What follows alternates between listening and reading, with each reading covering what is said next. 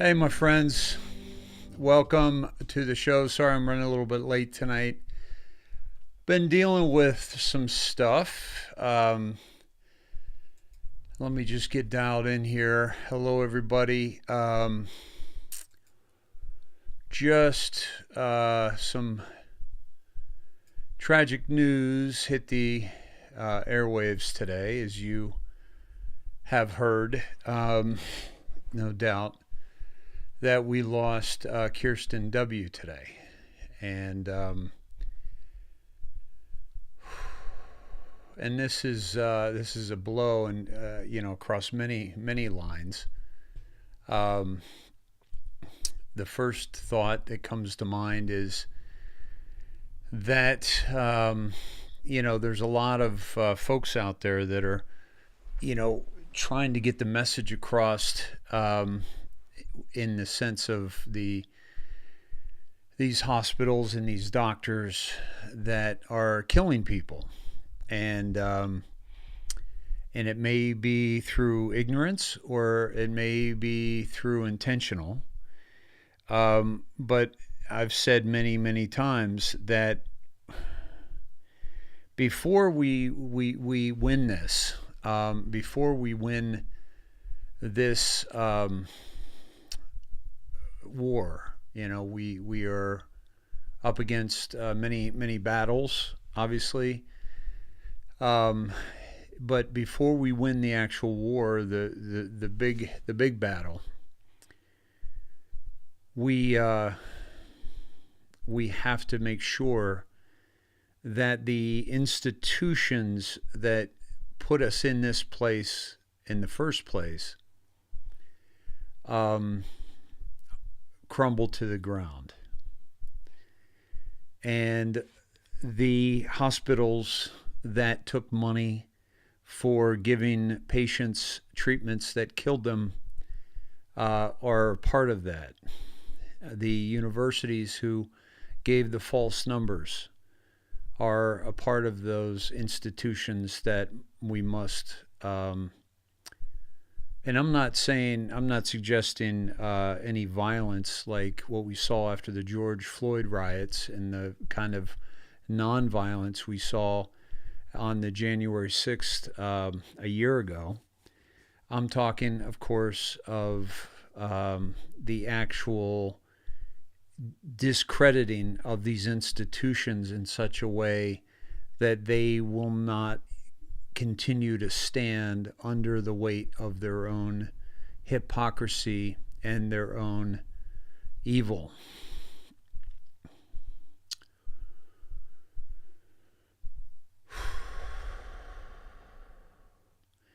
I had many interactions with Kirsten W., and although we kind of went our separate ways in this community, there was one thing that can absolutely not be argued, and that is that she fought for freedoms for you and I, and she fought for transparency.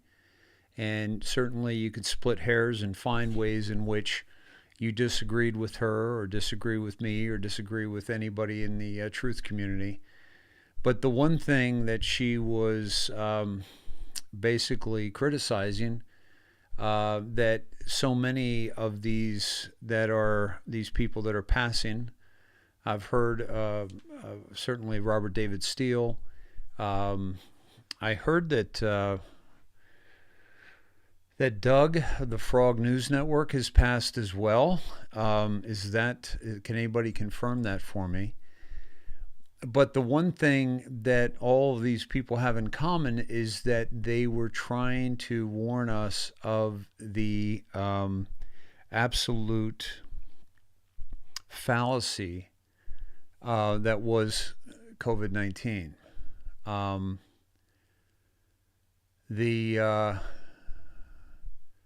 Many that went to Patriot events got sick. Nino, Prather, Doug, Kirsten, and Scott and his father. Scott's father died, Scott McKay. And Scott McKay is who reported this today, so I want to give him credit and condolences, because I know that Scott, you were close with Kirsten. So our heart goes out to you, and just what's important to understand is that I've shown countless examples of people who have been persecuted, their careers destroyed, or their lives ended because they dared go up against the medical establishment to discuss the current modern day medical establishment and not call it a cabal is a grave injustice to truth anywhere. Um, and this is Doug passed on the 3rd. Thank you, John. Wow. Yes, Doug passed on January 3rd. Oh my God. Hearts and prayers go out to Doug as well and his family. Wow. And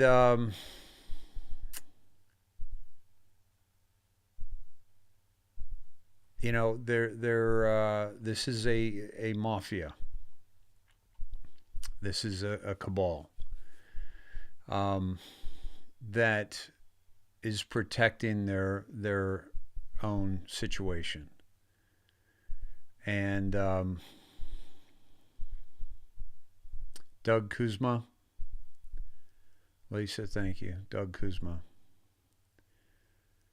Um, Doug's Scott's dad passed after Pennsylvania rally. This is from Joy.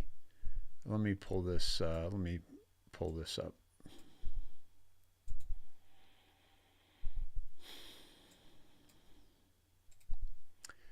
Scott's dad, the general, passed after Pennsylvania rally. Doug passed after the Clay Clark's rally. Many were sick after the Oklahoma rally. It is becoming a pattern. Kirsten was supposed to speak in California and got sick prior to leaving. She was in the hospital on the day she was supposed to speak. Um, yeah, thank you, Joy. Um, yeah, so this is, yeah, Marcy, this is a nightmare. It doesn't, you know, I'm trying to process this. Um, and the one thing that I keep coming back to is that they're murders. Because when you look at this, Kirsten was a healthy person. Like she didn't put bad things in her body. She was very holistic and very much a ate organic food and just took care of herself from everything I could see, and everything we talked about. And so, has Robert David Steele gone? Also been hearing he's not. Well, this is what we're being told in this movie, right? Um, the Yeah, she was very healthy, but this is the movie. Um, and I'm just, you know, all we have to do is, yeah, we need to find out what treatment they gave her. Um, let me get to something here. This is Scott's post on Telegram. Many of you know that Kirsten W. has been hospitalized in Camarillo, California hospital since December 30th. I just got news tonight that she passed away today. Our intervention came a little bit too late in one sense, but it might have been inevitable in another. I've arranged for an attorney and another medical professional to visit her today to get eyes on her ICU to see what I was dealing with, to decide what I needed to do to get power of attorney and intervene in her case. I cannot name either for their own protection, but I can tell you this. Kirsten responded to my text at 4:38 a.m. Shortly thereafter, one of the nurses had informed Susie Wong that Kirsten was terminal. I believe that is a lie, because if she was terminal, she would not have been able to text me at 4:30 a.m. this morning. The text was incomplete, so apparently she was struggling to finish the text. I want you to understand something, because it's very important that you hear this. Kirsten fulfilled her contract with her time here in this realm. It is a very tragic event, but her purpose may have been to begin this new phase of this war. Excuse me.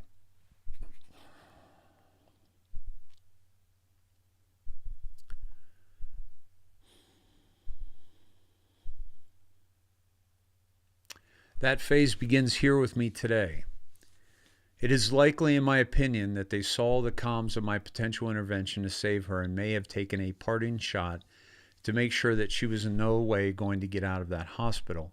No one can convince me at this point that this is not a possibility. Either way, they refused ivermectin and HCQ for treatment. This is something we heard, but I also heard from Michael Jaco that she refused ivermectin before she went in the hospital. The school board model and the city council model has been very effective over the last year. A new Patriot Street Fighter plan is that I'm going to spend my own money and raise money to get these doctors in Discovery to get the names of every single person who touches the case file of one of our murdered friends and help out them to the whole fucking world. For me, this is a game changer. There's going to be given no quarter to anybody in the medical industry that I can drag into the open and spotlight. So everybody in our neighborhood and their circle of influence knows that they are participating open murder. I hope that if I start mounting legal bills of my own in this war, I hope that all of you who cared about Kirsten W. will contribute if I have to go that route, because this is going to be a necessary expenditure to bring these bastards down. Once the model is proven, we will export it all over the country and get everybody involved and put the fear in these medical professionals.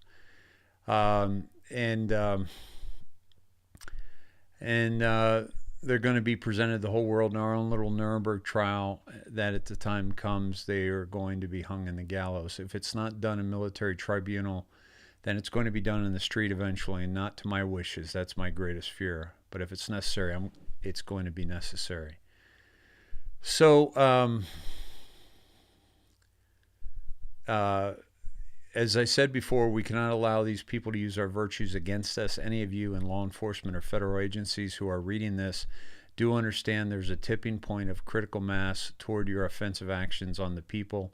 There will be an instigation action taken to push this in a direction where they finally decide to push back on you when you do not listen and continue to oppress them on behalf of these criminals and murderers.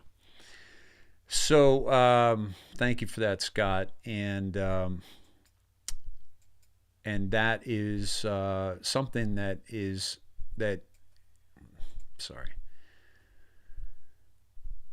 something that is definitely true across this this world.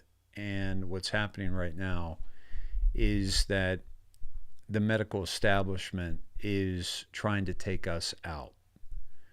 And it's either through ignorance or through complicity or actual engagement in the plan to call the population, to sicken and weaken the population.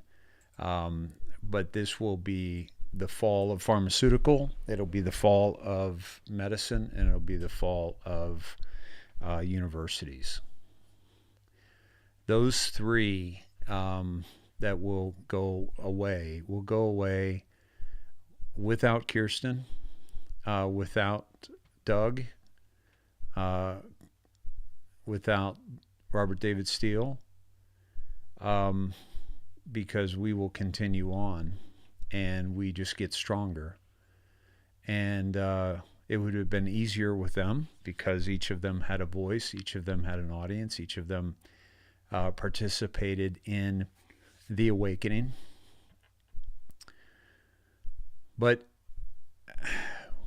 this movement, this great awakening, is getting stronger and stronger and stronger.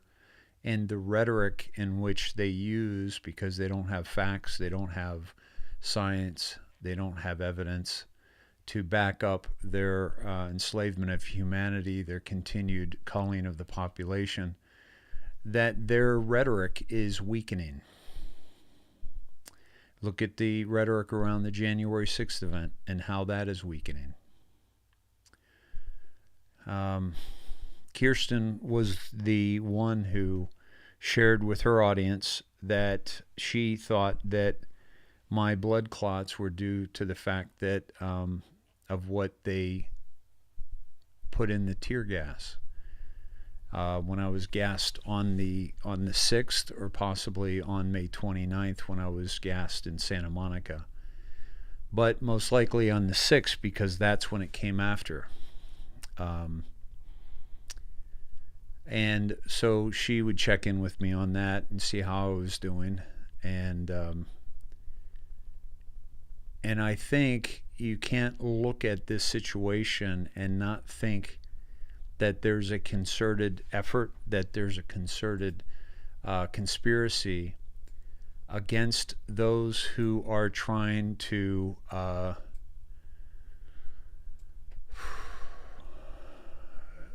awaken the masses to the tragedies that are before us. And, it's no...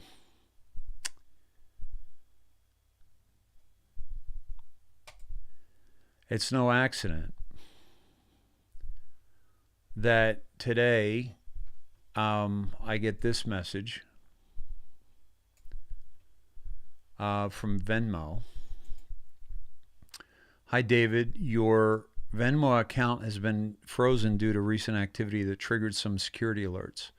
You may have received a separate email from Venmo with more information. If you have questions or want to activate your account, please contact support here. Let's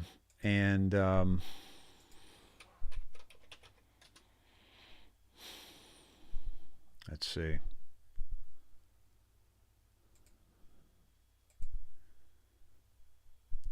This is the next email I got. Sorry, let me get rid of this. Hello, David Snedeker. We have recently reviewed your usage of Venmo's services as reflected in our records.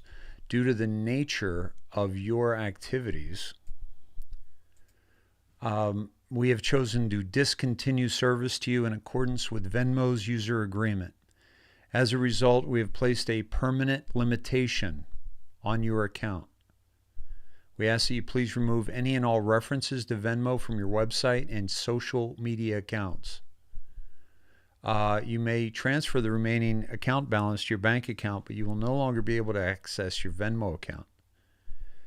We thank you in advance for your cooperation. If you have any further questions, please reply to this email.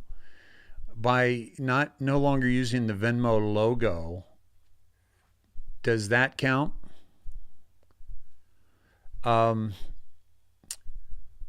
So they're willing to silence us. They're willing to censor us. They're willing to deplatform us. They're willing to defund us. Why would, and they're all doing so because we're trying to warn the population that we are being genocided.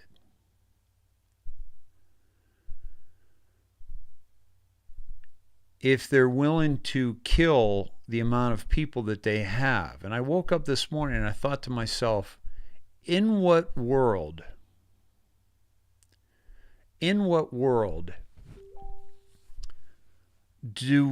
is it proven that Anthony Fauci's organization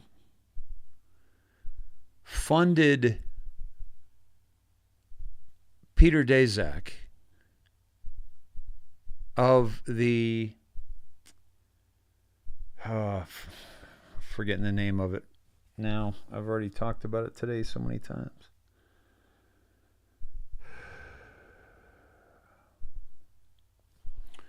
That funded Wuhan laboratory and and funded the gain of function to make this virus more contagious to human beings. We've proven that. Documentation has proven that. And yet we're still listening to this guy tell us what we should and should not do. Echo Health Alliance. Thank you, Bruce.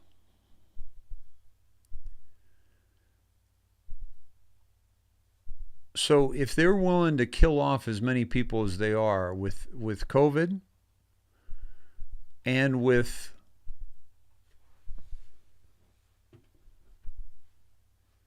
the jabs and with wars,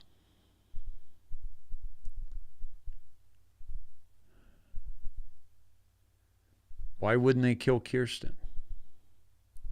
Why wouldn't they kill Doug? Why wouldn't they kill Steele? Why wouldn't they kill Scott's father? Why wouldn't they try to kill us all?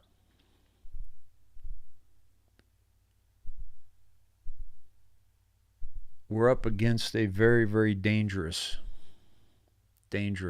group of people. And a lot of people are leaving us prematurely. So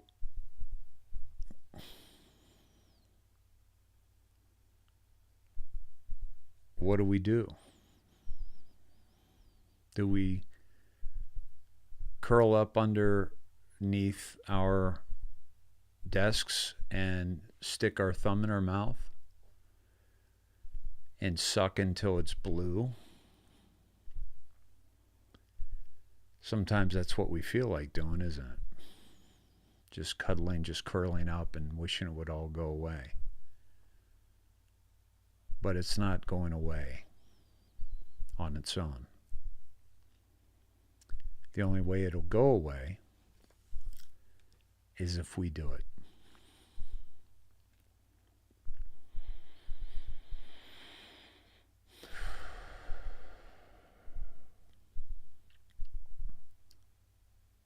At what point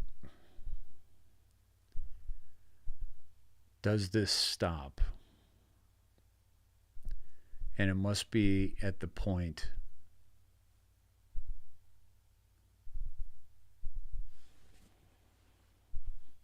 that we make the decision to stop it.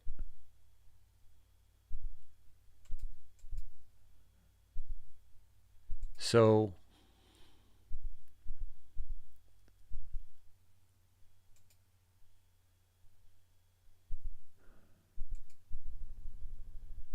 we are at the precipice, my friends, and we must push back. Yes, please pray for my safety and the safety of everyone who is taking risks in this war. Yeah, Dixie, I saw that. Tim Pool was raided during his live stream earlier. If you have a clip of that, please send that to me at davesnet@gmail.com, please, Dixie.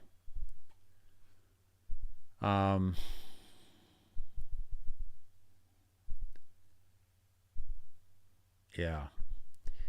I have canceled my trip that I was planning on taking tomorrow. And so I will be here tomorrow. Whether I do a show tomorrow night or Saturday, I do not know. I'm just kind of processing this all. I just found out right before the show. I texted Kirsten 2 days ago. Told her, said I heard you're sick in a hospital in California. Where are you and are you okay? And didn't hear back from her. And then today when I some of you let me know she was at the Camarillo St. John's, and I called there to find out what was involved in visiting. And and they said you got to be vaccinated.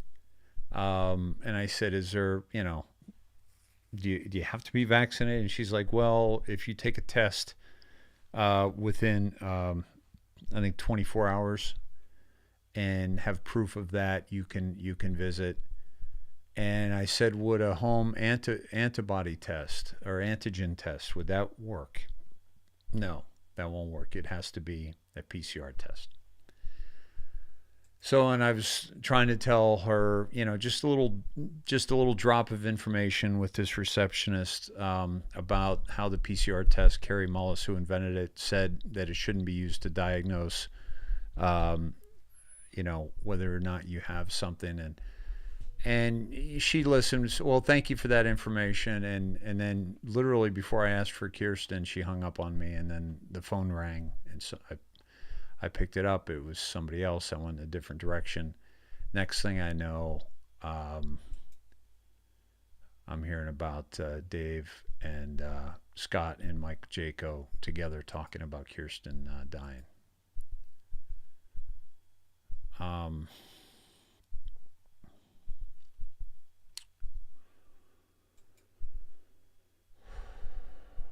Jim, thank you for this, but I need the timestamp on it, please. Otherwise, I can't work with it.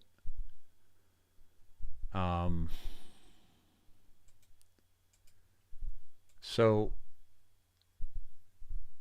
this is we talk about the battle, and Kirsten and I agreed on a lot of things, and one of them was who to listen to and who may or may not be, and so we agreed on a lot, and it's tragic that she's gone, and I ask you if you will just say a prayer with me right now, and then we'll get on with the show. Dear Heavenly Father, we come to you today, most humbled by the events that have transpired, and we ask you to guide us and to strengthen us as we discover the loss of Kirsten Weldon, who was a fighter for what she believed in and what she felt was for the good of humanity. And she's been taken from us too soon. And we ask you to bless her soul, bless her family, bless her friends, with the strength and conviction that she had, and that we may move forward from this more emboldened, more strengthened, more focused, not just because of her death, but because of her life and what she tried to do every day. Please watch over her and watch over all of those in this community that is doing whatever they can to get to the bottom of the events that are unfolding and get to the truth, so that we may move on into a new earth devoid of satanic worship and control. And we look forward to that new earth and reconnecting not just with the memory of people who sacrificed their lives, Kirsten, Doug from Frog News Network, Robert David Steele, many others who have suffered because of they tried to get the truth to people. Bill Cooper, so many. That we get stronger and move forward together.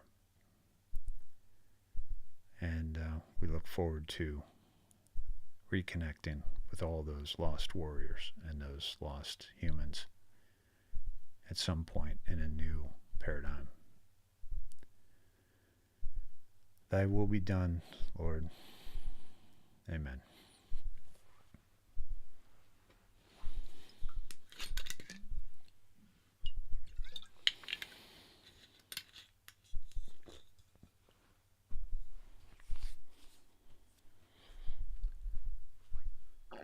Excuse me.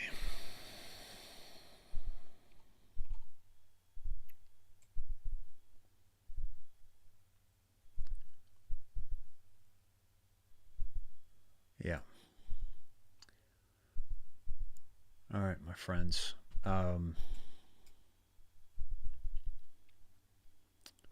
Welcome to the show. We've got 1,800 beautiful souls, beautiful humans here in the Sned Shed, about to crack into what's going on in the world so that we may better understand it and that we may better move forward and be strengthened with the information that we're about to share. Please check your coats. If you're new here, let us know. We'd love to say hello. A bit of a dour mood tonight due to the loss of somebody in our community.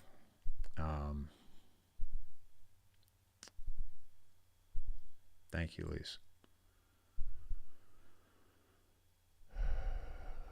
Yeah. Thank you.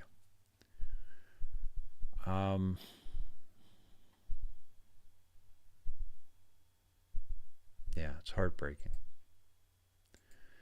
Yeah, this is war, Lynn. No question about it. No question about it. My friends, let's check our coats. If you can imagine, you're coming into a warm theater and you're coming in out of the cold with a big bulky coat, and you're just going to imagine that all of this nonsense, this indoctrination, these preconceived notions, unconscious bias, the ego, we wrap that up in that coat, and before we come in, we're just going to take that coat off, check it at the coat check, grab your claim ticket, grab a snack, grab your favorite person, your favorite pet, your favorite you, and let's download some info and some insight. Cheers, everybody. And here's to you, Kirsten.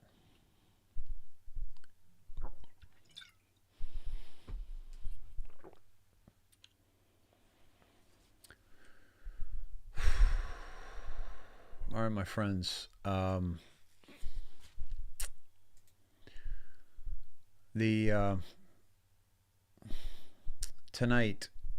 Tomorrow's headlines tonight on the INdoctriNATION, where the news unlocks the map. Rest in peace, Kirsten Weldon. Rest in peace, Doug Kuzma. Trump's message, J6 truth, more COVID drops, deltas, decodes, and much more.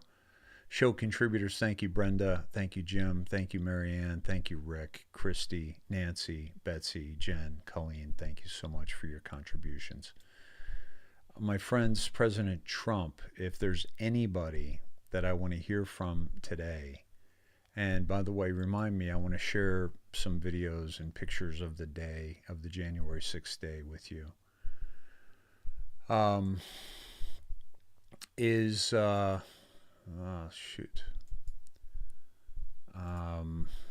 Here it is.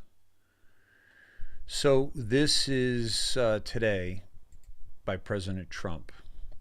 Due to inept leadership that gave us open borders, COVID incompetence, loss of energy independence, a military in chaos, rampant inflation, corrupt elections, and lack of world standing, our nation, perhaps for the first time, has lost its confidence. Well said.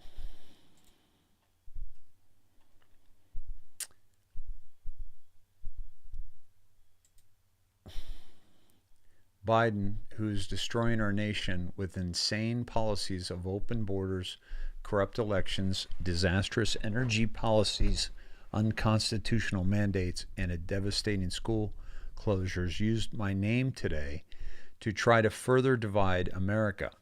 This political theater is just a distraction for the fact Biden has completely and totally lost control of COVID. Record numbers, is no longer energy independent, inflation is rampant, our military is in chaos, and our exit or surrender from Afghanistan was perhaps the most embarrassing day in the long and distinguished history of the United States, and so much more.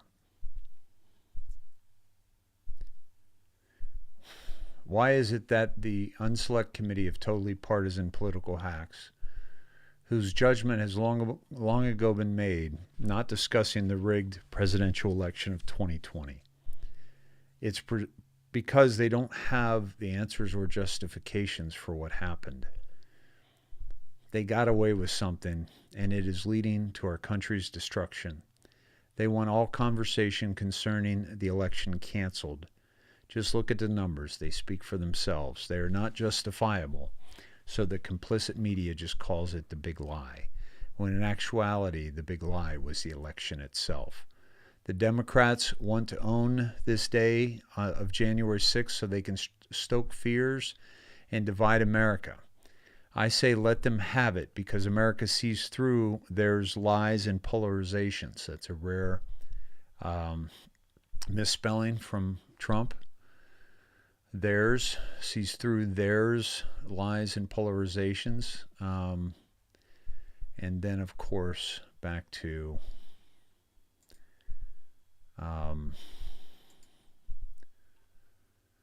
Biden is working hard to try and deflect the incompetent job he is doing and has done on the horrible Afghanistan withdrawal, surrender, the borders, COVID, inflation, loss of energy independence, and much more. Everything he touches turns to failure.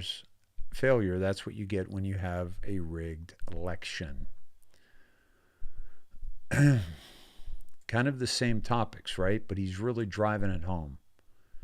He really is driving this home.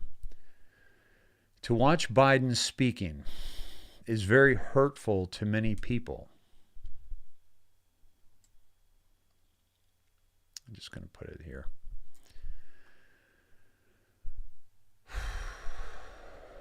They're the ones who tried to stop the peaceful transfer with a rigged election. Just look at the numbers. Does anybody really think that Biden beat Obama with the black population in select swing state cities but nowhere else? That he would lose 18 out of 19 bellwether counties and 27 out of 27 toss-up House races?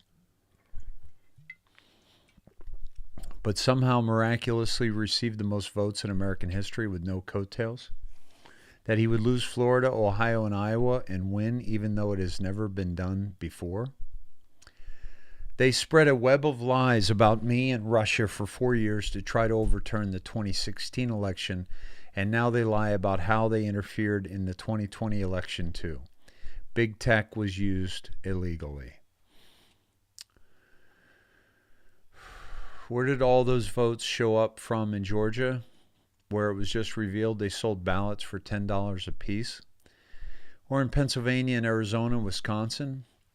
He acts like he's aggrieved, but we're the ones who were aggrieved, and America is suffering because of it, with poisonous borders, record inflation, a humiliating surrender in Afghanistan, $5 a gallon gas and higher, empty stock shelves, and rampant crime.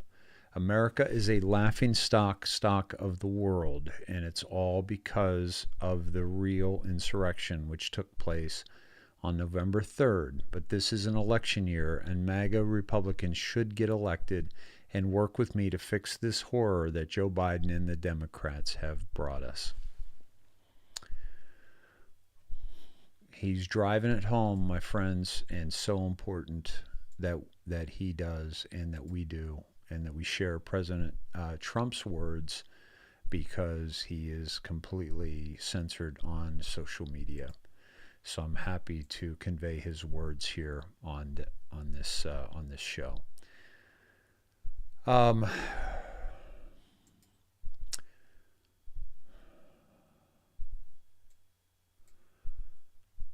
My friends, this is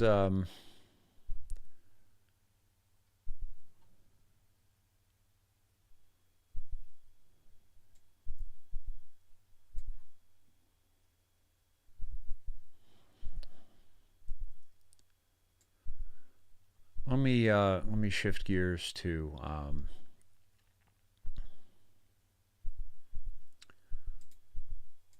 the Supreme Court is going to hear tomorrow a special session on the legal challenges to the vaccines mandates. This is from the Children's Health Defense Network. Their newsletter is called The Defender. My friends, if you're not getting this newsletter, please, do. You can. How do you do this? You just go and you sign up for it. Go to the Children's Health Defense Network. The California chapter is led by a friend of mine, Denise Young, and they're doing great work. And I hope to have Bobby Kennedy on with us very soon. I'm going to reach out again now that the holidays are over and see if we can't make that happen. But they will hear oral arguments in two cases related to the COVID vaccine mandate by the Biden administration. I don't see how the Supreme Court can come away with anything but that these mandates are unconstitutional. Period. End of story. And anything that comes out of that shitty Supreme Court that is anything but that, we are going to expose you. Okay? We're going to expose the Supreme Court and all those people who are not upholding the Constitution. Okay? We will expose them. This is a reporter, 36-year-old reporter, Rafael Silva, who had a cardiac arrest on live television 3 days after his third jab and had five more cardiac arrests on the way to the hospital. This is the vaccine that is mandated by our President of the United States, and the Supreme Court actually has to listen to oral arguments for our Constitution. Let me tell you what, you son of a bitches. You better do what's right and uphold our Constitution. Otherwise, it's not going to be a life sentence in the Supreme Court. We'll get your ass out of there.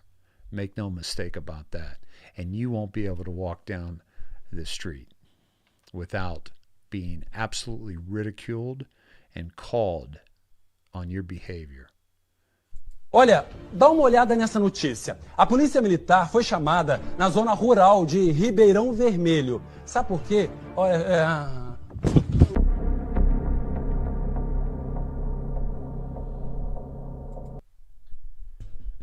On his tweet, long live the third dose. This was December 28th. I'm sorry for the people who didn't have this opportunity. Vaccines save lives.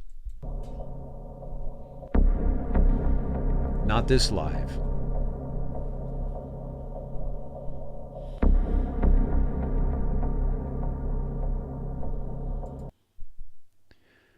He was quickly rescued and taken to the hospital, where he is now in the ICU. On the way, he still suffered 5 cardiac arrests.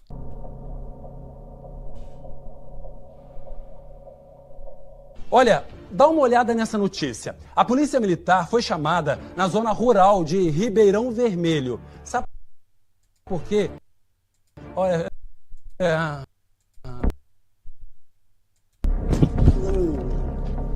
Get vaccinated.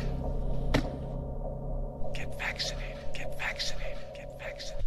That's from freeworldnews.tv.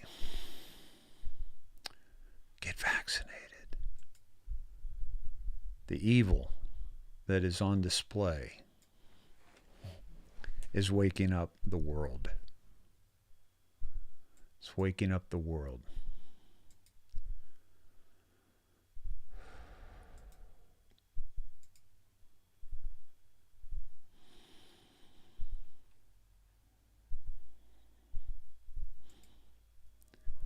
Here's a brief Dr. Zelenko. Kills virus. The only problem is the bullet doesn't get to the place where it needs to be. The virus is inside the cell, the enzyme is inside the cell, and the zinc on its own cannot get into the cell. So you have a bullet without a gun. Useless. Now, it turns out that there is a class of medications called zinc ionophores, or a class of substances called zinc ionophores. And their role, what they do is they open a channel, a door, that allows for zinc to go from outside the cell to inside the cell. And there are four of them that are readily available. 2 of them are prescription, and 2 of them are over the counter. The 2 prescription ones everyone's heard of, hydroxychloroquine and ivermectin. They're the guns that shoot the bullet. The bullet then gets into the cell, stops the virus enzyme from helping the virus replicate. So you have a gun and a bullet. Only a functioning unit. The synergy of the 2 creates a functioning unit. So in April of last year, Cuomo issued an executive order which was directly targeting me and my patients, because I was the only one in the state doing it, where pharmacies would not dispense hydroxychloroquine to patients. So all of a sudden, I had a gun and a bullet approach, but talk about gun control, he took away the zinc delivery system. Or at least he took away access to my patients. So I was forced by necessity to innovate. And I did more research, and on the NIH servers of all places, I found papers saying that a substance called quercetin is a zinc delivery system as well. It's a zinc ionophore. To be honest, I'd never heard of quercetin, so I Google it, and I see it's over the counter. That was one of the most significant realizations in my life and probably in humanity. Why do I say that? Because now it was a cure for tyranny. Now, by the way, there are 2 risk factors to die from COVID. It's the doctor you choose and the government you live under. Besides that, there's no reason a person should die from COVID.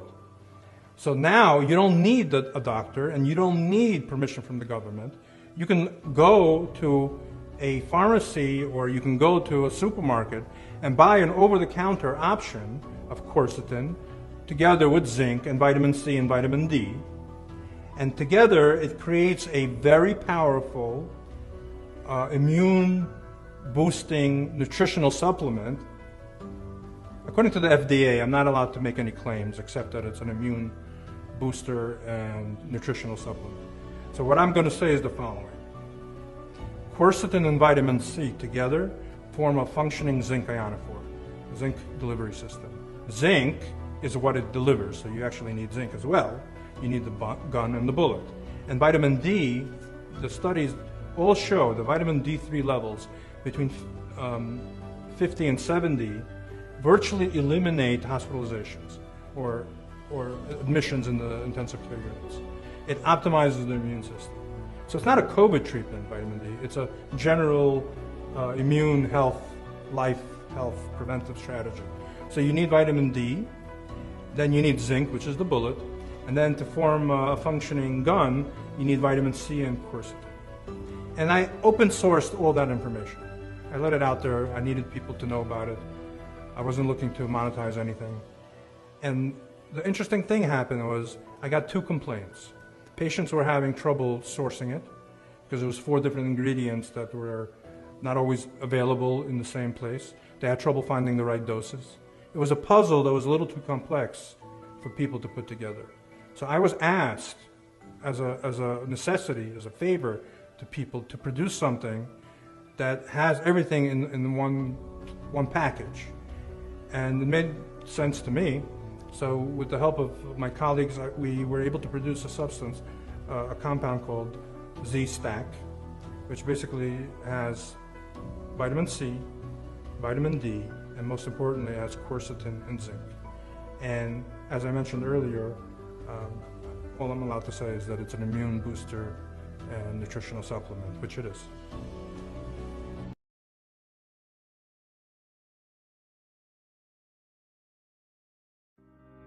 Zinc is the bullet.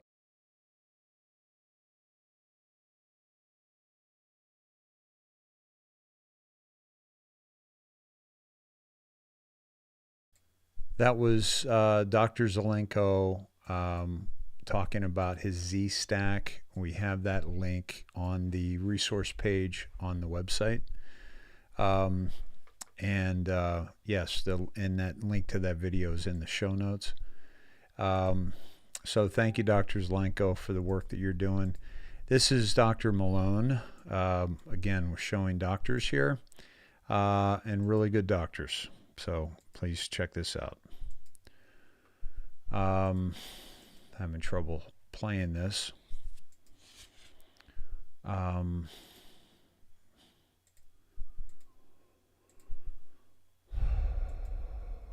Do you regard these vaccines that we have as safe for the way in which they're being used at the moment? Very well worded, the way you put that.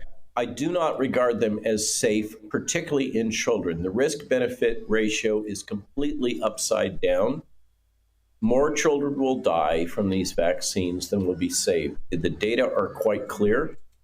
I have long held two key positions. The vaccine should be reserved for those at highest risk of this disease. I have not said they shouldn't be used. I've said that they should be reserved. We should not have universal vaccination. We should absolutely not have vaccine mandates. That is, in my opinion, illegal and grossly immoral. You know, based on the Nuremberg Code, the Common Rule, the Helsinki Accord, everything else, we do not have adequate disclosure. And unfortunately, as the data have emerged increasingly, I'm increasingly forced into a position where I'm not sure if they even have a merit for those at highest risk, particularly given that we have therapeutic drug strategies that work, that keep people out of the hospital. And then, as if that wasn't enough, the data with Omicron is creating an even greater imbalance between risk and benefit. I think that it's likely in the next few weeks, I'm going to have to shift my position and say that I don't see how the risk-benefit ratio for these mRNA vaccines or adenovirus genetic vaccines make any sense for anybody anymore.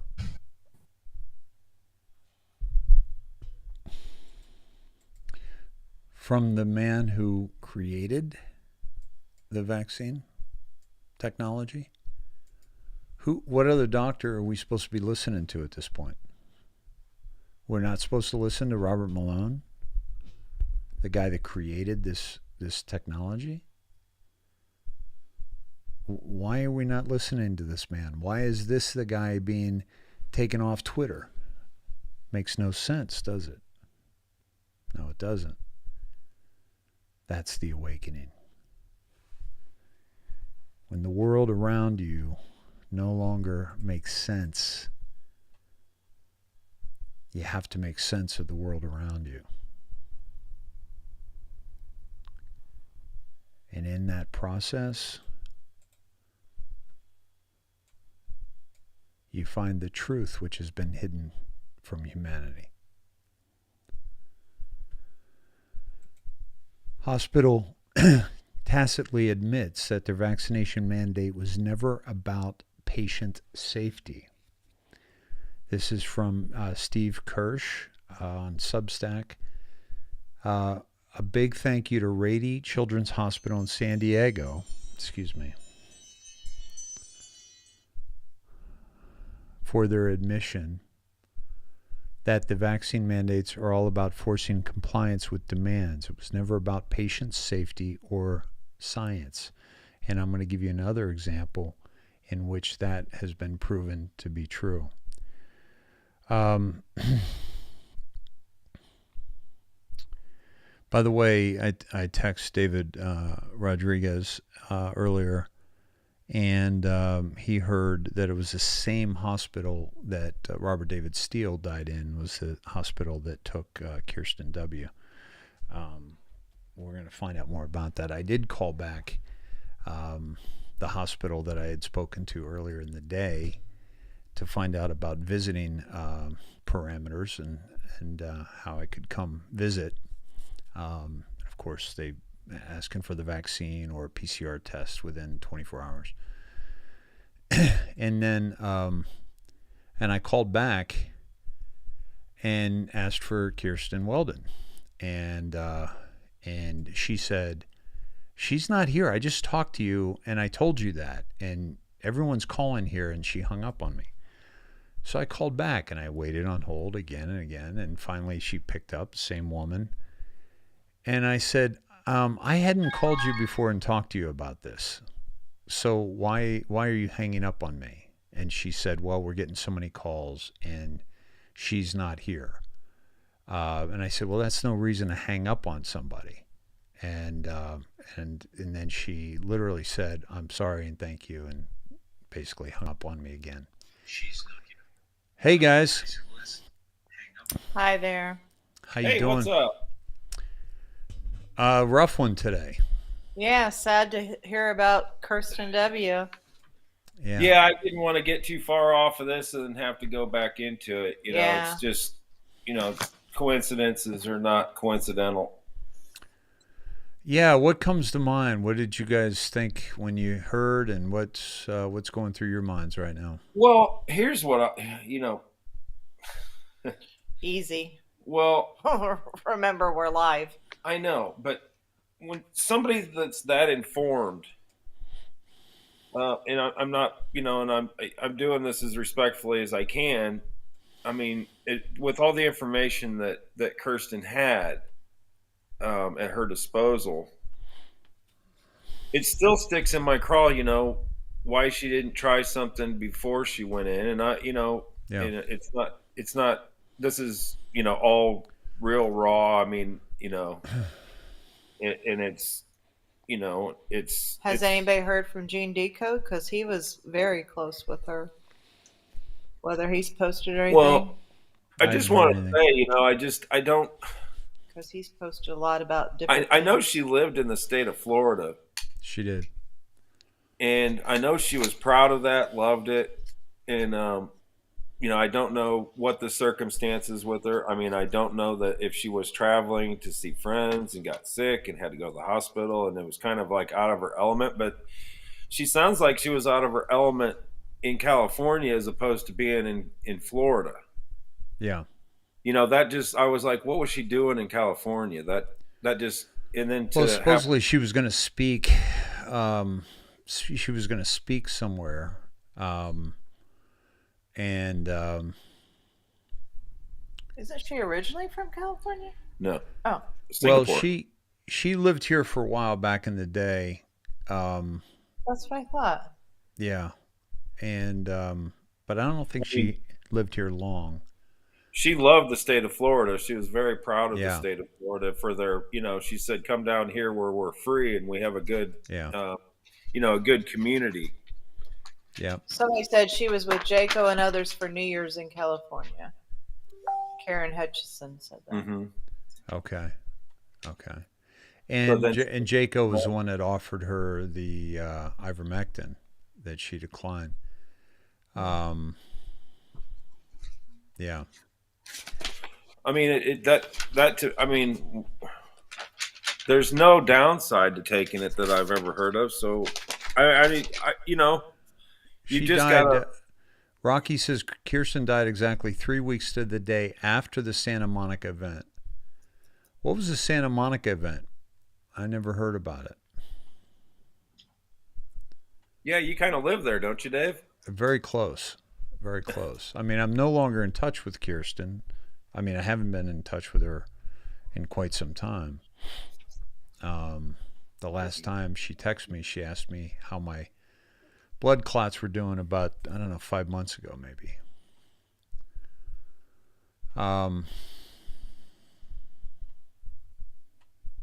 Yeah. Waiting to see what the Santa Monica event was. Yeah. Jean doing a Zoom prayer now. Cindy Ann said she lived in Sarasota. Yeah, I was familiar with the area. Gene Decode reported her death. Where does Gene Decode do his thing? I think he's in Colorado, isn't he? No, I Somewhere. mean, like, what platform? Isn't he Blessed to Teach? Blessed to Teach. And then I think he might be on Rumble, but I don't think it's under Gene Decode. But he's on Blessed to Teach. No, it's not Gene Decode. It's not Gene. That's what I'm saying. It was not under his name. Uh-huh. Yeah, it'd be interesting to hear, what the people that are closer to her,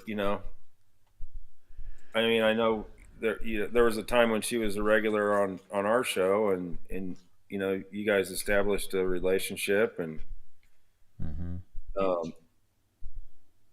it's just it's also like it's like a frying pan to the face type of when you hear that, because Kirsten knew what to do and what not to do. This is what I guess what I'm getting at. Somebody said her dad died a few days before. Yeah, I wow. And then I watched Right? Nino and Jayco and Patriot Street Fighter. I watched a little bit of that when they found out on the air that she had passed. How did they find out? Because I missed that part. I saw them talking about it after the fact. Yeah, I just saw the reaction. I didn't catch the actual breaking. Yeah, I didn't either. Part. I heard about it 3 minutes after Nino posted it. Someone alerted me that it had posted by Nino on Telegram, that Kristen W. had passed. And I don't know when Nino heard about it. Is Jayco in California? Somebody said that he was but I don't know that. So there's a few of them that are saying her dad was in California sick and that he died yesterday too, or a few days ago. We're getting conflicting reports there. Yeah, guys, make sure that you're giving good info. Don't give out info just because you want to be able to say something if you haven't confirmed it. Gotta confirm things, guys. Well, that's why there's so much swirl and it's so new. That's why I'm kind of like. Yeah. That's why I'm a little standoffish on that, because I don't know all the details. I just know, what's been reported as, Our prayers go out to the family and absolutely, friends, and everybody just needs to be a little bit more cautious. Such a healthy girl, I mean. Yeah. I mean, it's it's like when, Doug of the Frog News Network,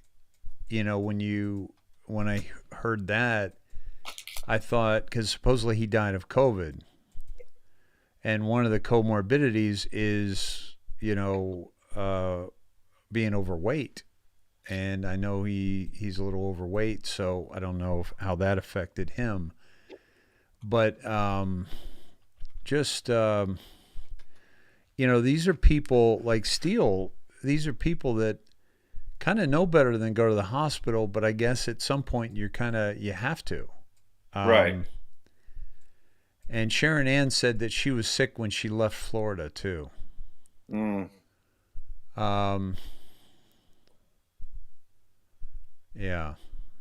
I don't know. Gene's doing a Zoom prayer. You can join. Where's he doing that, Teresa? I bet he's pretty shook up. Yeah. But, Gene's been attacked. I think we've been attacked. I think all of us have been attacked.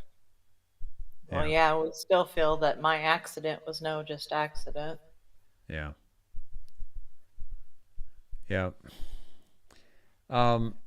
Ricky Rebel was really worried about her. He was trying to get someone to get to her. Yeah, I saw that. I started trying to watch that, but I just couldn't get past him fixing his hair. And I don't know if that's a nervous twitch or what. I don't mean to make judgments, but I couldn't watch it. Bruce Poppy 68. It's a good thing you can't see me then. Exactly.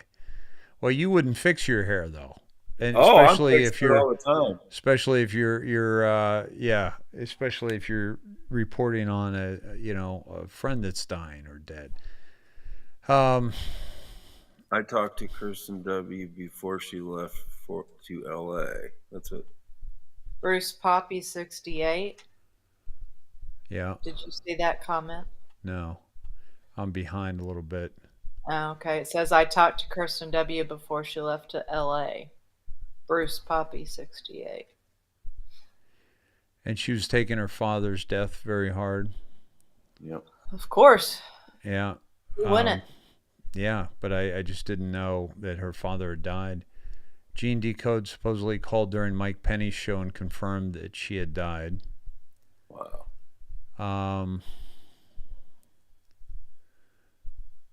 Christy says she didn't decline it from Jaco. He was not allowed in the hospital, but he offered it to her before she went in the hospital. Christy, I saw him say that.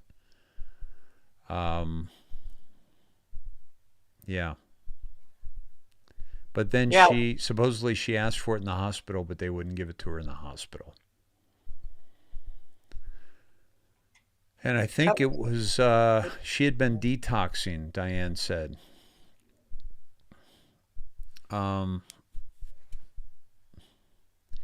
the day before she was flying, she said she was sick.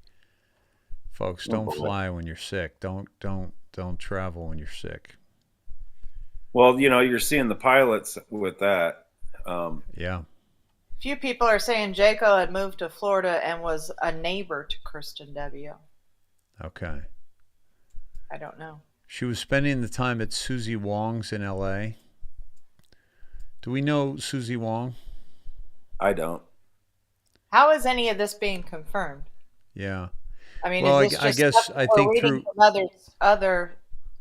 other feeds, guys, or is this legitimate sources here? Yeah, it's a good question. I think that she did a The couple last of thing posts. I want to do is spread, false stuff that we're just regurgitating off of somebody else's feed that maybe they have or maybe they have not, checked their sources. And with this being such a delicate situation, we don't want to just be throwing anything out there. Yeah, we don't really know. Gene Decode has a Zoom memorial call Saturday. It's on his Telegram.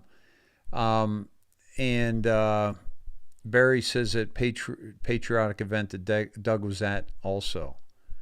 So maybe they were at an event together. Yeah.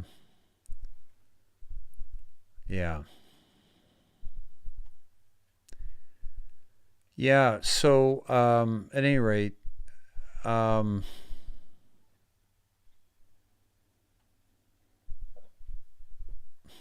somebody posted the invite to Gene's Dana Raymond. Yeah. I would love to think that she's not gone, or some of these people are not gone, but you're going to lose people in a war, and we're in a war, so that's what's happening. 2019 beautiful souls here mourning the death of Kirsten W. And which was just reported today, and just wondering, things swirling about, but this is somebody who brought a significant amount of bad attention to the hospital system, pharmaceutical system, the university system, the cabal. And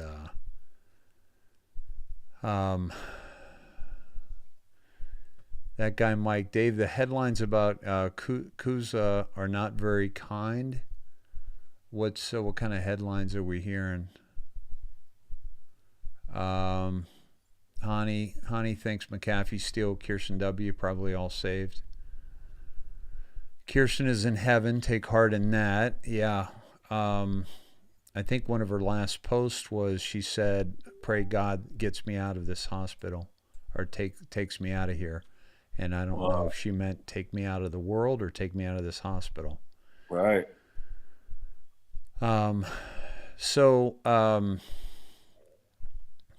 Yeah. So please pray for us all that are stepping in the front of this cabal bus, my friends. And don't support us through Venmo anymore. Yeah, what the heck? How about that, man?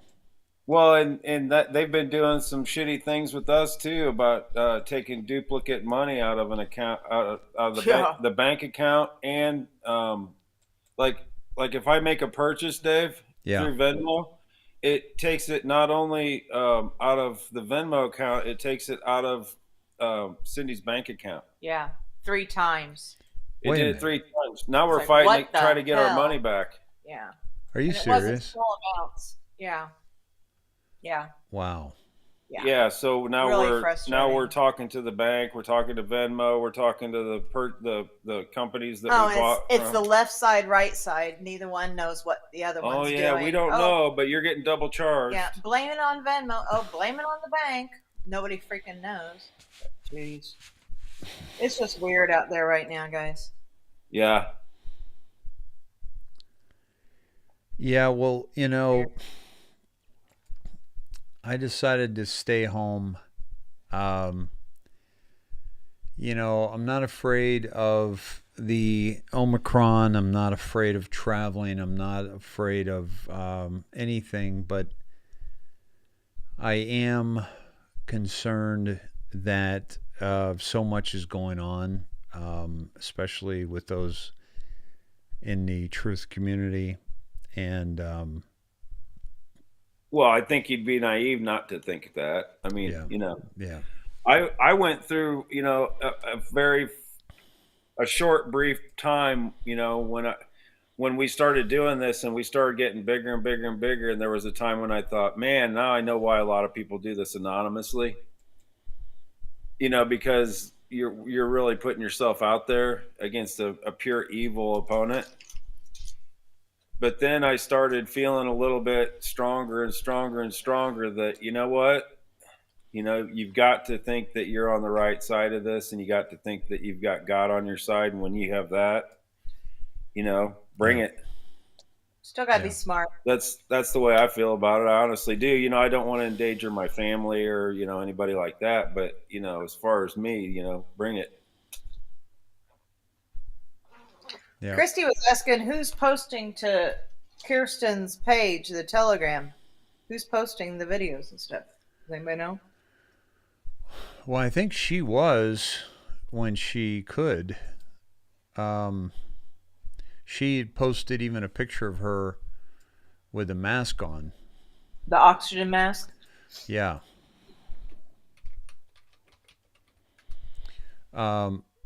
So I don't know. There's Kirsten W. Uncensored.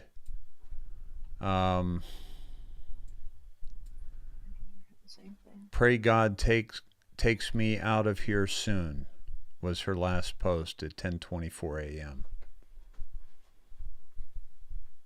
That's on Kirsten W. Uncensored.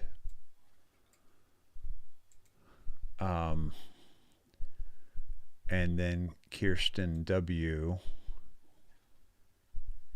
It says Simon Parks and Charlie Ward and Clay Clark. Oh, man.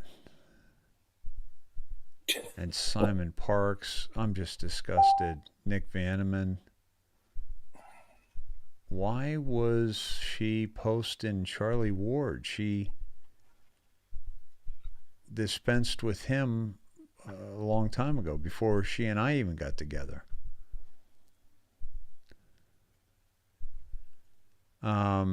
Somebody's moderating her Kirsten W. account because they just posted RP Kirsten.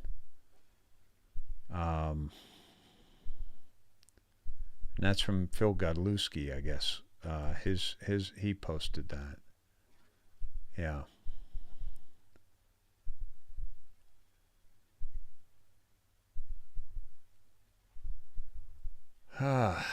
What a Spitfire. She was Spitfire, man. Yep.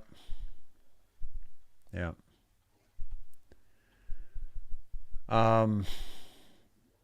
She was a tough cookie. Yeah. Very tough.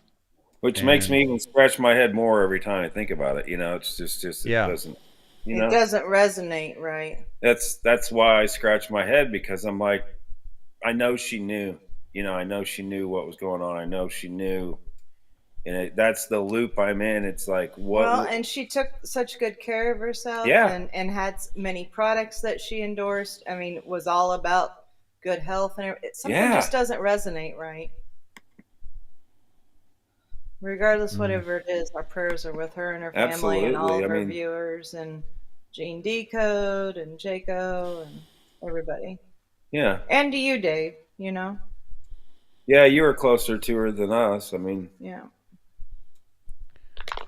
You know, yeah, I mean, just, I mean, for probably a good month and a half, we probably talked every day.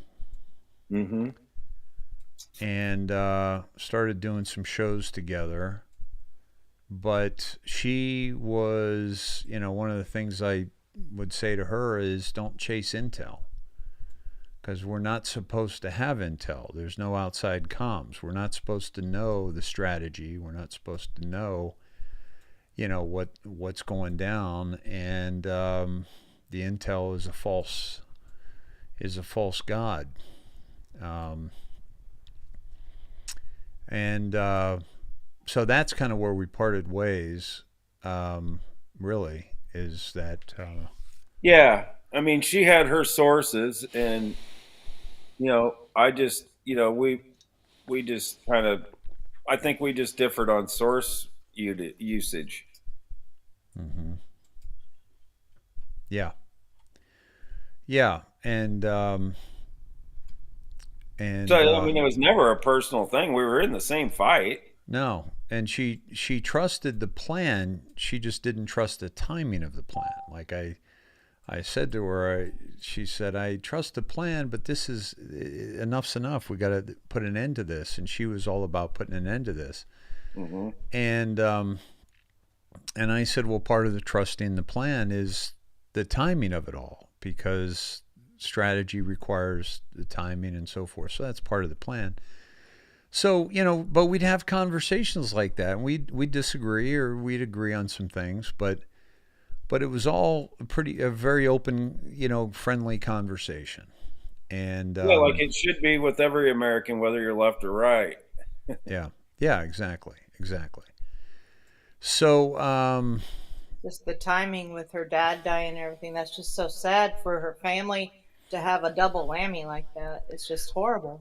Well, remember when Scott's dad got sick, he got sick too. Yeah. Right. His family, him and his family, that they had sickness going on, didn't they? Yeah, I think didn't they get maced or something? Didn't somebody spray a canister or something on them? That's what I heard. Yeah. Yeah. So yeah, so Kirsten, rest in peace. We love what you did and what you were to, you know, so many out there that are just looking for answers. You know, without her, we don't have Gene Decode. Without her, I don't think we have Mel K. Without her, you know, a lot of things. I think that that she did a lot of good while she was here, and her message and her energy will continue to grow.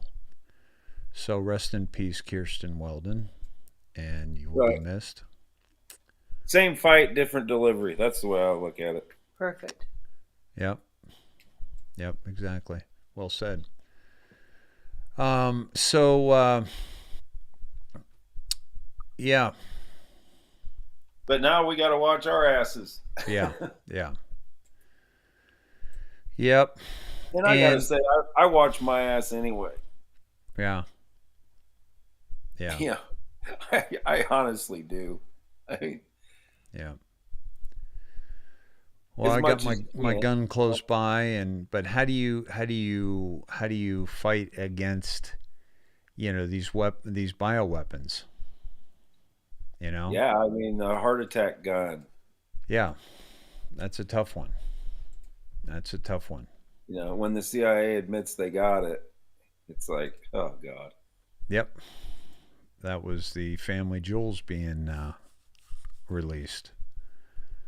Um, yeah, Which takes us all the way back to the beginning, Dave, which was when I started doing my deepest research and to start it all off. That was like my start mm-hmm. Right. Precipice. with um oh gosh. I forgot now. CIA director Colby. William Colby, Yeah, who supposedly was working on his boat and left a half-eaten meal, and decided to take a canoe ride and didn't come back from it. yeah, yeah. You buy quercetin. We get ours online. Pam Moore. I see a note saying, "Where do we buy quercetin?" Yeah, it's not hard to get. Yeah, you can get it anywhere. Yeah, you can buy it at GNC. You can buy it local. You can get it online. It's easy to do. Um, We take um, 8 milligrams a day. Charlie is asking if Mike Penny is still alive. Haven't seen a live show from him in weeks. I don't know. I don't know either. I didn't. I've got to be honest. I didn't listen to. I listened to Frog. Maybe for a few weeks there, and then they started reporting things that were just not confirmed. And I started to go, I can't do this when they were excited. They had a lot of energy and they had a lot of followers, and they grew really fast. But it was just such unverifiable material, that I just was like, I can't do this. I can't listen to it. They were Yeah, reporting the arrests and everything, and I was just like, I had to yeah, back up. yeah. Same, same. But I think everybody has their way of waking people up, and I think if Yeah. that was the way they were going to do it, then that's the way they were going to do it. But you can't really. I Well, just can't do that. it's the thing when yeah, a lot of people go there, but we've already gone there. Like we've already been there, done that, and we're like, no, it's just none of it's verified. I mean, Yeah. we showed the videos of all the pictures of the treason, the folks, violating the law and treason and so forth, and we showed Oh all yeah. that. We shared all that, but we didn't say, "Hey, Hillary's dead," or and she was tried at Gitmo and all the details and all that. So this is Sure is a good yeah, way to get a lot of followers real quick. yeah, yeah, I think when I was on their feed, when they started really taking off, I think there were 100,000 people on there Where? on on Frog. Frog. I'm thinking it got up to Yeah, that high a couple times. I mean, I was like, wow, they're yeah, really blowing up, and we yeah, can't. That's when we were getting about 3,500, yeah, and then we were getting censored, yeah, and I was like, yeah, but they continued, and I was like, oh, I yeah, don't know. yeah, yeah, yeah. It's I'm kind of out of it, man. Yeah, it's kind of Yeah, it's like you got to kind of digest the information, and you got to digest what's going on. And I got to be honest, I looked in a few different places, and you know, it seems like I mean, we could go over how Biden was talking, basically called Trump out, blah blah blah. We knew that was going to happen. Everything that was said today, I could have told you the script. The only thing I didn't think Yeah. they would do is go as far as to say that it was the same as December 7th, 1941, and it was the same, in the Pearl Harbor and Yeah. 9/11. Yeah. There's no comparison, folks. I mean, that's just to go that far almost proves that they're so desperate, Yeah. because no rational person is going to say, I remember exactly the minute of 9/11. I remember Yeah. what I was doing. I do remember too. where I was sitting. Yeah. I remember the color of the chair I was sitting in. Dude, all right. So we got to show this 2-minute video. I know it's disgusting. I know, but just let's please watch this together. We've got it. And I just want you to remember one thing, folks. What Todd just said, look at how desperate they are. And see if you can just sense the desperation in this dialogue here. Fellow Americans, good morning. Certain dates echo throughout history, including dates that instantly remind all who have lived through them where they were and what they were doing when our democracy came under assault. Dates that occupy not only a place on our calendars, but a place in our collective memory. December 7th, 1941, September 11th, 2001, and January 6th, 2021. On that day, I was not only Vice President-elect, I was also a United States Senator. And I was here at the Capitol that morning at a classified hearing with fellow members of the Senate Intelligence Committee. Hours later, the gates of the Capitol were breached. I had left, but my thoughts immediately turned not only to my colleagues, but to my staff, who had been forced to seek refuge in our office, converting filing cabinets into barricades. What the extremists who roamed these halls targeted was not only the lives of elected leaders. What they sought to degrade and destroy was not only a building, hallowed as it is. What they were assaulting were the institutions, the values, the ideals that generations of Americans have marched, picketed, and shed blood to establish and defend.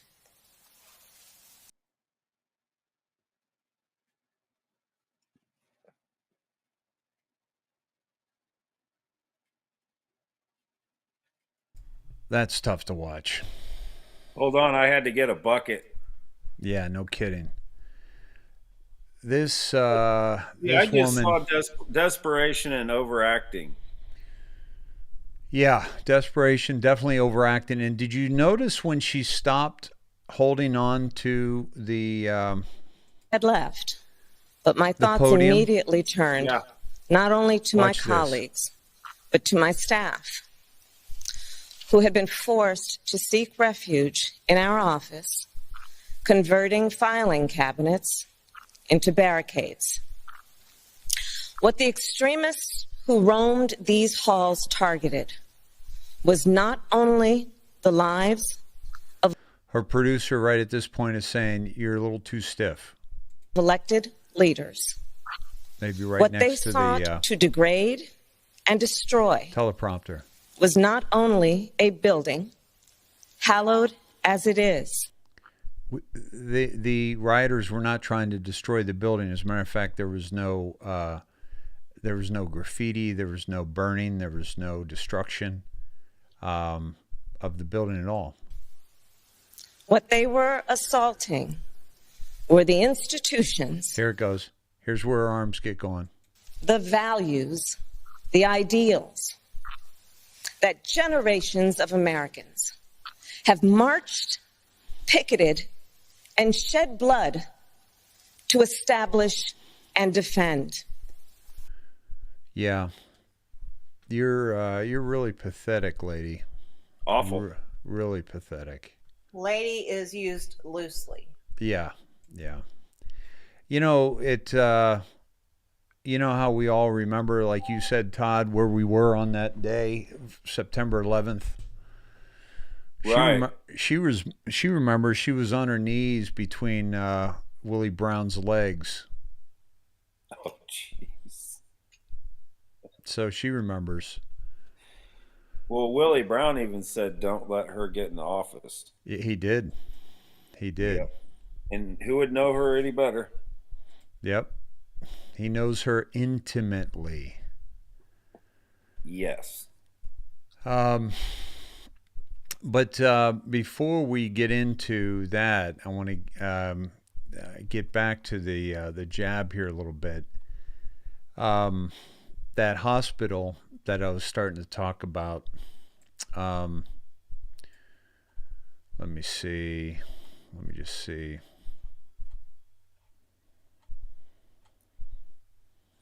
You know something else? Everyone's Yeah. truthers beware, beware, beware. That's what they're kind of wanting out there, is to scare people away from to continue telling the truth, Right. too, you know? Yep. It's a great point, Cindy. There was a lady in front of me when I was at the gas station this evening, and her little daughter didn't have her mask on, and she turned and she looked at me. Of course, I was maskless and staying our appropriate amount. She moved forward even, and she made a huge conversation with this little girl that was probably maybe 7 about, where's your mask? Is it in the car? Oh, you must have left it in the car. You got to be careful. There are lots of people that are getting very, very sick. Oh, here, take my mask. And she turns and looked at me. I said, and I'm like, that's okay. No worries. And she looked at me and she says, well, I'm worried. It's really, really bad. And then her daughter said, well, I got this in my hand, Mom. It's in my pocket. And she's like, well, put that on. You got to put this on. Don't you realize how bad it is? I'm like, boy, you're really putting a lot of fear in your daughter. And even all the way when it was her turn to go up to the counter, she was still talking about it to her daughter. And it's like, my God, she's 7 years old. She's having a conversation with this child like they're 10 or 12 years old. And it's like, oh my God, the fear that mother was putting in her daughter. I mean, and it's not just them. I mean, they're getting it perceived from everybody else, but it's just ridiculous. You know, who does that to their child, you know? Crazy is what my opinion is. And that's my personal opinion, and I'm entitled to it. No, you're not. Yes, I am. Well, I kept my mouth shut, and it was really hard. You're not allowed to have a platform to say that, and you're not allowed to make any money saying that, Cindy. And that's the way that they'll kill us. That's the way that they're trying to defeat us. Well, so they don't like that opinion. They don't like what you have to say, what Todd has to say, what I have to say, what the Sneds have to say on Facebook, and being thrown in jail all the time. I never thought I'd hang out with this many convicts in my life, be honest with you.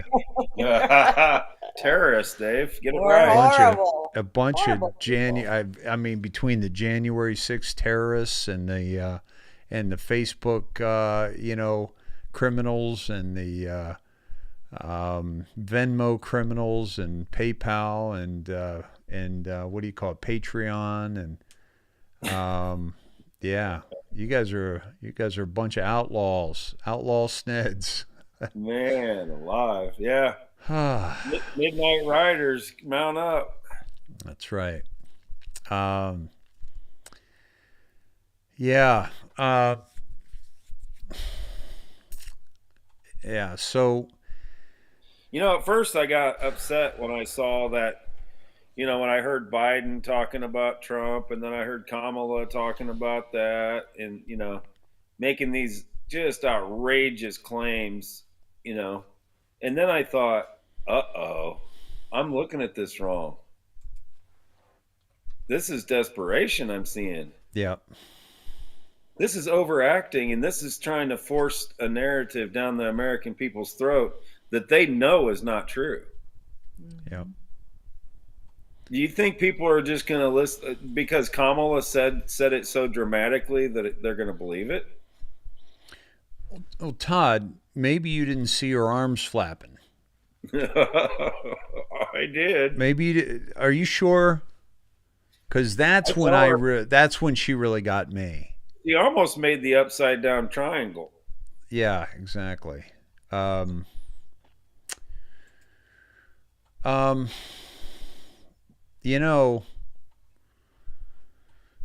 it's the desperation, and if we are indeed in a show and the white hats are indeed in control, then this would be the script that they would write for the deep state. Yep. Because let me just say this, I've been studying this a long time, and the behavior, the Hegelian dialectic, and so forth, and I've talked about this. And they push against humanity, and when they feel some resistance, they back off and wait. And then the next time they push, humanity had forgotten that they had pushed there before, and they let it go a little bit until they feel some resistance, then they back off. Then they push a little bit more a little while later when people have forgotten again. And then when they feel resistance, back off. And this is the patience of the cabal. And they move this needle across the realm of existence. And the way they're able to consistently move that needle to a level that means destruction for humanity is exactly that. Since Trump's been out of office, that they haven't let up.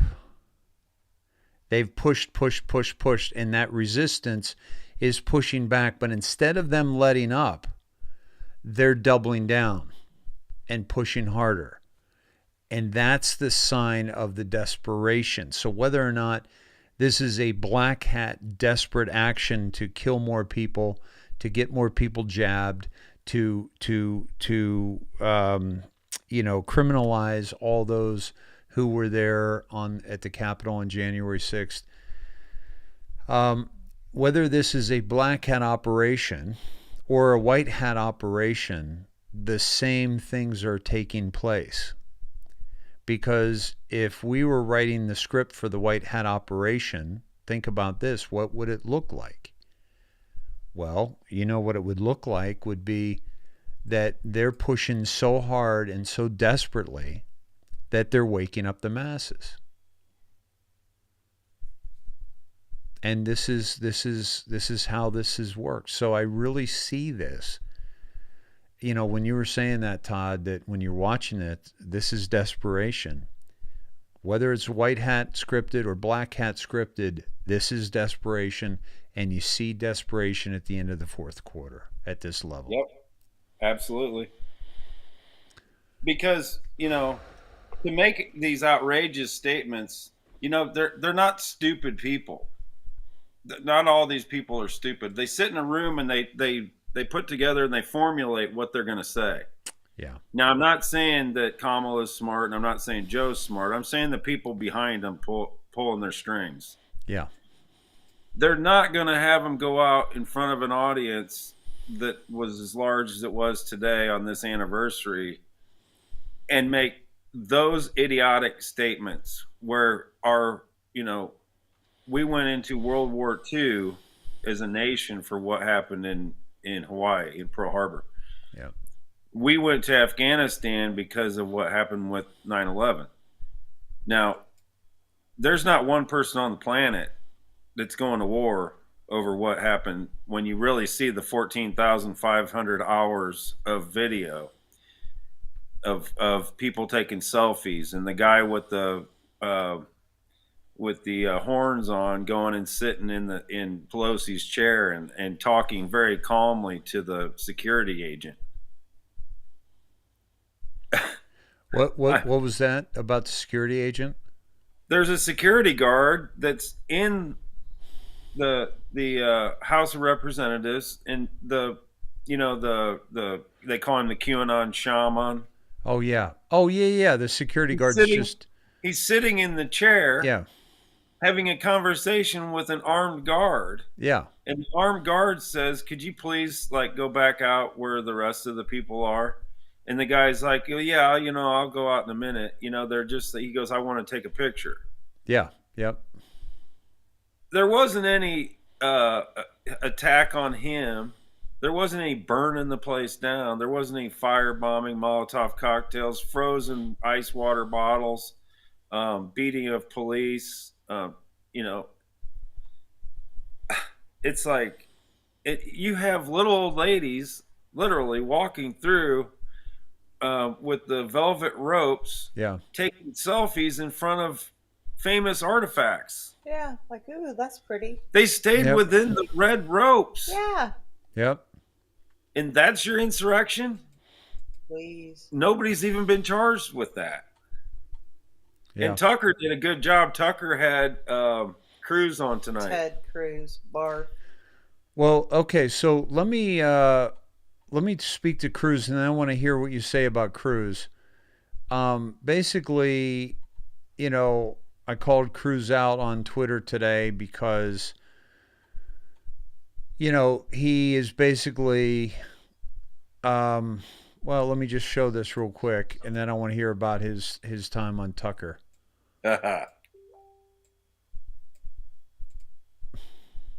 Anniversary this week, and it is an anniversary of a violent terrorist attack on the Capitol, where we saw the men and women of law enforcement demonstrate incredible courage, incredible bravery, risk their lives to defend the men and women who serve in this Capitol. We are grateful for that courage. We appreciate the selfless sacrifice of the men and women who keep us safe.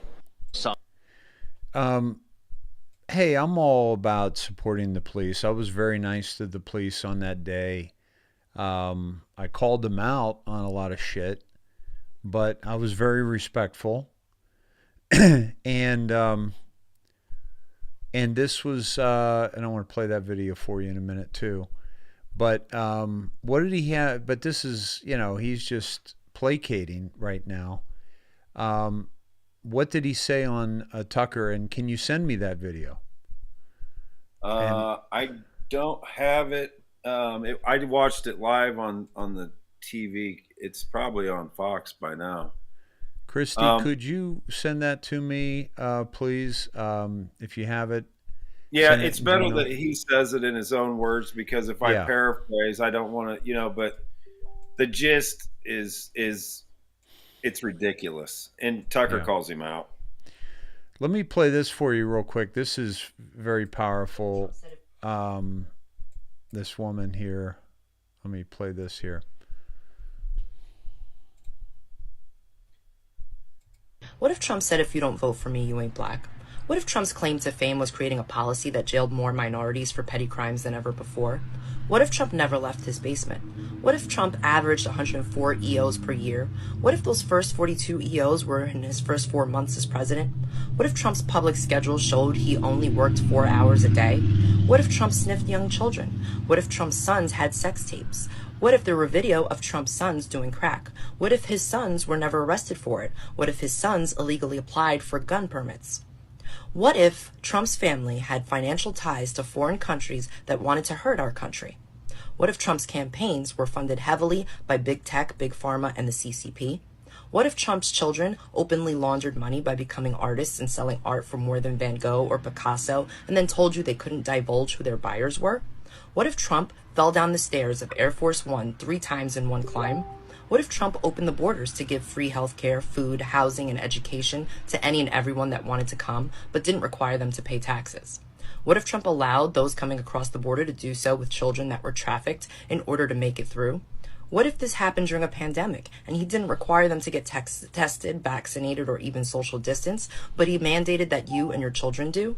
What if Trump required federal employees to take an experimental vaccine? What if Trump allowed your local governments to muzzle your children for over a year with no significant numbers or science to back it up?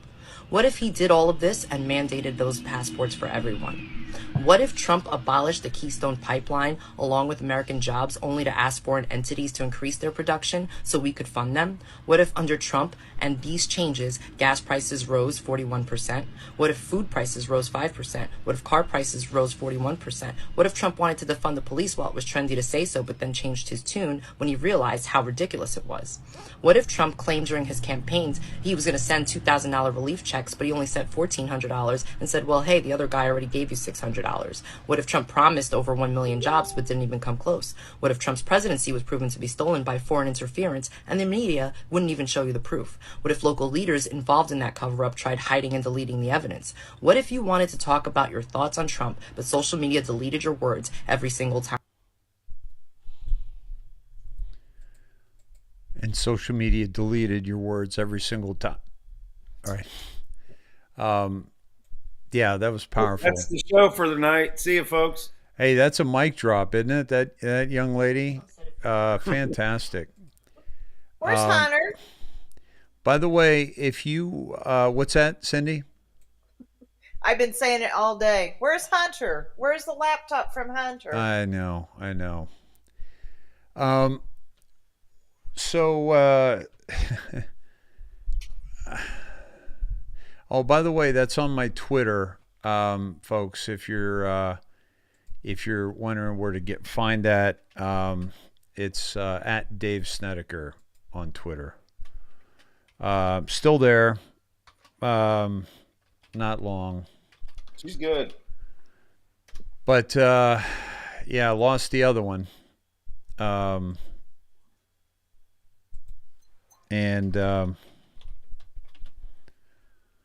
But that's where you find that, Twitter at Dave Snedeker. I hate when this happens. There we go. So back to what we were talking about. Let me see if Christy was able to get this to me yet. No. And if any, oh, here we go. Thank you, Nate. Nate Estes has dropped it for me, I believe. I hope Nate's mom's doing better. Yeah, I talked to him. He's getting 2 Heelys, so he's going to be able to help his mom out with that, which is awesome. And folks, if you remember, there's a special going on with the Heelys. You get basically 2 for the price of 1 in the month of January. So please go to the INdoctriNATION.com, go to market, and go down to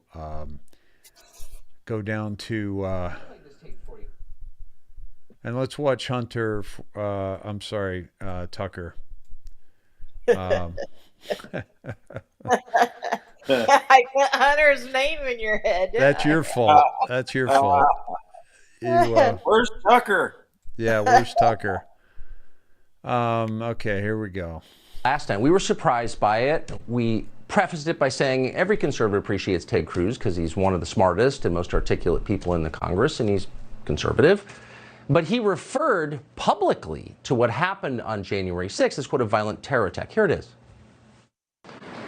We are approaching a solemn anniversary this week, and it is an anniversary of a violent terrorist attack on the Capitol, where we saw the men and women of law enforcement demonstrate incredible courage, incredible bravery, risk their lives to defend the men and women who serve in this Capitol. Senator Cruz was game enough to come on tonight. We appreciate that. He joins us now. Senator, thanks so much for coming on. So I guess I mean, there are a lot of dumb people in the Congress. You're not one of them. I think you're smarter than I am. And you never use words carelessly. And yet you called this a terror attack when by no definition was it a terror attack. That's a lie. You told that lie on purpose, and I'm wondering why you did. Well, Tucker, thank you for having me on. Holy shit. Okay. I like Tucker right now in his approach here, and I want to hear that again. Here we go. When by no definition was it a terror attack. That's a lie. You told that lie on purpose, and I'm wondering why you did. Well, Tucker, thank you for having me on. When you aired your episode last night, I sent you a text shortly thereafter and said, listen, I'd like to go on because the way I phrased things yesterday, it was sloppy and it was frankly dumb. And I don't buy that. Result, whoa. I don't buy that. Look, I've known you a long time, since before you went to the Senate. You were a Supreme Court contender. You take words as seriously as any man who's ever served in the Senate. And every word you repeated that phrase. I do not believe that you used that accidentally. I just don't. So, Tucker, as a result of my sloppy phrasing, it's caused a lot of people to misunderstand what I meant. Let me tell you what I meant to say. What I was referring to are the limited number of people who engaged in violent attacks against police officers. Now, I think you and I both agree that if you assault a police officer, you should go to jail. That's who I was talking about. And the reason the phrasing was sloppy is I have talked dozens, if not hundreds of times. I've drawn a distinction. I wasn't saying that the thousands of peaceful protesters supporting Donald Trump are somehow terrorists. I wasn't saying the millions of patriots across the country supporting President Trump are terrorists. And that's what a lot of people have misunderstood that comment. Wait a second, but hold on. What you just said doesn't make sense. So if somebody assaults a cop, he should be charged and go to jail. I couldn't agree more. We have said that for years. But that person's still not a terrorist. How many people have been charged with terrorism on January 6th? Like, why'd you use that word? You're playing into the other side's characterization that, as Joe Kent just explained, allows them to define an entire population as foreign combatants. And you know that. So why'd you do it? So, Tucker, let me answer you directly. The reason I use that word, for a decade, I have referred to people who violently assault police officers as terrorists. I've done so over and over and over again. If you look at all the assaults we've seen across the country, I've called that terrorism over and over again. That being said, Tucker, I agree with you. It was a mistake to say that yesterday. And the reason is what you just said, which is we've now had a year of Democrats in the media twisting words and trying to say that all of us are terrorists, trying to say you're a terrorist, I'm a terrorist. And so, look, I don't like people who assault cops. And I stand up and defend cops. And the reason I use that word is that's the word I've always used for people that violently attack cops. But in this context, I get why people were angry, because we've had a year of the corrupt corporate media and Democrats claiming anyone who objected to the election fraud. And by the way, remember what was happening during those protests? Can I just ask, hold on, you work in the I guess I just don't believe you. And I mean that with respect, because I have such respect for your acuity and your precision. And I've seen it on display. I've covered you as a reporter. I know how you speak. And you have sat there for a year and watched people use language to distort the events of that day. Intentionally. Insurrection. Coup. Of course it terrorism. Wasn't an insurrection. Saying it's an insurrection is a political term. It's a lie. I've repeatedly denounced it. And when it comes to, look, I was focusing on what I normally say. That what you aired was a little 15-second snippet. What I normally say is violence is wrong, peaceful protest is right. If you engage in violence, you should be prosecuted. If you're speaking, you have a right to speak. I say that all the time. Well, I meant, and I agree. In that snippet. So who's Ray Epps, by the way, since you are a senator? Like, he and this other guy are clearly encouraging the crowd to commit crimes. Neither one has been arrested or charged. What is that, do you think? So I think that is a very good question. I don't know who Ray Epps is. I've seen that video multiple times. It's disturbing. He's clearly urging the crowd to violate the law. When you see the crowd start chanting. I'm sorry. Ted Cruz is a senator. I don't know who Ray Epps is. What a crock of shit. So far, this whole interview is a crock of shit.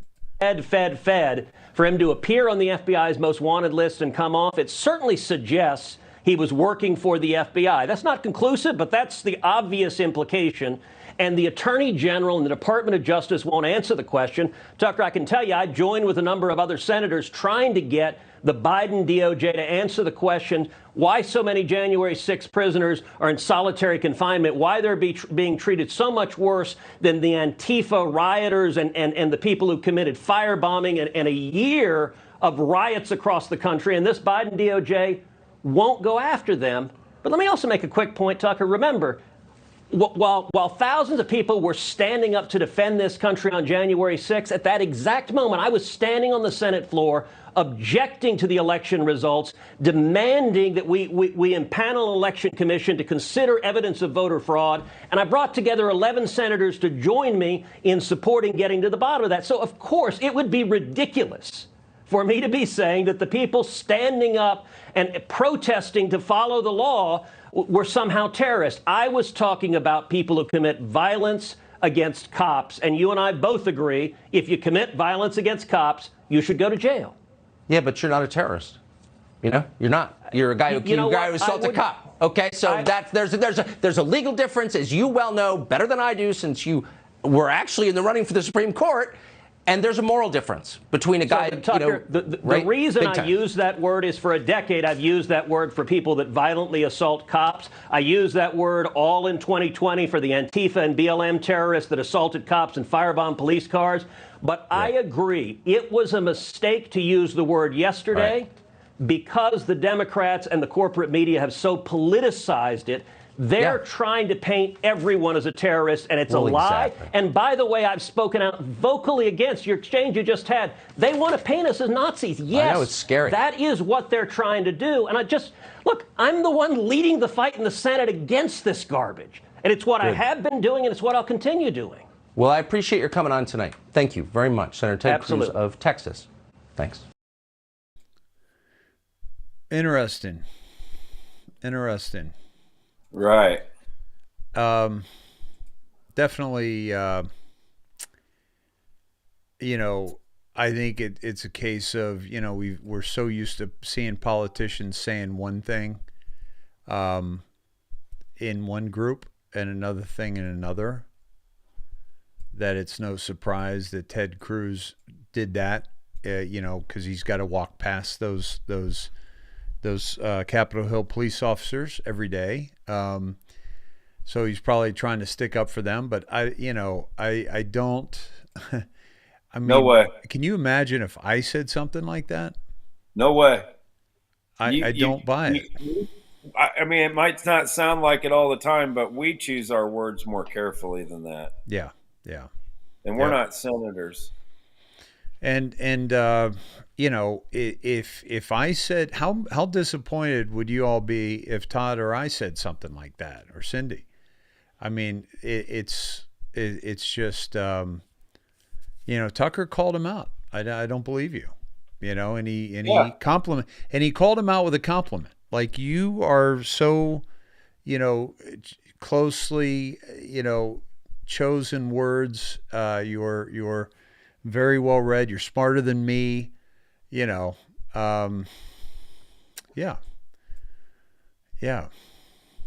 D says, I feel like I'm sitting in a pile of shit. D Hager.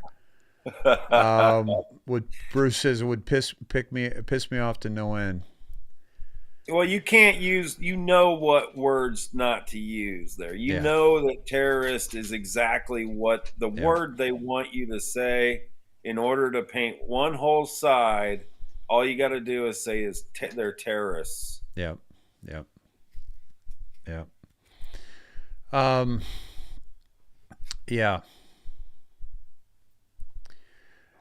Denise says, I'm sure we will all be surprised in the end to find out who was good and who was evil. And Q has told us that. Absolutely told us that. I think you're going to be surprised on both sides, because now I've almost got a list of my top 10 white hats that I think that are acting like black hats, and I'm getting like a top 10 list together of who are acting like white hats but they're black hats. It kind of Yeah. like playing that game, like, so yeah, there's my biggest white hat that I think is out there is going to blow Yep. everybody away. Yep. Really? Yeah, I think they're honest to God. I think it's just too. When you when are you going to be ready to share this? For what? A white hat? Oh, I know who You, think. Who is it? You think the big white hat is? Uh-huh. AOC. Yep. Interesting. I think AOC. Oh my God! And every dude. time he says that, I just shake my head like, you got to be kidding me. You mean like I this, do. Cindy? Like this? I am. It started Todd, with the dress I'm at the Met Gala, and he's like, I think Hey, she's a white you hat. guys are starting to break up a little bit. I think I might be losing you. That's how amazing I think it's going to be. Oh, Is if you're not thinking like way outside the box here, then you're not going to get it. I think people are going to be blown away when they pull the mask off AOC and find out that it's actually Mr. Ed. That wouldn't be a shock. Okay. She has those pearly whites. Celestial Soul says AOC is the Trojan horse. That would be one of the greatest ever roles that it was ever played. But look at I do not agree. Pelosi is look at what she does. Mm-hmm. Look at what AOC does. Everything is completely outrageously idiotic. Mm-hmm. And even to the point of what she did last week, even to the point, like Cindy said, the dress, tax the rich. Yeah. I think it was around the dress wearing time and a little before maybe where I started thinking, we're going to be shocked both ways. So let's start looking at them in different ways. Let's start looking at people who we think are fighting for us and against us and look at them in different ways and see how they act. Bella says AOC could be JFK Jr.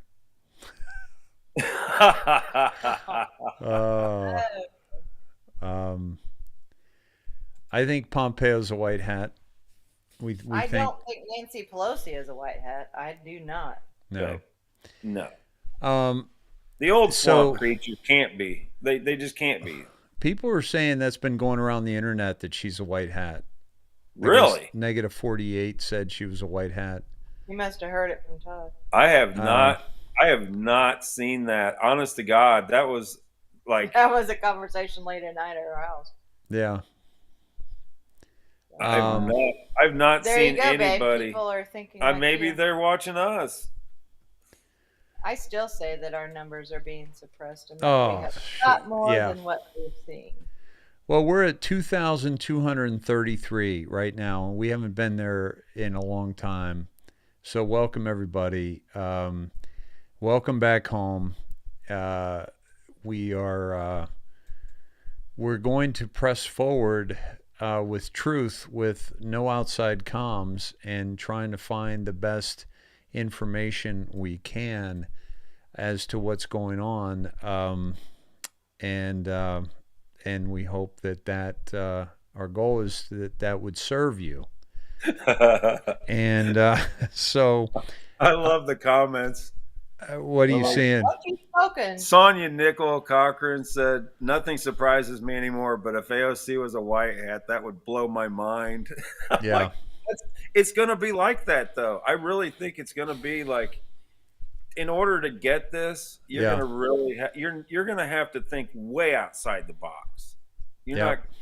There's no way, because you can either think that way or at least critically take apart the actions of an individual and then start grading them, or you can just go, oh, no way, which is a normal reaction because you just assume that since I've been against everything that's ever come out of her mouth. I've never agreed with one thing. But I think that's a great wake up. Yep. You know, and it's not Nancy, because Nancy, I mean, she's got bloodline history in, 50 years in politics and all the other things that Biden had, the old swamp creatures, the Schumers, and, they're the targets. Yeah. Colette says Pelosi bought a mansion next to Trump. Why? She could be a white hat. Yeah, you never know. Yeah, she's yeah, I think it's because she's such a master trader. Keeping the dog on a leash. Yeah. Yeah. Well, they got along so well ever since the State of the Union address. Yeah. Sure they did. When she showed her approval behind his back. Yeah. Yeah. Whipping it up. Dave, can you Shrill. speak to the MSMBS brainwashing the sheep that hospitals are full of pure bloods? I mean, all you have to do is go to where the money's coming from with the mainstream media to understand that they're going to do anything they can to save themselves, and they won't allow mainstream media to publish anything that could go against the pharmaceutical profits, because without pharmaceutical profits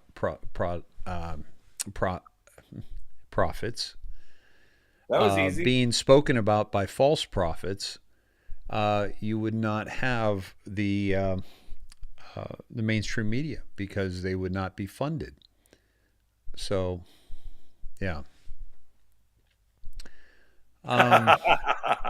So Sherry Donnelly said, "Oh shit, Todd, are you sexually frustrated because you can't have sex with AOC?" Wow. I just threw up in my mouth.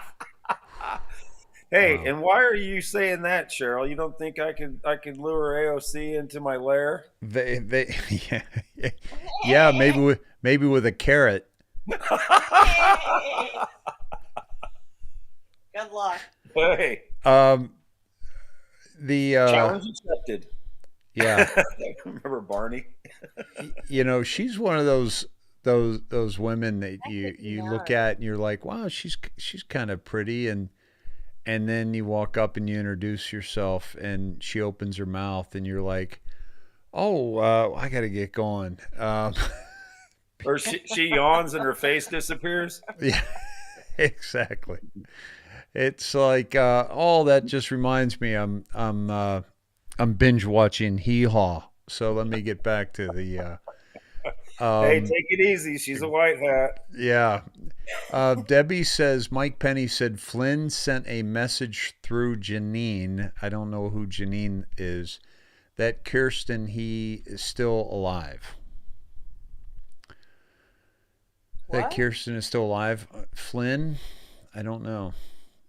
Yeah. But that's Mike Penny, and is he still in Dallas, by the way? Looking for JFK. Yeah, he's still got his chair out there at the street. Yeah. I'm just going to pull something up here. What? Oh, I know what I'm doing. Nobody else does. What's that, bud? I don't get a chance to read the comments very often. I think it's hilarious. Especially when I point them out to you. Well, I don't have my glasses on, and I haven't run the Healy on my eyes for 2 weeks, so I'm kind of fading. Yeah, I got to get back to that too. But you're not wearing your glasses. No, I got them right here, but I'm not really needing them lately. But I can tell I want to go a little bit deeper with the Healy because I could tell what it did for me so far, and I want to go to the next level because certain text I still have to put these on. But for the most part, I don't need to anymore. She's got a white background, and it's really bright. Uh-huh. There's a... Go ahead. What? Oh, Janine is the tarot reader? Okay, so that's good information. Oh, yeah. Host of Turn the Page with Janine. I've got a deck of cards here that says she's probably full of shit. No, I don't know her. I think there's some, yeah, it just, there's some good stuff there. But you got to take it as a tool, everything's a tool. But the tarot, and I don't get any information from that. So, yeah. So, some people like Janine. Guys, if you think I need to check out Janine, send me a video. But I don't know who she is. But I'm open to all sources of information, and we all should be. But yeah, Christine, there's no sauce there. If that's one of those things where you can never verify what she's saying unless she's predicted some things.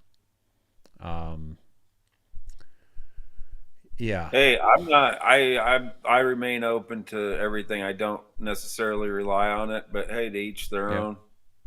Yeah. It's not. I just kind of always fall back on that. Discernment's individual. Mm-hmm. I'm not going to tell anybody what to watch anymore. I'm not going to tell them what not to watch. We'll just, I try to just say, hey, try to stick with good information. Good confirmed information. Yeah, that's what I've been saying for a long time, and that is just be discerning and use it as a tool, or use it as a, like Robin just said, it could spark your own intuition, right? Right. Some people say tarot card reading is not of God. Again, check your coat if you're trying to figure out, get information from all directions. I don't believe in just shutting down information unless the source has lied or been wrong many times before. Then, of course, you don't want to go to that source of information. But I don't necessarily. I wouldn't turn my nose up at tarot because the Bible says so. When the Bible has been changed, deleted, censored, rewritten, so many times over the years, that I question some of the things that come out of the Bible, and we should be doing that as discerning human beings. For example, yeah, I've had people do tarot on me, and they've been pretty good about who I am and what I'm doing and so forth. Not necessarily. I don't listen to them for future events necessarily. Or now, did they say, "Oh, you're 6'9"? I'll bet you played basketball." Yeah. No, it was yeah. Exactly, that kind of intuitiveness. You're wearing a Lakers shirt when you walk in. Yeah. So yeah, I don't mean to denounce people, especially if they're godly, and but I don't, when somebody said, Flynn said she's alive, if that's coming from Flynn, that's some good information. But if it's coming from a tarot card reader that Flynn said this, then to me, that's not good intel, right? So, Dave, what do you consider truth? That's a great question. And I've had this talk with, even, just had it last night with my family at the table. That you know, truth to me is more of a journey than a destination. And the journey is the searching for truth by getting rid of the lies, getting rid of the false, and then coming to that truth, but also continuing on that journey for more truth and more truth and more truth. So to me, it's taking in as much information as possible without discounting information. For example, tarot card readers. I'm not going to chop that off because a book written thousands of years ago told me to. Okay. I'm going to take it in with the compass that I have. I've done tarot. I've done Akashic readings. I've done some of these things, but I'm coming from a strong foundation of my soul and my spirit, my relationship with my Creator, that listening to something like that isn't going to knock me off that pedestal, or not that pedestal, but that fine line.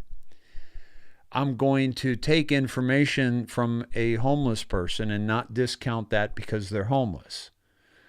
I'm going to take information from a multimillionaire doctor, but not put too much credibility on that because of his stature. I'm going to give it the same credibility, maybe a little bit more, but with guarded reserve than I would the homeless person, because the homeless person hasn't been indoctrinated through this whole Rockefeller system. So I almost have more trust in the homeless person than the person that's coming from the indoctrination, even though their socioeconomic standing is like night and day. So it's really, so the truth is this journey where you're constantly bringing in information and putting it in that feedback loop that will tell us, not okay, that's not good, I don't trust that, I don't trust that, I don't trust this, and then, moving forward. So yeah. So that's to answer that question. Yeah. So let's see. Come down to New Orleans. Rick says, come down to New Orleans with all the voodoo shops. Let's see how you like that. I'm not into the voodoo. I do believe that there is some black magic out there. And I'm not into that kind of stuff. And how do I know that? Not because of what somebody outside of that stuff told me, but I looked into it myself, right? I mean, I didn't even have my daughter read, what do you call it?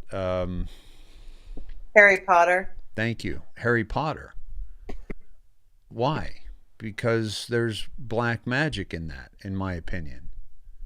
And I don't think that's healthy for a young person to take in, even at a very couched and very well-written avenue. And I don't believe in that for an adult either. But it's because I've already kind of ruled that out, right? Black magic and tarot live in the same neighborhood, Dave. I can see where you say that, and we're talking about like voodoo, and I don't see that as being the same as, hey, I've got this deck of cards, and if I pull this one, we're going to talk about what that brings up, and does that affect you? Okay. And we do that, some of that with numerology. Some people could say numerology is black magic. All right. Yeah.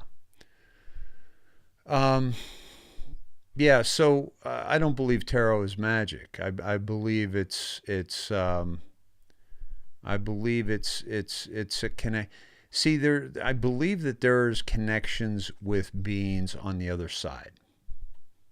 I believe in that. Some of us talk to our deceased parents, deceased friends. We pray to those angels to watch over us and ask them to watch over us. But just like, yeah, Reina says tarot can be used for either dark or light, right? And I think the force can be, I'll give you an example, neurolinguistic programming. I've told you before, what I do at the beginning of the show when I say, let's imagine all of our stuff in our arch coats, and you're coming into a warm theater, let's just take off that coat and check that coat. That, I've shared this before, that's a neurolinguistic programming technique that I created, and that is just try to get you to just for the time being, of the show, just check your beliefs, check your indoctrination at the coat check, so that you don't have that getting in the way of downloading new information. Then when the show's over, go get that and take what you want. Most people leave their coats behind. Most people, their coats haven't served them, haven't kept them warm from the storm. And so they're leaving them behind. They're finding new coats. But that's a technique, but that same neurolinguistic programming, that type of programming, and by the way, I just want you to know, I've shared this more than, 4 or 5 times on this show, that's exactly what that is.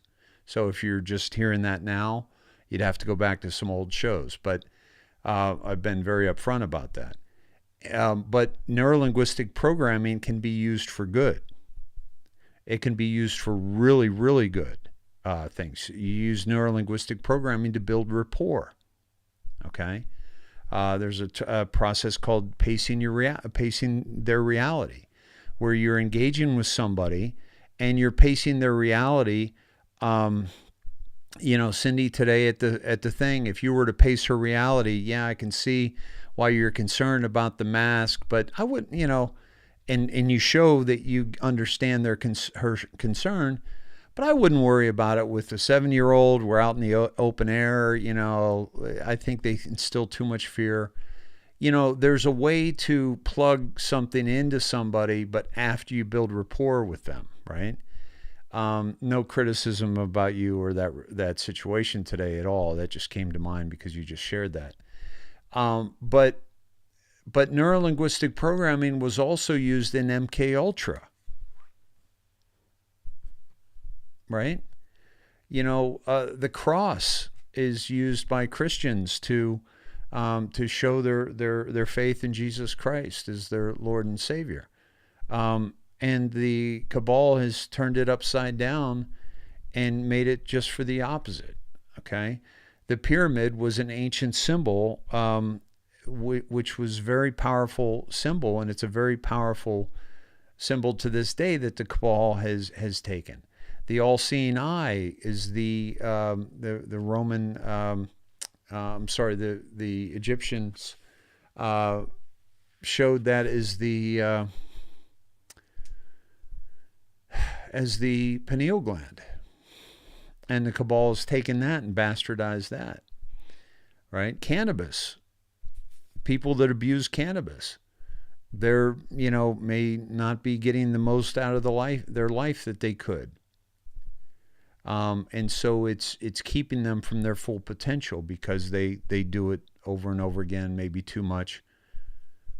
But then look at the good that cannabis can do if you're healing from something, or if you're having issues with your body, or it's a healing medicine. So please understand, folks, that there's good and bad in almost everything. And so, that's all I want to say with that. We're kind of getting off topic, though. Yeah. 2063 in the theater. Did you say kind of getting off? Yeah. Yes, exactly. Yeah. Yeah. Well, you saw that when I think maybe that's what it all started was when Tucker was saying to Cruz, you're smarter than me. He hit him with like 3 compliments in a row and then called him a liar. Yep. And Cruz like took it and laughed and was like, yeah. But if he would have just said, I don't believe a damn thing you just said, you're a liar, that he might have taken it differently. Yeah. Yeah, absolutely. But, talk about doing the curly shuffle back skating. He gave every liberal media outlet a clip, and now he's going to one outlet trying to take it back. Yep. I don't believe that happened on accident. No, I don't buy that either. Yeah. He just showed his cards, speaking of cards. Yeah. Yeah.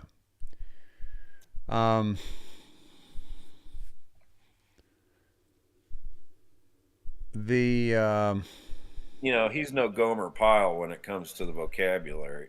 No. He's very specific. He's very specific. So, let's see. So let's get to back to the hospital that was actually showing that they in San Diego, okay. Now they're saying that the nurses at the hospital can work there even if they test positive for COVID. Okay. Now they're saying that if you test positive and are asymptomatic, that you are expected to come into work. This place is bonkers and these people are ridiculous. So freaking safe. What hypocrites. But if you're not vaxxed and COVID negative, you are not allowed to work here.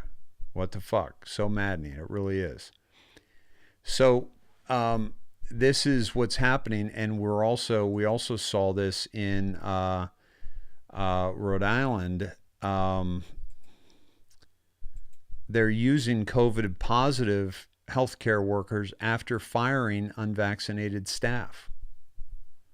Rather than calling back hundreds of healthcare workers who were fired or placed on unpaid leave for foregoing the coronavirus vaccine, and by the way, who made it through the pandemic with safely, obviously, without a vaccine, right? And Rhode Island updated its quarantine and isolation guidance to allow COVID positive employees to continue working if their facility is facing a staffing crisis. Fox News reported. I mean, guys, it doesn't get any crazier than this. It just doesn't. It's just absolutely insanity. It's great. You got to see this. I don't have this in the show notes, but you got to see this here. I want to play this real quick. You can't make that shit up. No, this is. Is it possible to be? This is unbelievable. Watch this. Assassinated. Let me take him off here.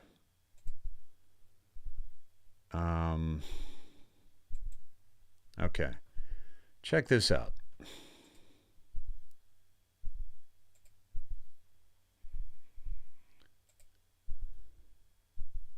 Cell phone.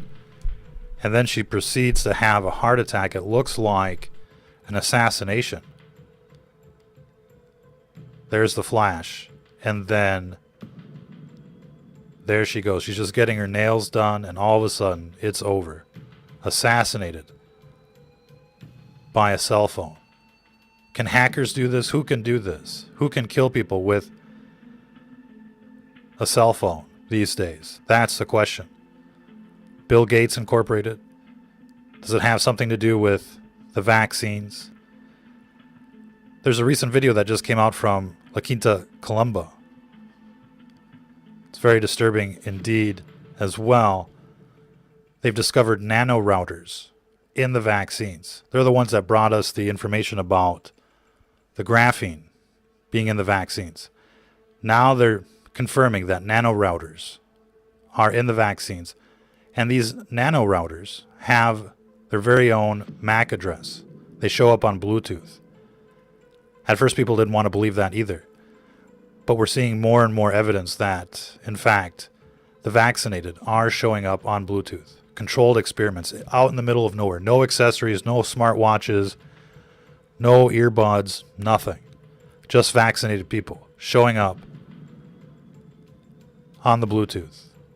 They're discovering nanorouters. So what does that mean? It means that the vaccinated have become an accessory to their cell phones. The cell phone is the gateway to the internet. It's the gateway to the Skynet. It's the gateway to Bill Gates Incorporated. And the vaccine essentially introduces the technology into people's blood supply. This is why they're trying to make the vaccine mandatory. It's not about your safety. It's about total control. And once you're connected to this new internet of hive minds, they can take you out for a thought crime. Who wants to carry a cell phone with them, knowing that it could be used to assassinate you? Don't want your booster shot? Here comes the heart attack. Don't like what CNN has to say? Here comes a stroke. That's essentially what's going on. And the cell phone is the gateway to that destruction, as well as the vaccines. But essentially, it can now be like a lottery system. They need to pump up the numbers. They need a new wave. They just activate people for a heart attack. And it's coming in through the cell phones. And it can probably come in through the routers and the cell towers as well. And the question is, do you really have to be vaccinated to be targeted by this technology? This technology seems much more advanced than it should be for the year 2021. But it's here. It's confirmed. It's in all sorts of publications. And it's been in publications for years now.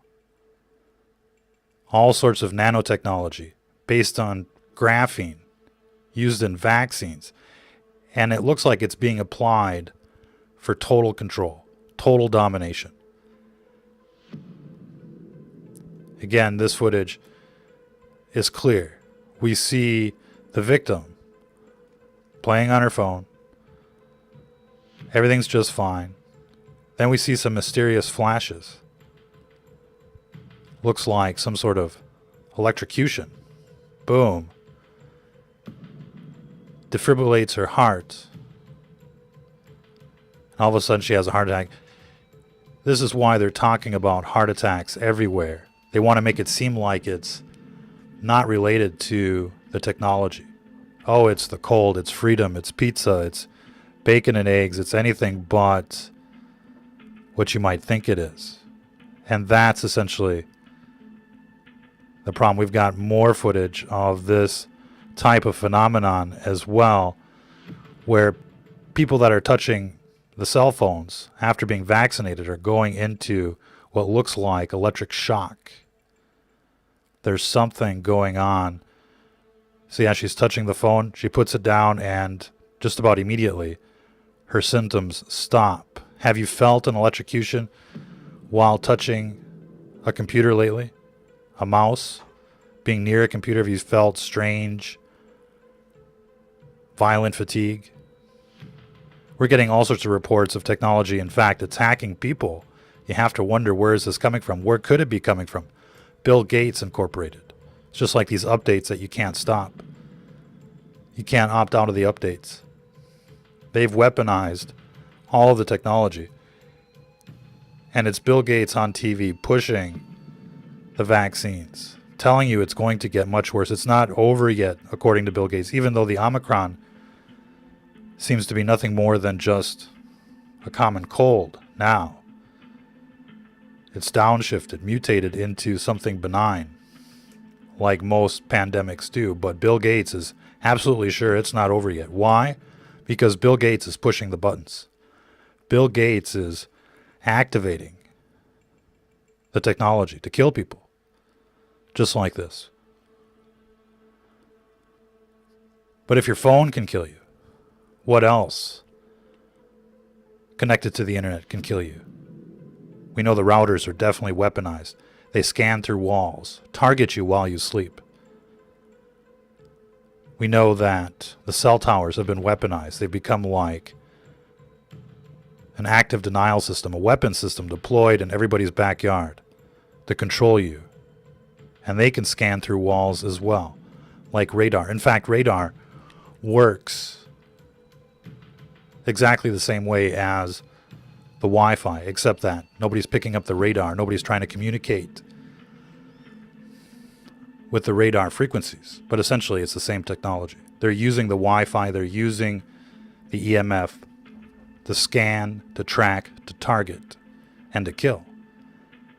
And so this technology is being used to assassinate people, just like this. This is the scariest video you'll ever see because it's real and it's happening right now. All of the information is out there. Nobody wants to put it together because they don't want to get zapped by their phone. Look at this Tesla phoresis. So you know all of this graphene that's in people. As soon as it gets activated by the same frequency, it just turns into some kind of monster, some kind of science fiction phenomenon. Look at the way it activates. If we can bring this back. Excellent work by La Quinta Columba. But check out this technology. Once activated in the veins, look at what it does. See that? Blocks everything. So it can just sit there like an aggregate. And then once activated, it essentially turns into this electroskeleton inside people's veins and arteries, blocking everything. Just takes a cell phone signal just like that to end people's lives. Look at that. Look at that. They can kill people with a telephone call, with a text message. And you have to wonder how long is it going to be before hackers are doing the same thing. Finding that frequency, activating the graphene, and people are just dropping dead. We don't know why. How long before it's totally out of control? And that's why people need to get cured of whatever's in this vaccine, because it's going to be a nightmare. It's already a nightmare, but it's only going to get worse. And chances are all of these people on television have already been injected with this type of technology. They're already being blackmailed into following orders. Otherwise, they'll end up just like this. How do we know? We've got video. Not sure if we've got it loaded up on this presentation. But we have video of world leaders, in fact, trembling, shaking on live television. There it is. Who remembers this video of Merkel just basically freaking out? Massive vibrations. It looks like she's under some kind of EMF attack. They're all twitchy. All of these people are twitchy. There's something wrong with all of these people. It looks like they've been assimilated. Even these people, look at them twitch. They're all under duress. How many times have you seen Trump twitch, given the speeches and the like? Gentle reminder, if you don't do what we say, we're going to turn off your chip. They're all diseased. They're all in hiding. They're all too afraid. How many people saw that last interview with Trump, with Candace Owens, and he's like, there's bad people on both sides of this story. He's afraid. They're all afraid of what this technology can do. They're all afraid of who's ever pushing the buttons. So people should be afraid of their cell phones. They should be afraid of the cell towers. They should be afraid of Bill Gates, because these people are monsters, trying to take it all for themselves. And so the only way out of this situation is to go back to the 90s. Get rid of all of these cell towers. Get rid of all of these cell phones. We don't need them. They've just ruined our lives anyways. People don't even talk to each other anymore. We were much better off in the 90s. How are you going to convince people that they should get rid of their cell phones? Show them this video. Like and share. Mirror this content. Get it out there everywhere. Force people to watch it. They might not believe it at first, but everybody's had a bad experience with cell phones or routers lately. You can feel the burning, the buzzing, the strange sensations. They're cooking people at night. If you're waking up with extreme fatigue, that's EMF poisoning. It's not COVID. If you've ever experienced extreme fatigue at a shopping center, violent, like you're going to pass out, that's an EMF attack. You've entered into a hot zone. If you've ever experienced unusual fatigue while sitting at the computer, that's an EMF attack, brought to you by the Wi-Fi 6 and the like. This technology is totally out of control, and nobody's policing it. Nobody's policing what's really going through the airwaves, and they're about to release a major upgrade. The C-band of 5G coming out January 5th. Expect a new wave of sickness. Everywhere there's 5G, people are getting sick. This technology is bad news. Everybody knows it. And so people should be planning everything they can to get rid of this technology, because as long as these cell towers are here, nobody's safe. As long as there's a router in everybody's home, nobody's safe. As long as everybody has a cell phone, nobody's safe. Who wants to be next to one of these weapons? It could go off at any time. And so the weapons of today are invisible. You can't see the bullets coming out of these phones. You can't see these EMF attacks that are making people sick, but they're happening. And that's just the tip of the iceberg. This is all right. A little sobering, no question about it. Well, don't you think that's a strange reaction of the women around? Especially the one that was doing her nails. Well, yeah, first of all, we don't know where this is from, but I'm going to guess that it's somewhere in China. And I'll tell you why. Because of the people's reaction.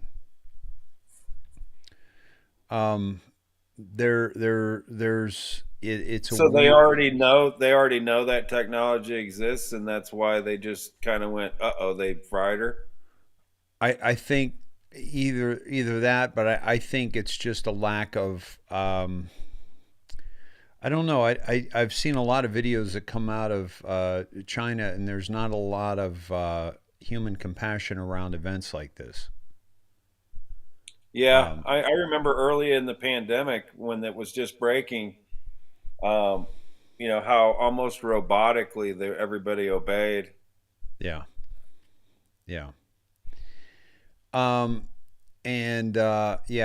so. But I mean, I'm going to say I don't know if this is real, and I don't know. I mean, I know that transhumanism is definitely a part of this. Yeah.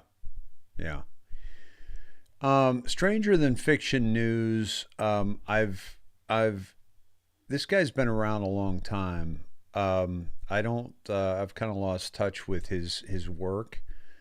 I have, but he's got some good intel in terms of just knowing what's going on in the world. Revolution topples Kazakhstan government in less than 24 hours. That was just yesterday. We really need to talk about that, Todd. Yep, that's big. Top secret assassination program using energy weapons targets civilians worldwide. Enter the apocalypse. 5G causes COVID and heart attacks. And I'll tell you, the INdoctriNATION Twitter account I was terminated because I basically said the vaccine isn't to help people; it's to allow the 5G towers to connect with people and control people or reach people. I can't remember exactly what I said. Yeah. And they terminated me with that, and based on COVID misinformation. I said I didn't say anything about COVID. So you Well, know, remember when we did early on in the pandemic was the overlay of the 5G rollout on yep, top of the COVID map. yep. And it Wuhan, was, northern Italy, yep, Iran, cruise Seattle, ships, New York. Where else? cruise ships, Oh yeah, cruise ships. Yep, and even like military ships. There's been, a yep. totally vaccinated crew. The ship, I can't remember the name of it, but it was a whole ship of vaccinated um, soldiers, Navy, and like all of them got COVID. Yep. There's more to it than we know. Yeah. Always has been. And I think the last week I said, we were all over the 5G thing early, and Yep. then we kind of got away from it, and then we're kind of going back into it again. Yep. With all the nanotechnology, and who really hits a lot of this transhumanism stuff along with Elon Musk is the War Room with Bannon. Yep. Yep. Isn't that an odd thing? You wouldn't think that a guy that you think more he's like a political guy, but he's into the science of it, and he has a guy that comes on quite often that talks about the transhumanism side. It's just crazy. Well, I had a conversation with a Waldorf teacher today about Rudolf Steiner and how he warned us about vaccination. Yeah. And how it would separate us from our soul and keep us from being able to connect with our Creator. And everything that they've done through this pandemic was to dehumanize us. Well, just look at the patent numbers and the legislation they're passing. The 060606 is everywhere. Yeah. This is what Steiner said more than 100 years ago. In the future, excuse me, in the future, we will eliminate the soul with medicine under the pretext of a healthy point of view. There will be a vaccine by which the human body will be treated as soon as possible directly at birth so that the human being cannot develop the thought of the existence of soul and spirit. Two materialistic doctors will be entrusted with the task of removing the soul of humanity. As today, people are vaccinated against this disease or that disease. So in the future, children will be vaccinated with a substance that can be produced precisely in such a way that people, thanks to this vaccination, will be immune to being subjected to the madness of spiritual life. He would be extremely smart, but he would not develop a conscience, and that is the true goal of some materialistic circles. With such a vaccine, you can easily make the etheric body loose in the physical body. Once the etheric body is detached, the relationship between the universe and the etheric body would become extremely unstable, and man would become an automaton, for the physical body of man must be polished on this earth by spiritual will. So the vaccine becomes a kind of Aromanic force. Man can no longer get rid of a given materialistic feeling. He becomes materialistic of constitution and can no longer rise to the spiritual. This was Rudolf Steiner. I believe he was born in 1861, died in 1925. I believe this was right around 1917, but I'd have to double check that date of that quote. It's amazing, right? Yeah. Yeah.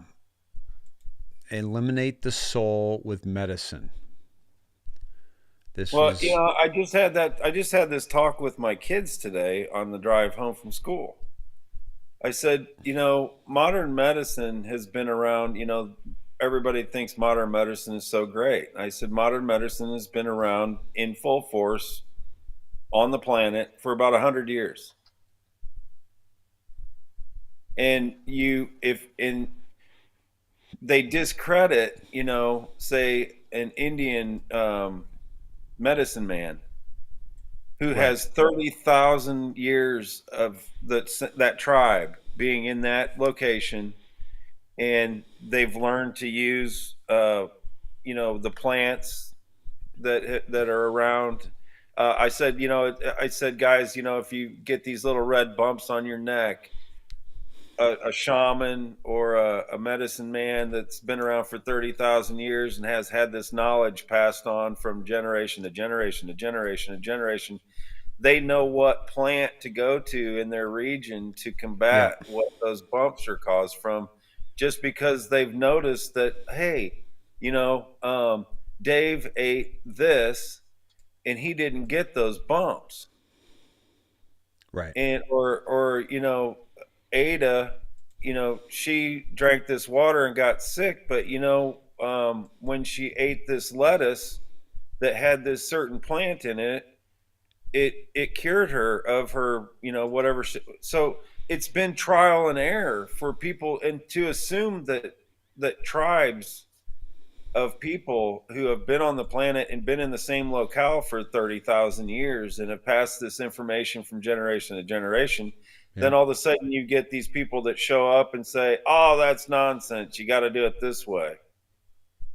Yeah, exactly. Who are you going to believe? Look at the Chinese medicine, the cures, the ginseng and the roots and all the stuff they dry. And that's just been trial and error over the, look at quercetin, look at quinine. Yeah. That comes from the bark of a tree. Yeah. And they know what it does. They know what it did. They know that Eskimos don't have heart attacks because they eat whale blubber, and whale blubber gives them a certain a fat that doesn't make their heart or make their blood coagulate. It doesn't give them heart attacks. I mean, it's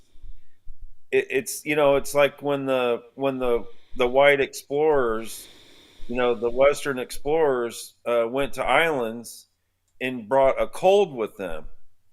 The cold killed the population because the population was not used to even the common cold and didn't know, their immune system didn't know how to combat it. So like whole island nations were wiped out just from a simple thing that any European would be okay with. You know what I'm saying? Mm-hmm. They have all this information over thousands of years, and to assume that these tribal leaders and these guys that have all this information that's been passed down is so ridiculous. Yeah. And it's like we said before, everything, when God made the earth, he gave us everything that we needed to survive, including the cures for the illnesses. But now, everybody's got to believe, the Rockefeller plan. It's just like, oh my God, you guys, really, we should be listening to these natural healers more than ever. And they call that New Age medicine. When, they call that alternative medicine. Yes. That's the most absurd thing ever when you talk about the medicines that have been around for, like you said, thousands of years, right?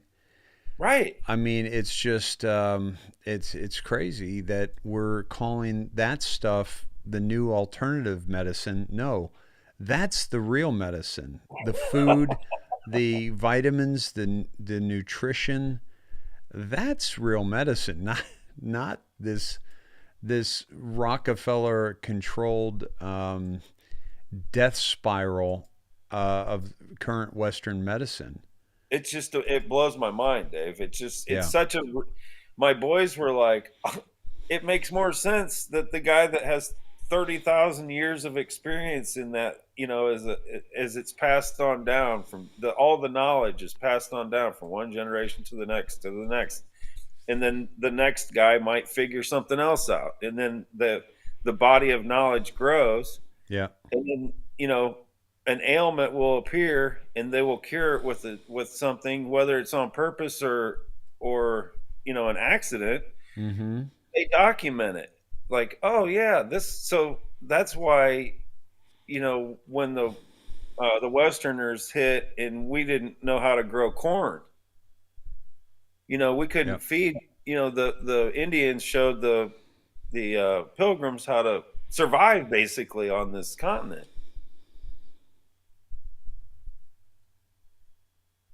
It's same with agriculture. Just think of what they did. Cities came and went because of the crops they could grow. Yep. In the knowledge, look at I'm kind of going on a rant, but I mean, it's just to Kinda. the thing though that I'm trying to get at is to assume that the people that came before us were ignorant or somehow dumb, Right. is ignorant, because they were way smarter, to do things naturally and of things of the earth. Yep. They were more connected to the earth, like I was saying the other night on the the flat earth topic. They were more connected with the earth than we'll ever be. Well, yeah, I mean, just think of even the energy, frequency, and vibration, Dave. The drums, Yeah. the Yeah. Aborigines with that big. I don't even know what it's called in Australia, but didgeridoo. it's like it goes. The didgeridoo. It creates the vibration. Do you think that they haven't Yeah. found out that that's somehow healthy? Right. Right. That's Tesla stuff. They're more advanced than we would ever be. Hey, in 15 minutes, it'll be Christmas Day on the Julian calendar. Merry Christmas again. I guess maybe time to take the tree down. I don't know. We like to go a little bit longer with the tree. Christmas is coming tomorrow. 12 days of Christmas. I think, yeah, there's a reason why there's 12 days of Christmas. I think there's something brewing. Yeah. And it's just that just a feeling, but I feel something. I sense something. I can feel it, that something good is going to happen for us. Yeah. Yeah. It's the key here is to stay safe and keep pushing back, keep not complying, and keep moving forward. Well, I just love the desperation. I just love the fact that, for, like I said before, for the Democratic Party to have the presidency in both the House and the Senate, and still be so inept and not get anything passed and not get anything, done, and to look like such idiots, and then to come out, on this their big push on this idiotic 1/6 thing. To me, it's just more desperation than anything, and I just love it. I live off their desperation now. Well, what we talked about a long time ago is this desperation act. We've seen it in sports, and it's always at the end of the game by the team that's losing. Frustration. Yep. Why can't we make you guys comply? Why won't you do this? It's even, look at Macron. We're going to make you suffer, when he was talking to the unvaccinated of France. We're going to make it so you can't do anything. You can't go to this restaurant. You can't. And it's like, those people that when it comes to that, they know it's gone beyond helping a person. You don't ever get so mad that they won't take your cure that you're going to punish them. Yeah. It's right out there in the open.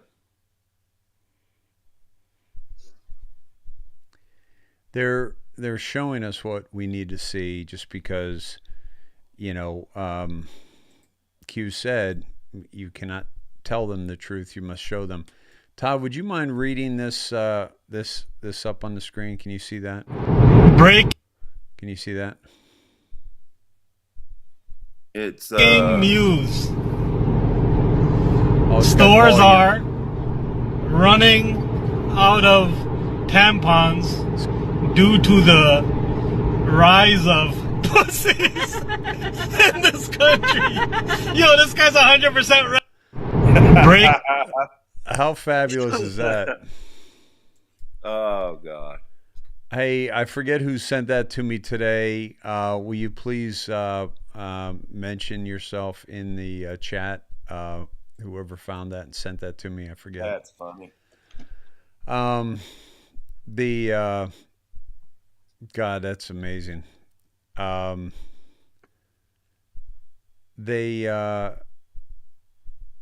So, just in terms of, and I also want to acknowledge January 6th a little bit more today, but also just seeing how much craziness is happening. Oh, did I might have missed that Stranger Than Fiction link for the show notes, but it's Stranger Than Fiction on Rumble. So this is great news. The appeals court upholds a decision to temporarily block vaccine mandates for contractors in 3 states. And this is on Wednesday. This happened for the vaccine mandate for federal contractors, Ohio, Tennessee, and Kentucky. And so the federal contractor vaccine mandate had implications for business and future contacts with the government. So this is, they argued that the defendants had reasonably argued that the federal contractor vaccine mandate was infringing in an area that should have been left to states to decide. So let's hope that keeps up. Yeah. In the right direction. I think you're going to see more of that, and that goes along with also the court deciding. Yes, that's it. This one here. The 500 is opposed to the 55,000 pages a month. Dude, yeah, how awesome is that? That's huge. And because we've already seen 1,200 pages, and it was very damning towards the FDA and Pfizer, and so this is Aaron Siri on behalf of of a client. My firm requested that the FDA produce all the data submitted by Pfizer to license its COVID-19 vaccine. Why is this in the darkness right now? Like, why isn't this front page news? The FDA asked the court for permission to only be required to produce at a rate of 500 pages per month, which would have taken over. Paper, Dave. What's that? They want to save paper. Yeah. It would have taken over 75 years to produce all those documents, right? Yep. But Aaron says, I am pleased to report that a federal judge soundly rejected the FDA's request and ordered the FDA to produce all the data at a clip of 55,000 pages per month. This is a great win for 5.5. There you go, brother. Nice. Mm-hmm. Nice catch. Yeah, why wouldn't it be 50,000, Dave? Why is it 55,000? And why is it 500?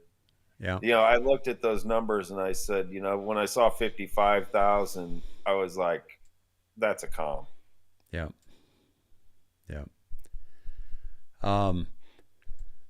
This is a great win for transparency and removes one of the strangleholds federal health authorities have had on the data needed for independent scientists to offer solutions and address serious issues with the current vaccine program, issues which include waning immunity, variants evading vaccine immunity, and as the CDC has confirmed that the vaccines do not prevent transmission.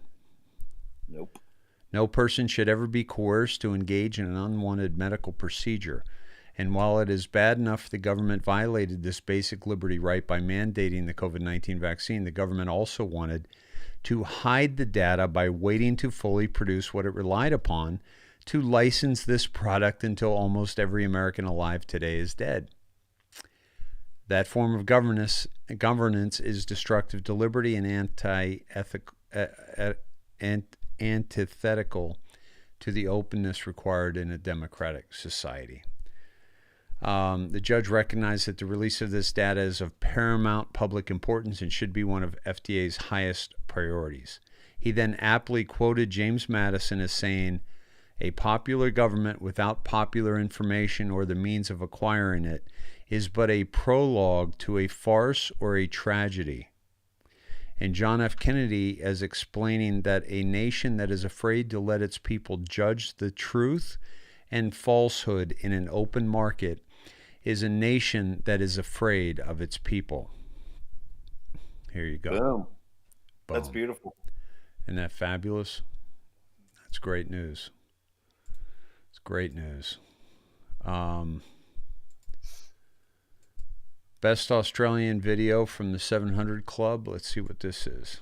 Coronavirus has turned the land down under upside down. Australia used to be known for its fierce individualism and defense of personal freedoms. Well, now, lockdowns, intense tracking of citizens have people claiming the country has turned into a police state. All this when fewer than 1,200 residents have died from COVID in a nation of 25 million. Dale Hurd has the story. In a now viral tweet, an Australian posted what they said is a view of the world's largest prison from space, a map of Australia. Australia is still a democracy, but its COVID restrictions are severe. It's hard to enter or leave the country unless you're a politician or a celebrity. Citizens are tracked with apps and soon by facial recognition.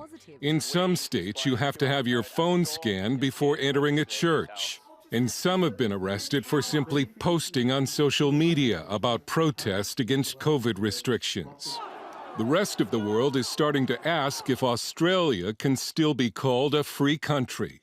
Australia's lockdown has been so draconian, it's brought comparisons on social media to how Australia began, as a prison colony. This pregnant Australian mother was handcuffed and hauled away by cops in front of her children for simply posting on Facebook about a lockdown protest.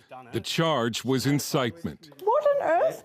Excuse me, what on earth? Just put your phone down. Can you record to... this? I'm in my pajamas. What's this? An ultrasound in an hour. Yeah, she's pregnant. This leader of an anti-lockdown group, also arrested for incitement, has now been in jail for 3 weeks. You're under arrest for incitement. Have you guys been following me?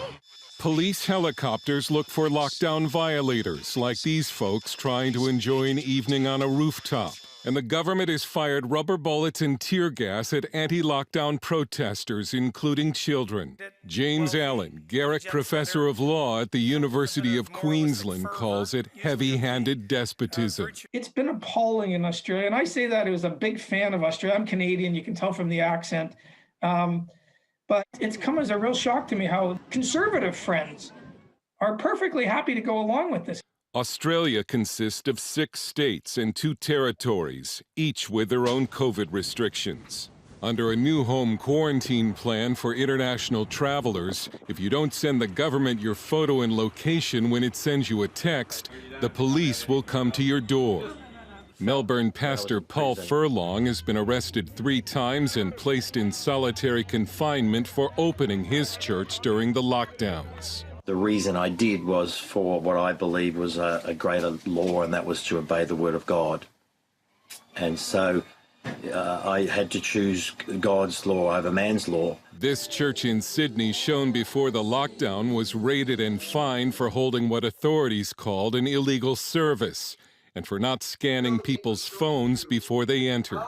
Some pastors are now concerned that the government could require a vaccine passport before entering a church. We asked Evan Mulholland at Australia's conservative think tank, the Institute of Public Affairs, if he still considers Australia a free country. Well, it's a good question. It's a question a lot of people across the political spectrum have been asking. These things don't happen in a vacuum. They happen when the political and cultural elites slowly take away our freedoms and they become normalized. Australians have also begun turning in one another to authorities, East German style. In this tweet, an Australian mother was desperate to find a way home with her son and needed to cross a state border, violating lockdown restrictions. She was turned in to police. With this kind of behavior, you might think many thousands of Australians have died from COVID.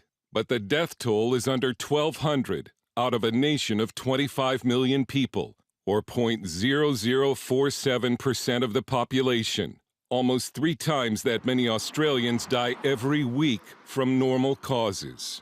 But one poll showed most Australians favor living without freedom because they fear COVID more than any other Western nation.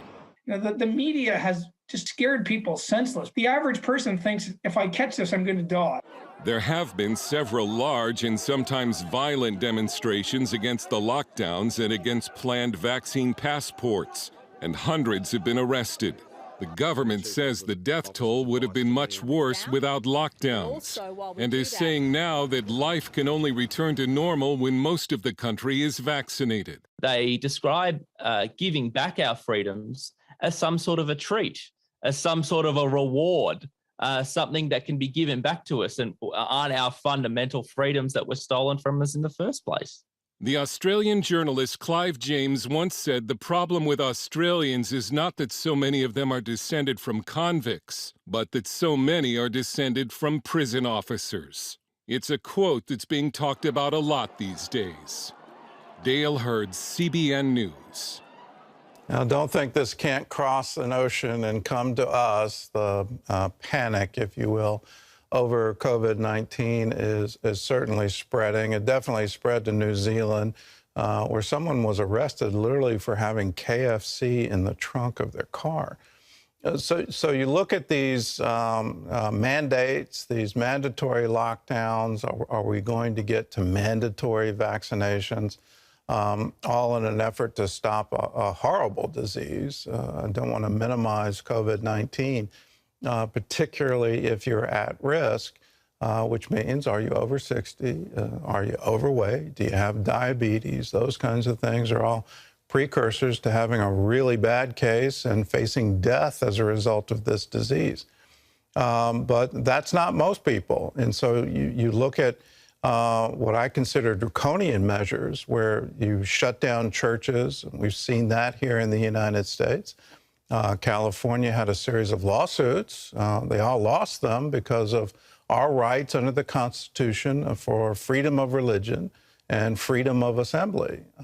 All of this is being tested to the limits. The most disturbing thing, and you can point to a lot of things that are disturbing to this, but it's the arrest and imprisonment of someone for trying to protest against the regulations. And using the word incitement. So you try to plan a peaceful protest, and I assume that was the plan. There wasn't a plan for let's overthrow the government by force of arms, but let's have a peaceful protest. If that turns into incitement and you can put people in jail for that, well, then, yes, you're no longer a free nation. You're no longer a free society. You do not have freedom of speech at that point in time. I hope that never gets here in America.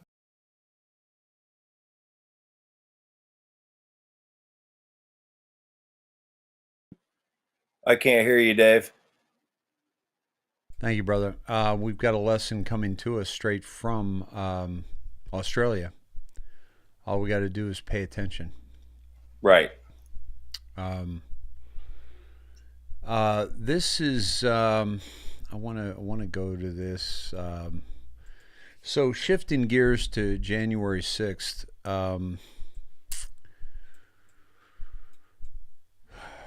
You know, I want to just there's a video here, but I need to go to mine because I have the shorter version of basically of Marjorie Taylor Greene and what she said today, which was really important. And let's see where it is. Here it is. Seen on January 6th and the videos that Congressman Gates just walked through, I can tell you right now I don't trust our government even more. When I went through the DC jail, I'll tell you who I did not see. I did not see Ray Epps. I didn't see him in there wasting away for months on end, being denied his due process rights, being denied the ability to see his family, to get medical treatment, to get a haircut and shave. I didn't see him in there. You know who else I didn't see? I didn't see a man named John Sullivan, a man that has participated in Antifa BLM riots. By the way, Todd, what do you notice about these microphones interface?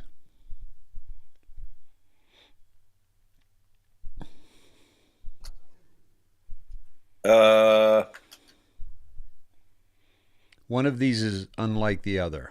One of these is not the same. I mean, I see the right side broadcasting. They don't, most of the time, don't they put their logo on it? Yeah. There's no ABC, no CBS, no CNN. Who are these microphones going to? Probably like right side broadcasting and a few, independent journalists. None of them have ABC, none of them have the mainstream media logos. And that's because they're not showing any of this. Riots and the whole entire movement, but then all of a sudden decided to be a Trump supporter on January 6th. The same guy that was in the Capitol and filmed Ashley Babbitt's murder and then sold his videos to media outlets. He's not in the DC jail under Deputy Warden Kathleen Landerkin. So I think we have a lot of questions to ask, and the people that should be answering the questions is our FBI and our Department of Justice. I want to point some things out to you all.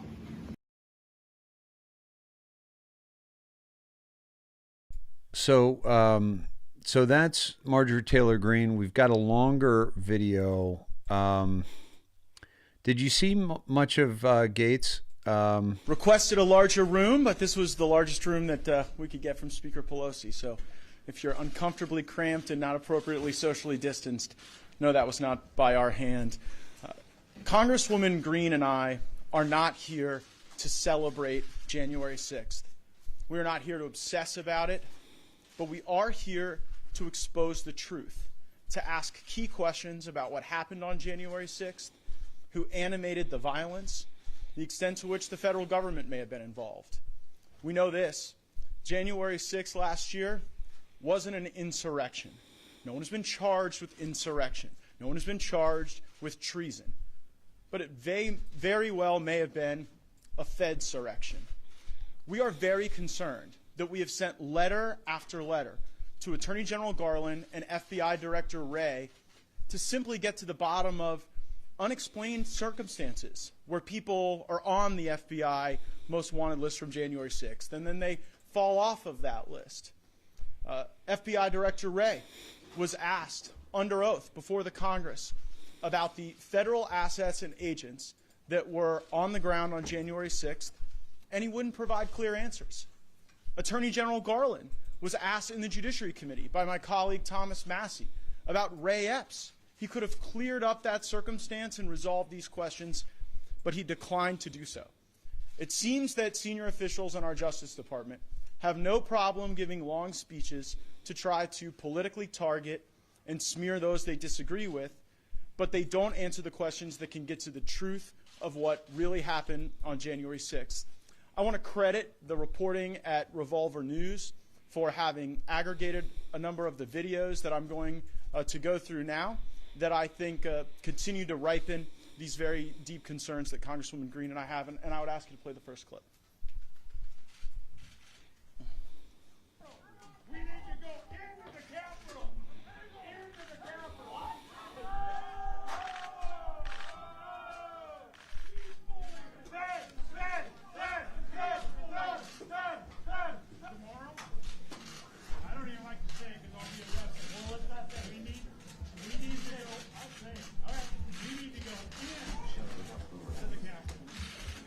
He said, I'm not going to say it because I might be arrested. Well, he should be arrested for just saying that, because he's inciting violence against the Capitol building and the people inside the Capitol building. That's exactly what's going on, and this guy is free.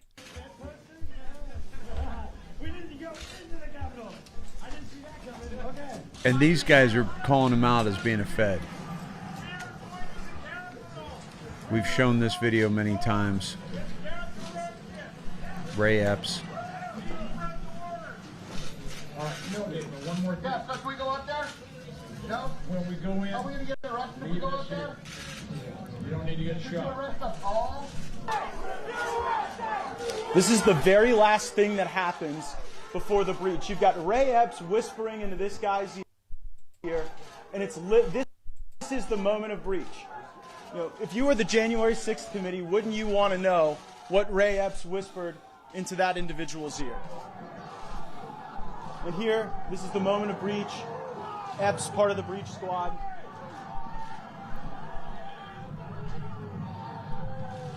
And yet he's not arrested.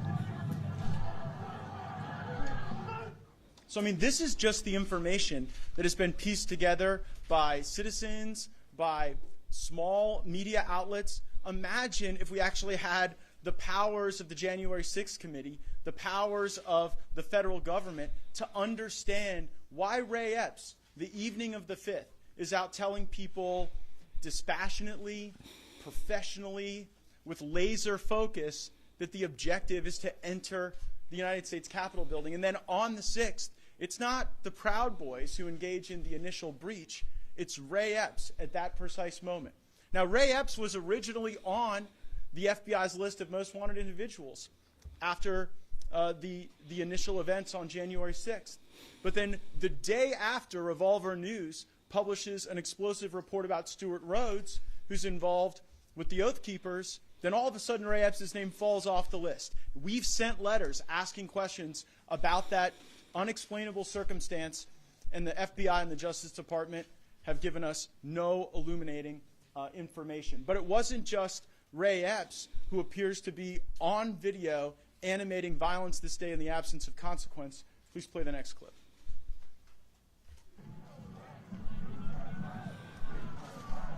Here you have fence being cut, removed by this individual right here with the backpack. Look, professionally, not whipped up in the crowd, just taking fence down. Now, just moments ago, Congresswoman Green and I went to this specific location outside, and we demonstrated how easy it could have been that an individual might have listened to the president's remarks, arrived at the breach site, seen that fencing was removed, and then might have been drawn into a place that they weren't supposed to be and maybe never intended to be. But that individual, the fence cutter that we saw in that last video, nowhere on the FBI's wanted list. No evidence that person's been questioned. January 6th committee doesn't want to talk to them. Why would that person be doing something that so dramatically impacted the acuity of the criminal conduct and then no consequence? But they weren't alone.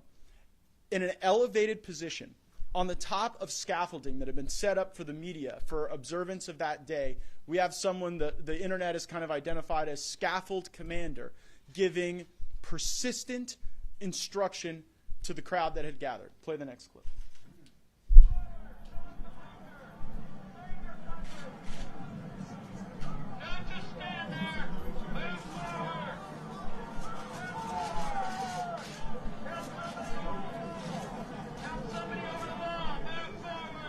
I heard all that going on.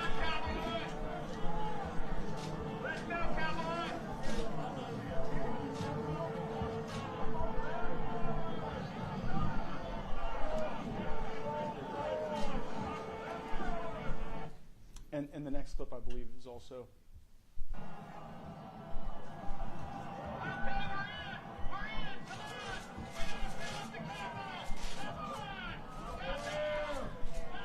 I saw several guys with those bullhorns communicating with each other in code. I think I talked about that the first night when I got back to the hotel room.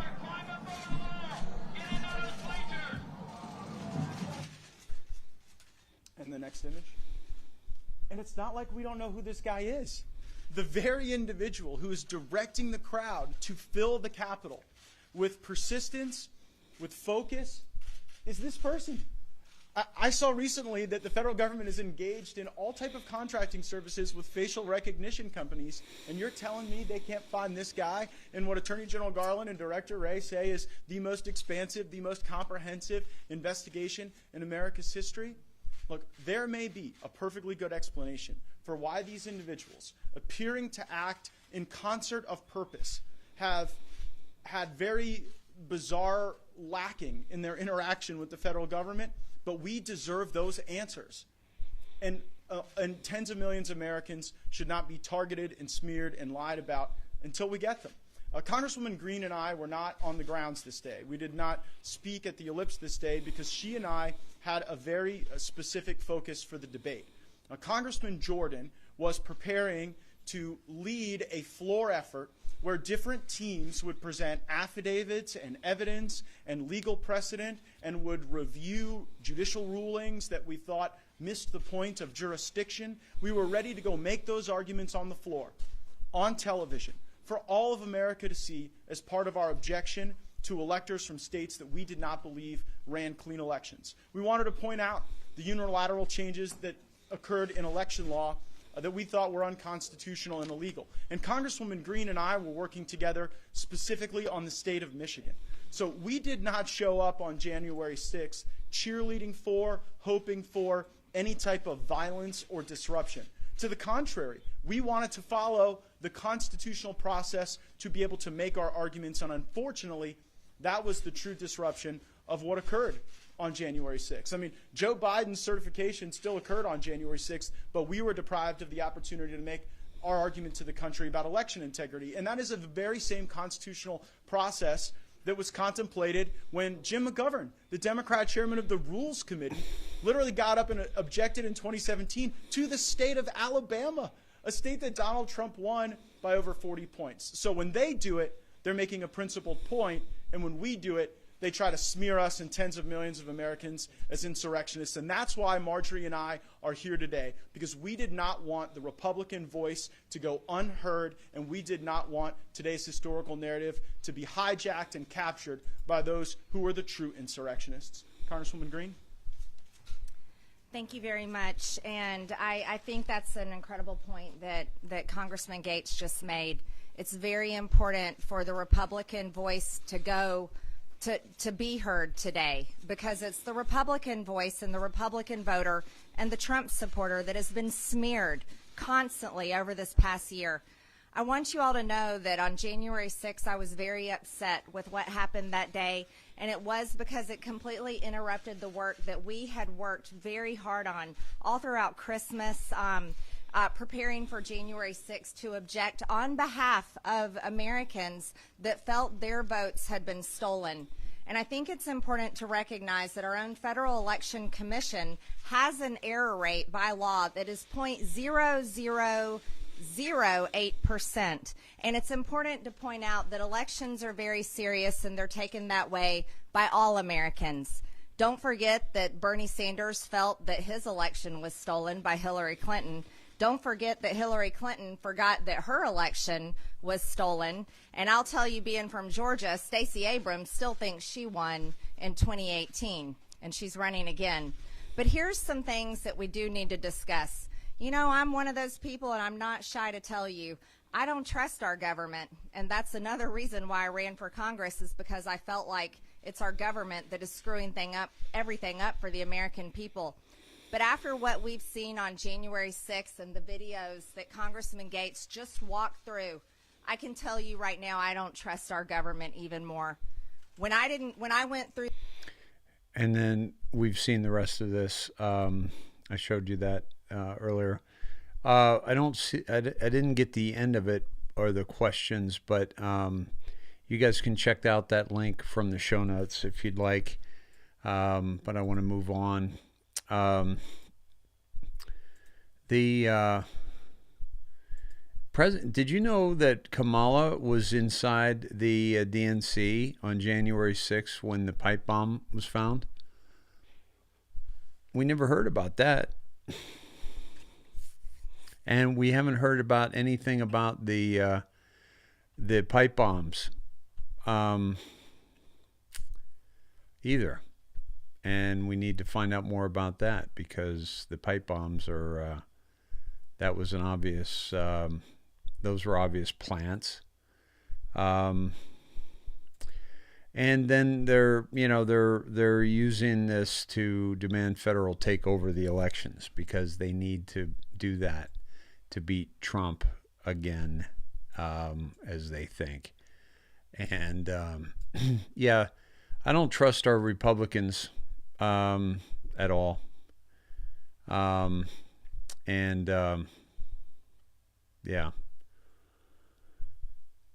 maybe Kamala planted them. She would have probably blown herself up. Yeah, no kidding. So this is don't let a good crisis go to waste. And that's exactly what they're doing. And Kamala raised money for rioters, arsonists, and thugs arrested during the summer violent political riots. She didn't compare any of those to 9/11 or to Pearl Harbor, right? She didn't compare the Portland fires, the Seattle takeover, the Atlanta murders, the D.C., Minneapolis, New York, L.A. How about the St. Louis retired police officer who was murdered? And they're trying to bring, it's really, it's sad to see what's happening, but it's waking up a lot of people. President Biden may have finally realized that shutting down America over COVID is the wrong move. It is common sense. Red state governors have known all along, writes former Restaurant Empire CEO Andy Puzder. Let me see. I'm trying to find out who he was, and he's got more death cases than Trump ever did. And I'm looking at, and DeSantis didn't shut down, has great numbers.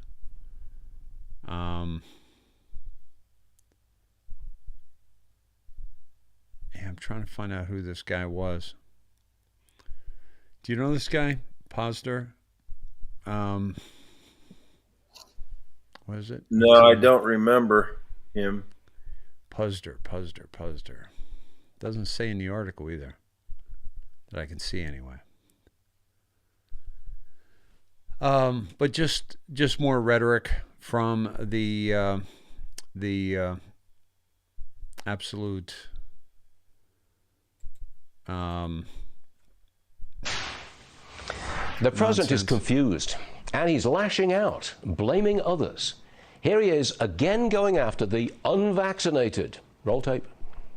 Let me be absolutely clear. We have in hand all the vaccines we need to get every American fully vaccinated, including the booster shot. There's no excuse for anyone being unvaccinated. This continues to be a pandemic of the unvaccinated. Frankly, sir, I think that's flat out wrong. Fully vaccinated people are getting Omicron, sometimes twice. Vaccination has not stopped or even slowed down the latest virus surge. And then there's the president's confusing statement on testing. Listen to this. I know this remains frustrating. Believe me, it's frustrating to me. But we're making improvements. With more capacity for in-person tests, we should see waiting lines shortened and more appointments freed up. COVID test near me on Google. Just find out where they are. Simple as that. You just Google it. Really? More confusion. New CDC testing guidelines. Look at them. Just don't make sense. But put it on the screen. Thank you. After isolation, test if you want to. Best approach. Use an antigen test. Okay. Can you find one? Negative results don't rule out infection. Where does that leave you? Come on. We've been here before. A problem comes up and the president blames anyone but himself or his policies. Meat price inflation? Oh, it's the wicked meat conglomerates. High gas prices? Investigate the gas stations. High oil prices? Blame big oil. Illegal immigration? Blame corruption in Central America. And, of course, climate change. I think the president should hold a real full-scale press conference, the kind Donald Trump gave almost every day. That way, President Biden could back up his blame game allegations and he could clear up his confusing statements. But don't hold your breath. The last thing his handlers want is for Joe Biden to go off prompter. Stuart Varney stepping it up, man. Not bad. Yeah, it's coming out. It's it's frustrating because we've been saying it for 2 years, but it's coming out. Yeah.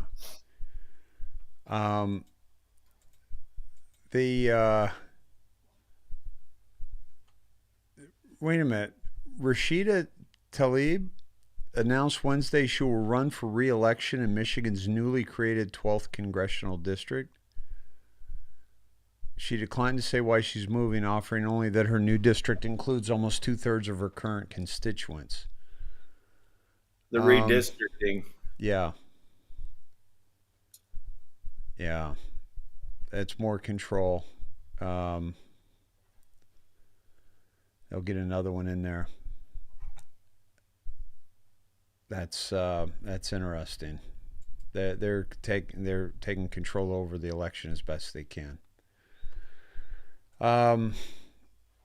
Yeah. Where did you? We got some more stuff to go over, Bud. But did you have any dives that you did, or any news unlocks a map that you want to talk about or go over? Because I can cut you loose if it's getting late.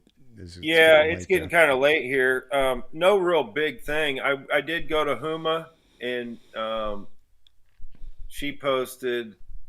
She actually tweeted at 4:24 today, which caught my eye because it's a mirrored number. It's also reasonably close Delta, late December Delta. And it kind of was a positive note, actually. But there it is. Yep. So 424, each of us has a responsibility to preserve the sanctity of our democracy, which feels very fragile right now. I'm just glad I follow Huma. Well, Dave, look at the likes. 71. 72.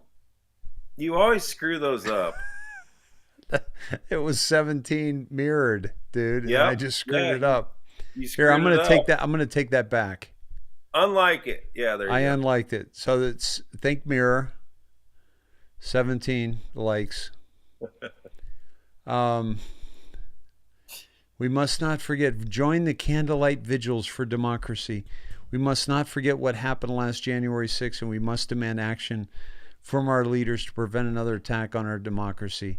Invisible guide. I don't know what that is.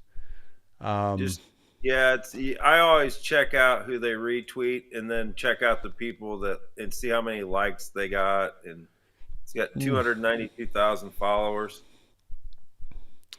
Building progressive grassroots power and holding members of Congress accountable. Check out our blueprint to save our democracy. Oh, this ought to be good.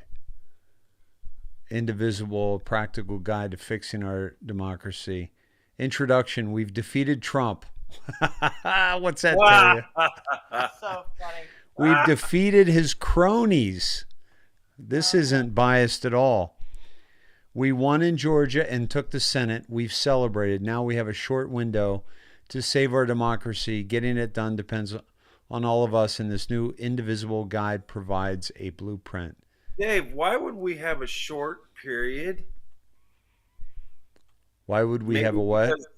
Why would they have a short period to save their democracy? Because they're going to get wiped out in the next election. So the short period actually means they've got to rig everything, including gerrymander the maps Yep. and also federalize elections. Yep. Exactly. And have absolute total control, and definitely no voter IDs. Yep. Yeah. But they want to save our democracy. Absolutely. 424. This is where it took us. Go ahead. Yeah, it's December 22nd, 2017. Fully operational, resolved. So, if they're talking about starting the plan, actually exposing on a mass scale, today could be one of the biggest eye-opening days, I think. Because people are just not going to buy that this is, this isn't 9/11. This isn't right. December 7th, 1941, Pearl Harbor. It's people have to start actually using their brains when they're talking about these things. Well, Have brains. What'd you say, Cindy? Oh, I was just being a smart aleck. I said he's assuming some people have brains.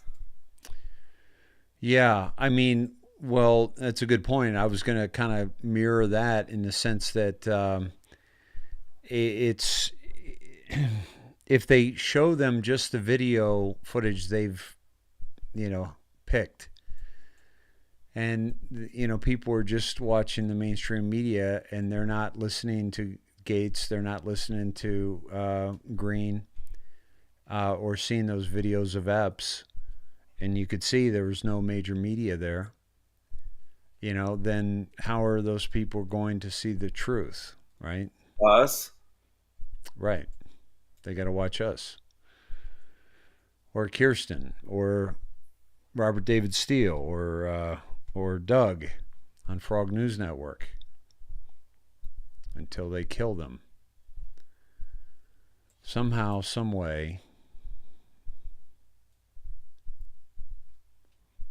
to shut them up. Why? Because look at how many people they're reaching, and look how many people are thinking twice about taking this jab.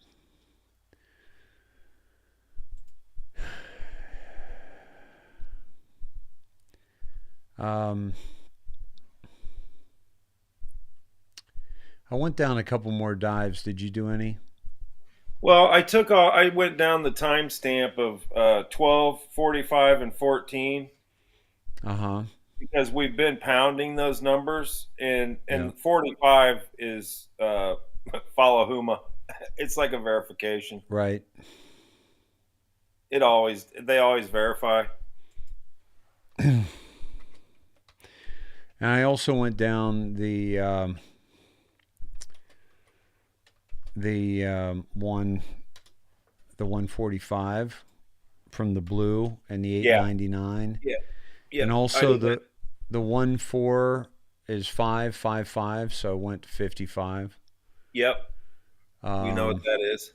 Yep. So both 55 is basically 40. Let's go to 55. Goes to look to Twitter exactly this. My fellow Americans, a storm is upon us.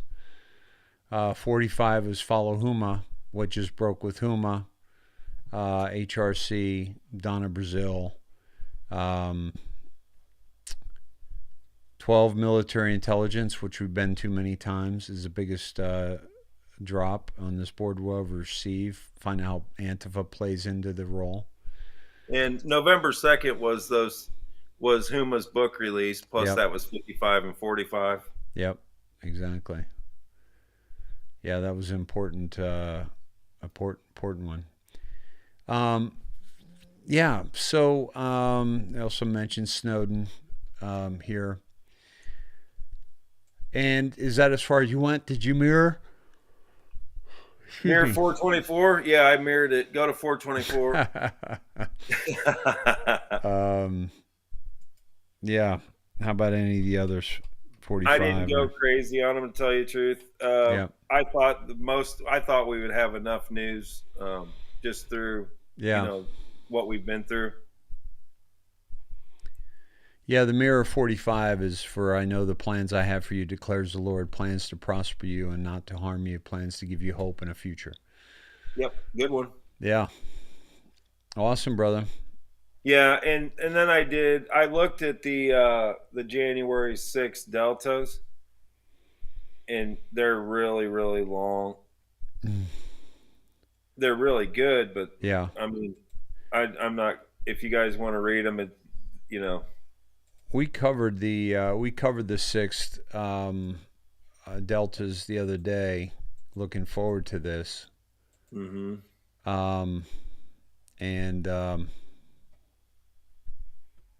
But then there's a lot of straight blue numbers you got to go to too. Mm-hmm.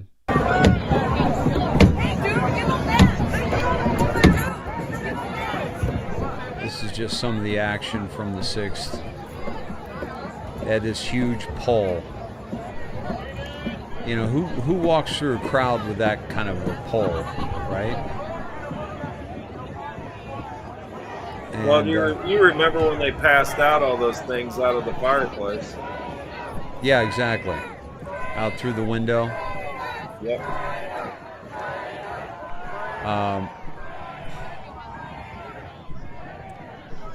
This is when they first told us to start moving away. See how they're moving us now? And we complied, with directives from the officers. They asked us to move, and we did. No big deal, obey your officers. Unless, of course, they're telling you to take a medical experiment. Or hey, go inside the Capitol and do something stupid. Yeah, exactly. Which okay, they let them do, right? Ray Epps. They let them do it, and now they're not going after those clowns. Did we ever demonitor Ray Epps' name? No, let's do that. I mean, that to me, there could be something there.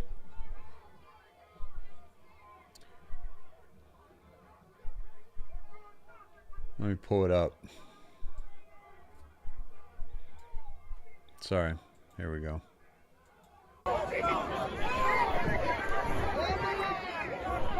There's some kind of flashbang going on there.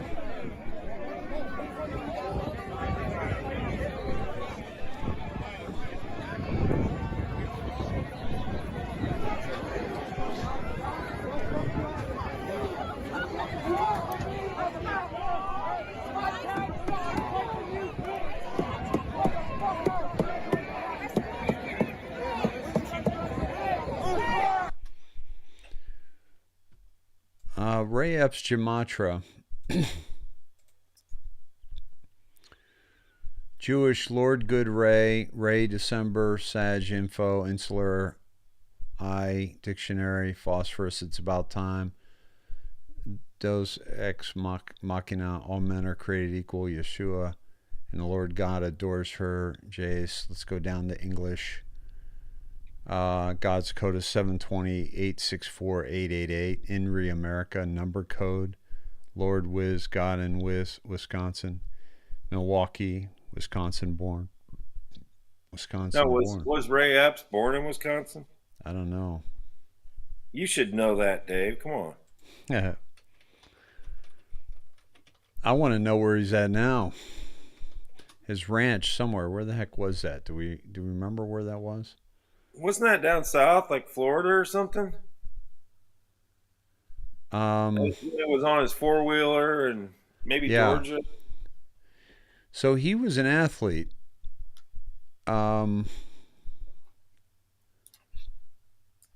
Raymond Edward Epps Jr., is that accurate? Let me see. Popular American athlete, maybe not. Born on August 20th, 1956 in the U.S., started his career as an athlete. He's one of famous athlete with the age 65-year-old age group. Yeah,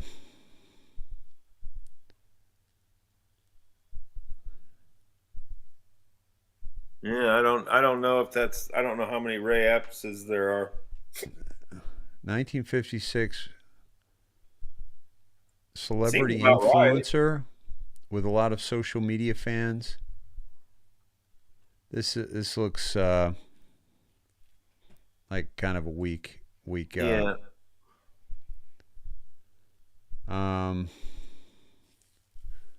The son, who is Ray Epps of Queen Creek, Arizona, is the owner of the Naughty Barn wedding venue. The information on the website says Epps grew up on a cattle farm, spending most of his career as a contractor. His work led him to Las Vegas, where he met his future wife, Robin, who hired Epps to fix the leaker roof at apartments owned by her employer. Leaky roof. Leaker? Yeah. The couple moved back to Queens Creek in 2010. Yeah, nice catch.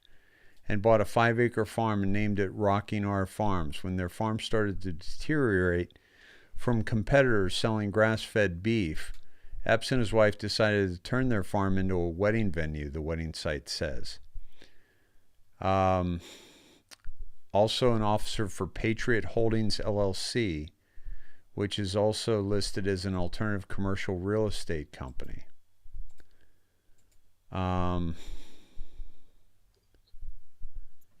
Epps and his wife were removed from their roles as officers on May 8, 2021. The site does not give a reason for their removal. Because they got another job. Yeah. And he couldn't have any ties to something like that.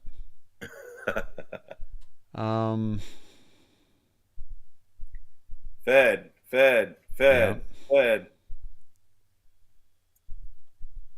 Yeah. Grass fed. Christy said 2658 and 2653 has Panic in DC. Yep.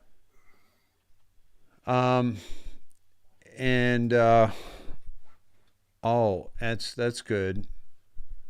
But how did we get there? 2658 and what? 2658 and 2653. Those are deltas. Oh, okay. Let me just go to Jan 6.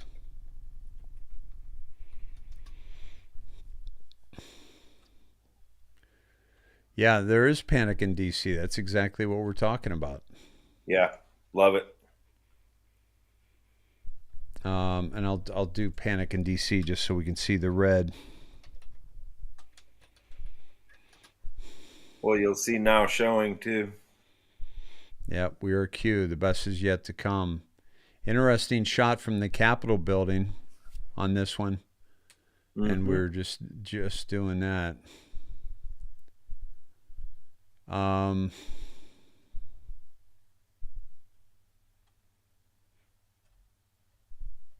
Let's see. The clock is ticking. Panic in DC. Here's January 6, 2019, at Delta. The treachery revealed by Comey, Clapper, and Brennan requires accountability that can only happen through a federal grand jury investigation headed by John Huber, the U.S. attorney in Utah, who has been appointed to investigate the FISA criminality by the Obama FBI and DOJ.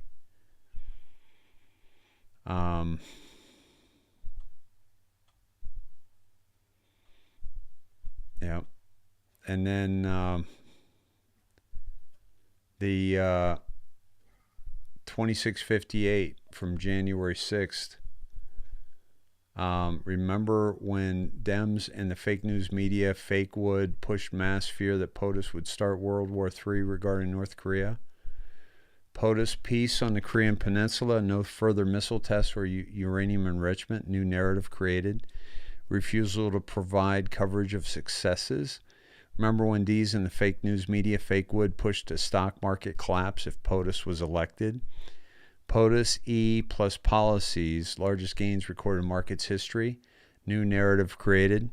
Refusal to provide coverage of successes. Use Fed to increase rates to counter growth and project POTUS blame.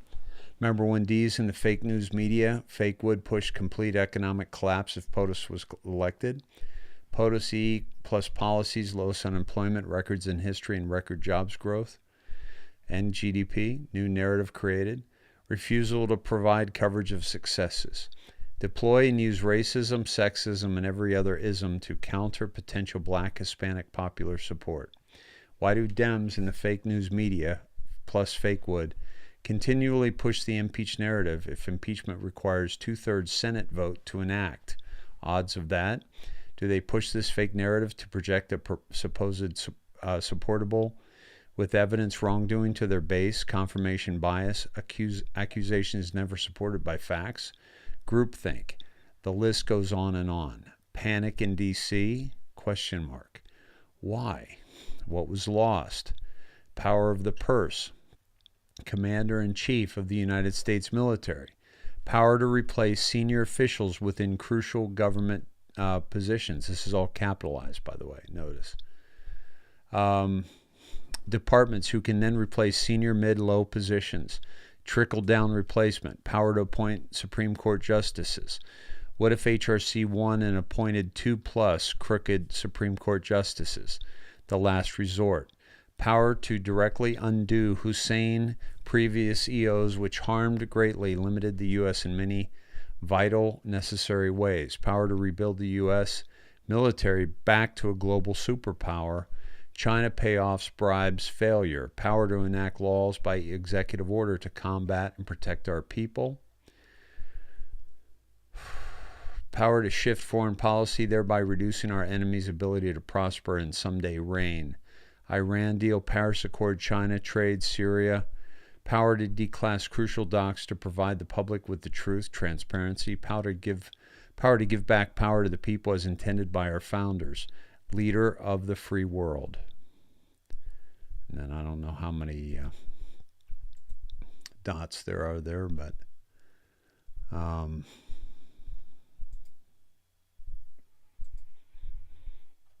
yeah, there you have it. I really like that when Huma posts things and has 84,000 followers and she gets 13 likes in 4 hours. 17. She's really she's loved. Yeah, 17. Don't make her look bad, Todd. Well, earlier she was at 13 when I saw it. Oh, okay. Well, and then you changed it, so we to 18? So, yeah, at 18, then I took it away. Stop liking it. You just want to sleep with her, Dave. God, isn't that just a ridiculous? See, the ridiculousness of that statement made me think, oh, white hat. Which ridiculous statement? AOC. She said the reason that the GOP attacks her constantly is because they're sexually frustrated and they want to sleep with her. Oh, yeah, that's right. Yeah. She nailed it. We're all just drooling every time we see her. I'm sure there's a lot of equestrians that wouldn't mind taking a ride. Yeah. They're Don't forget, she's a white hat. We're gonna have to congratulate her on her work after this is over. Yeah, it'll be interesting. A lot of panic in DCs. My friends. Yeah. So there you have it. I'll cut you guys loose and I'll finish up. Thanks, brother. Yeah, thanks for coming on early and talking about Kirsten. That was a tough one. And I think it's not one, it's not two. We're up to three. We're pushing 4, 5, 6. I even thought back to who did I ask you about earlier? The religious leader that Kim Clement. Kim Clement. Mm-hmm. I don't know the status of his passing, but I'm sure that he was dropping some truth bombs. Yeah, he was. That was some crazy stuff there. We're gonna have 2 leaders. Yeah. 2 presidents. I think he was right on. Yeah, that's right. That's right, man. So, Yeah. anyway, we're gonna hit the hay here. It's kind of late, but thanks, brother. Love you, man. Be Love safe. you. Be careful. Sneds, keep your heads up. And hey, we got to stay to task. We're not gonna back off at all because of this. No, because that's what they want. Oh, by the way, this was what happened with Tim Pool. You might want to see it before you go. Oh yeah, the SWAT. Yeah. Yeah. Yeah, that So was this weird. is Luke. This is Luke Seven Radowski. pandemics, and there was only 4 cases of them that didn't result in a revolt or large-scale protest afterwards. And they actually announced a number of times. Yeah, the cops just walked in. Yeah, I don't know what's going on here.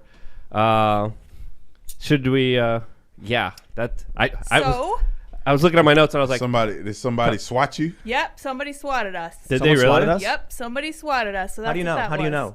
I have somebody texting me. oh, Yeah, okay. so Tim's gonna go wow. take care of so, business. yeah, just a police officer stroll entered it in. here, looked around because it looks like someone swatted this live broadcast here. Glad they didn't come in here bussing, man. I'm glad, yeah, man. I mean, Wow. that's something that's extremely dangerous, extremely reckless, because SWAT incidences have led to a lot of innocent people Little dying, death. dogs being shot, people thinking that their house is being raided by criminals defending themselves. So whoever did that and they're listening, like, wow. Crazy. Yeah. Are they suggesting that somebody reported them? Is that what's? Yeah. That's the suggestion. And then if you go into the comments underneath, you get a lot of weird comments. Like I think one guy accused Tim of like stealing a cat or something. It's like Holding a cat hostage. it's ridiculous. Yeah, crazy. This was Norm Macdonald. I loved when the violent terrorists made sure to respect the velvet ropes in Statutory Hall. That's what I just said. I just Yep. said that Earlier tonight. And I had retweeted that when I saw the video of this video. Yeah, I was going to try to make this a short show tonight.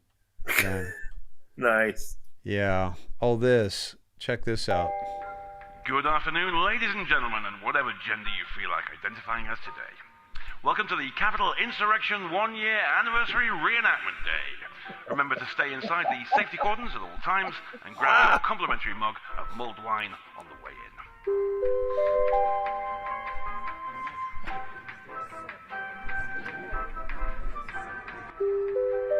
And don't forget to get involved in some of today's insurrection activities, including a fancy dress competition and have a go on our climbing wall. But don't forget those safety ropes.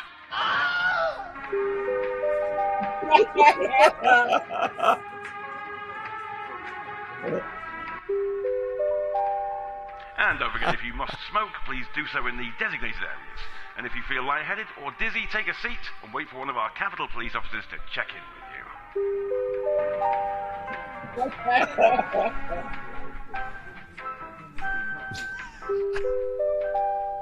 And great news, Congresswoman Alexandria Ocasio-Cortez has agreed to pose for selfies all afternoon. You can find her cowering under a desk in the Cannon office building.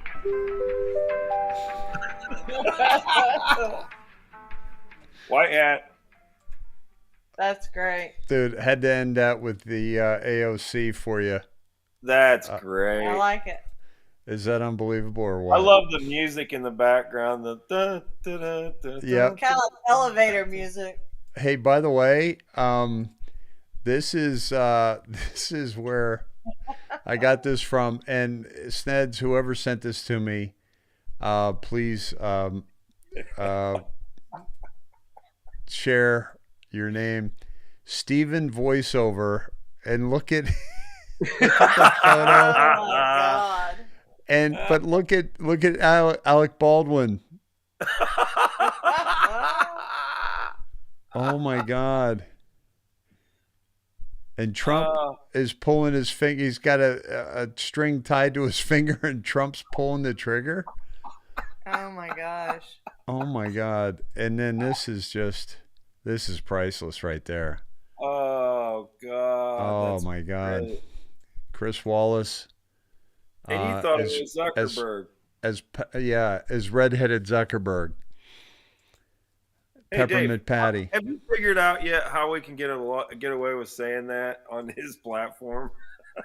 No, I haven't figured that out yet. Other than the fact that that he just wishes he had hair, so he's probably thinking, red hair. Well, why not? Ugh. Yeah, he's. Hey, what are you talking about? That's one. I'm a redhead. I can say he does not look good in red.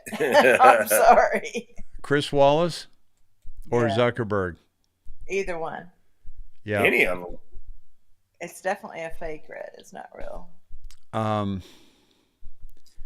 Yeah. And so Christy, thanks for sending the Tim Pool thing. There was another one, but at any rate,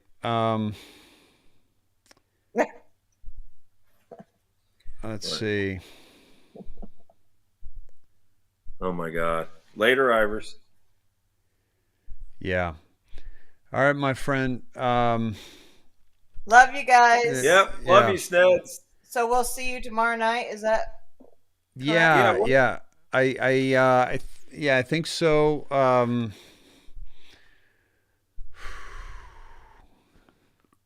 It looks like you have a patriotic bra on right now, Dave. Is that right? Yeah, the heart. There you go. How's that? There, it's better. That's better. Now go down a little bit. There you go. Right there. There we go. Hey, dude, it's the ass crack. It's better as always. The ass crack is back. We don't want to do this in front of R.I.P. Kirsten. But I can see what you're saying there. It's kind of like I got a Wonder Woman bra on, doesn't it? Yeah, exactly. Yeah. I don't care how you dress, in your private time, but the show, Dave, you ought to. You got some major cleavage going on there. During the show, maybe you ought to. I forgot to put my bra on the inside. Your bro. My bro. All right, I just had to gig you like a frog before I left. Yeah, thank you. I appreciate that. Takes me back to Love you, brother. the frog gigging. Yes. I love you guys. Peace out. I can tell by your actions, Todd, that you love me. So I take that to bed with me tonight. This is what I have to live with, folks. Exactly. All right, love you guys. Good night. Love you Good too. night. Love you. Good See ya. night. All right, we finally got rid of them. Oh, jeez. Hey, we can still hear you. Oh, sorry. Sorry. Hey, I thought you guys were going to bed. I just had to get you on that one. Hey, Cindy, how are the babies? Are we all good with the babies? Yeah, they're all good. All right, They're awesome. good. All right, good night. Thank you, guys. Love you. Bye-bye. Love you. Bye. So, my friends, we got just a few things left on the show that I wanted to share, and I'll do that quickly, and we'll finish whatever either tomorrow night or Saturday. I didn't finish my sentence with them as to what we were going to do, but for tomorrow or Saturday, but just be on the lookout and I'll let you know. And sorry, I can't give you a confirmation right now. But I wanted to just, this one I don't have. I'm not going to subscribe. There's some kind of insider information on the 225 accusers of Jeffrey Epstein and how the settlements protected Ghislaine Maxwell. All of the people that settled with Epstein back in the day basically were paid money, and but one of the stipulations of them accepting that money was that they could not then go after Maxwell. That's why some of the people that you see going after Maxwell didn't take that bribe, right? Right. Oh yeah, ex-Saber. I mentioned I wanted to look into Kazakhstan. I do want to go into that. And Christy, if you have anything solid on that, please send it. I don't know if it's in the miscellaneous, but I'll get there in a second. But let's go to Posobiec on the Maxwell case. It's just a few minutes long.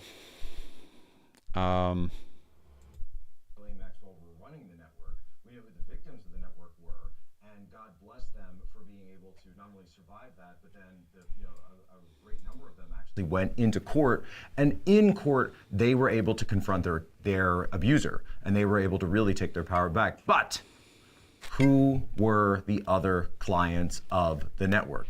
Apparently the DOJ doesn't mind about that, but here's a clip of the DOJ, of the U.S. attorney there, talking about the conviction. A unanimous jury has found Ghislaine Maxwell guilty of one of the worst crimes imaginable: facilitating and participating in the sexual abuse of children. Crimes that she committed with her longtime partner and co-conspirator, Jeffrey Epstein. The road to justice has been far too long, but today, justice has been done. But what is a rogue juror? A rogue juror is someone that goes on the jury, but they take in information and they use information, whether it be personal or whether it be exculpatory, inculpatory, that essentially taints the jury process. They have a bias, and they bring their bias in with them. They make it through jury selection, and this creates a problem. So what was something that juror said? Well, this guy's name is Scotty David.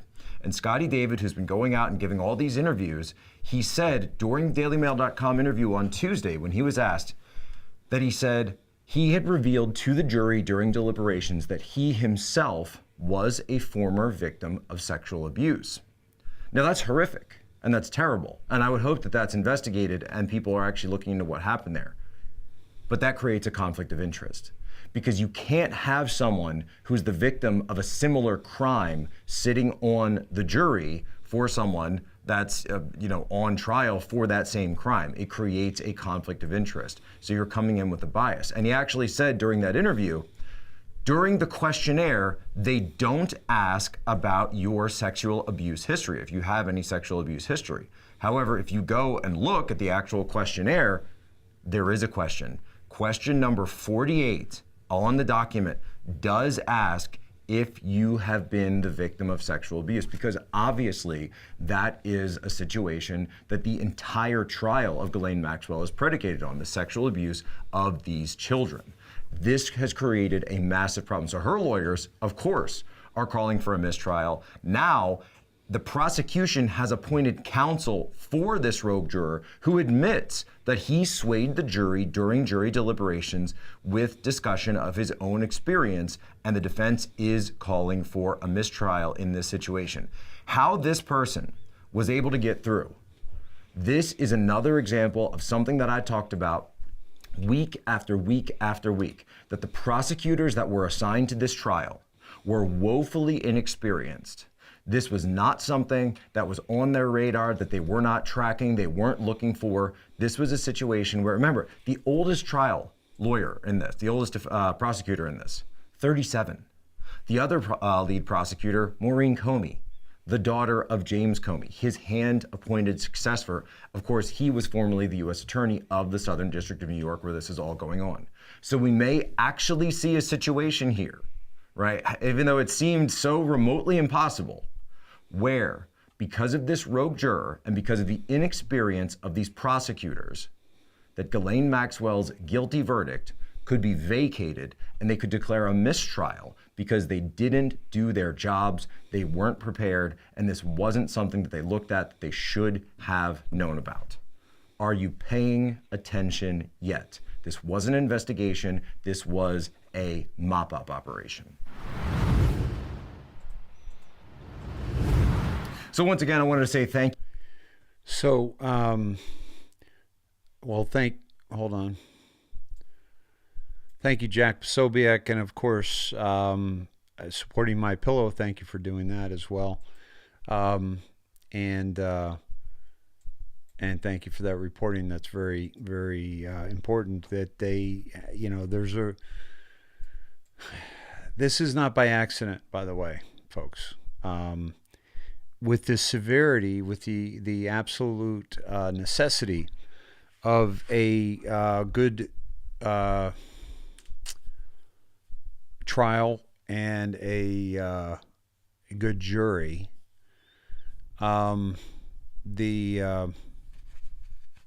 this was, I don't think, an accident.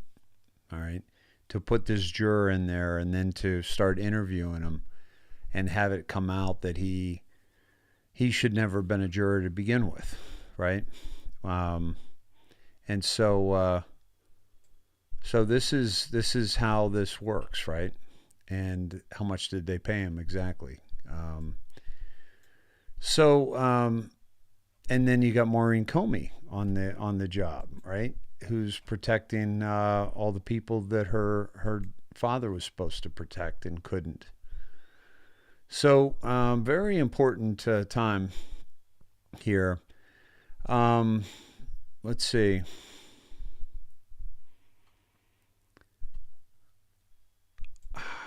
We've got a lot going on. Holy cow.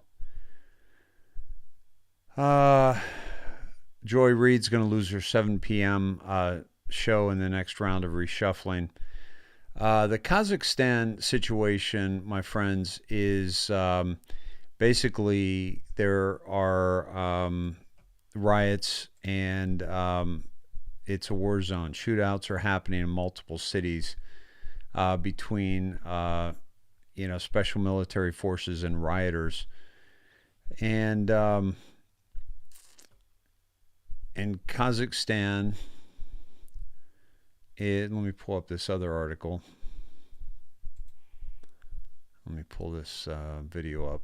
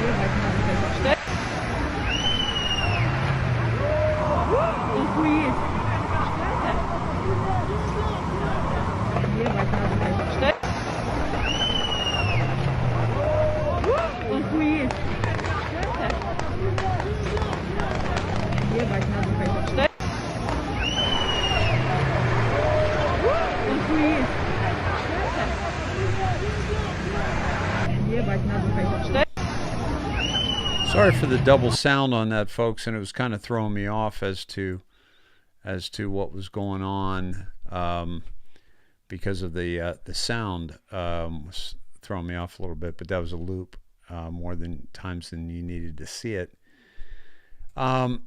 So, folks, Kazakhstan, we did some reporting on that a while ago, and that was it. It was a cabal stronghold, an Illuminati stronghold.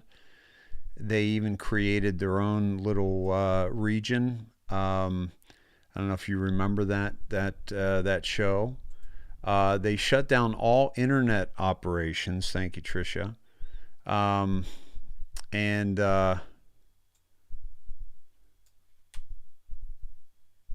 And the blackouts, and yeah, who's shooting who? We never saw who they were shooting at, right? But let me go into another one I had. It's also the deadly protests hit Bitcoin as the world's second biggest mining hub shuts down. So they were mining Bitcoin there, okay? That should tell you a little bit more about how the cabal is getting their hand in the works. The second biggest country for Bitcoin mining lost its internet access, taking as much as 15% of the network offline. Kazakhstan is home to coal mines that provide a cheap and abundant supply of energy, which is a major incentive to miners who compete in a low-margin industry where their only variable cost is typically energy. Because you have all these massive servers that are just mining, and they have to be cooled. So you have to have a lot of energy, not just to run them, but to keep them cool. Bitcoin fell below 43,000 for the first time since September and trade on Thursday, falling over 8% at one point. As the Central Asian nation of Kazakhstan plunged into chaos this week, an internet shutdown hit the world's biggest Bitcoin mining hub, and yet another blow to miners searching for a permanent and stable home. Less than a year ago, China banished all of its cryptocurrency miners, many of whom sought refuge in neighboring Kazakhstan. But months after these crypto migrants set up shop, protests over surging fuel prices have morphed into the worst unrest the country has seen in decades, leaving crypto miners caught in the middle. Excuse me.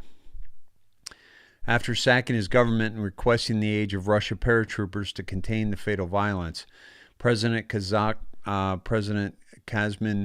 Jomart Tokayev ordered the nation's telecom provider to shutter internet service.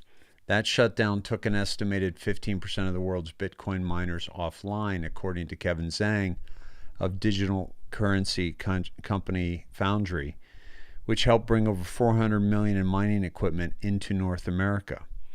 As Kazakh miner Dijar Bikbao put it, no internet, so no mining. Bitcoin dropped below 43. It's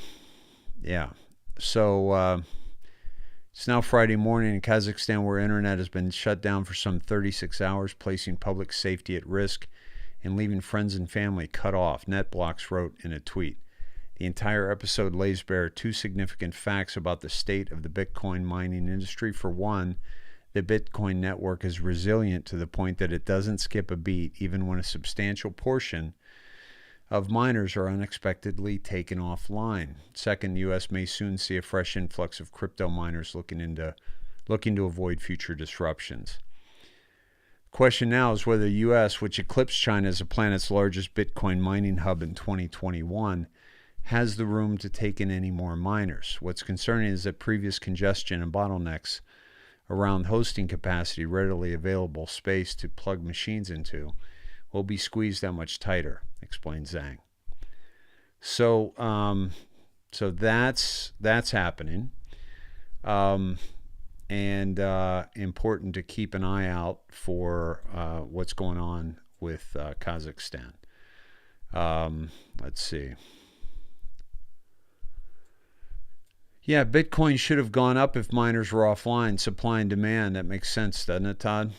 That doesn't make sense that it dropped, because that would be fewer Bitcoin that would affect the supply. Yeah.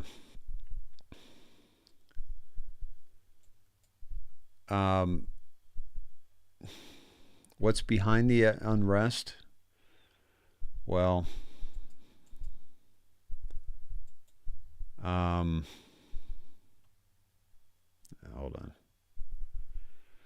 The price of fuel has been a big one that people are protesting against. That's been a huge one.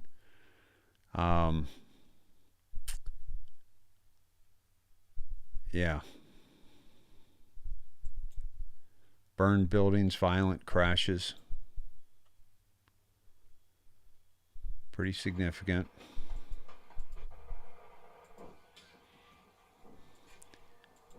And showing an injured police officer. The military and police are firing the bullets. mayor's office after it was reportedly set on fire. That looked pretty fake, by the way. I don't know what your thoughts are. Yeah, what? Looked a little staged. Fuel prices and escalated in the worst street protests since the country gained independence. Russia's defense ministry, airborne troops and military vehicles heading towards Kazakhstan, so Putin's not missing a beat. Collective Security Treaty Organization is going in there, joining other forces.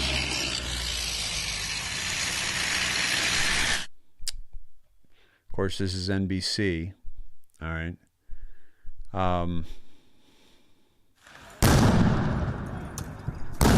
That's the one we watched already.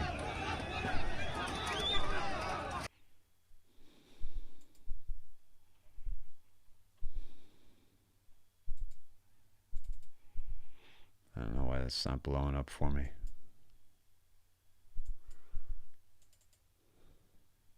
Where'd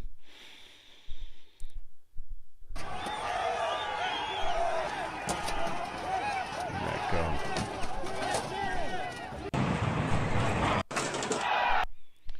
That one's not playing for us here. So, bag that. Here we go.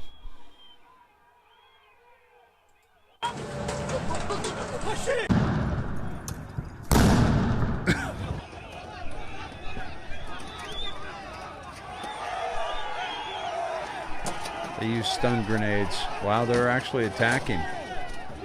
Wow.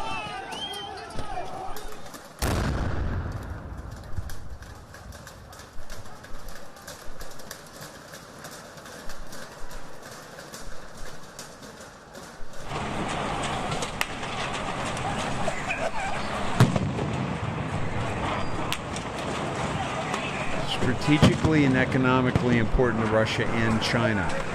Very oil-rich, Kazakhstan.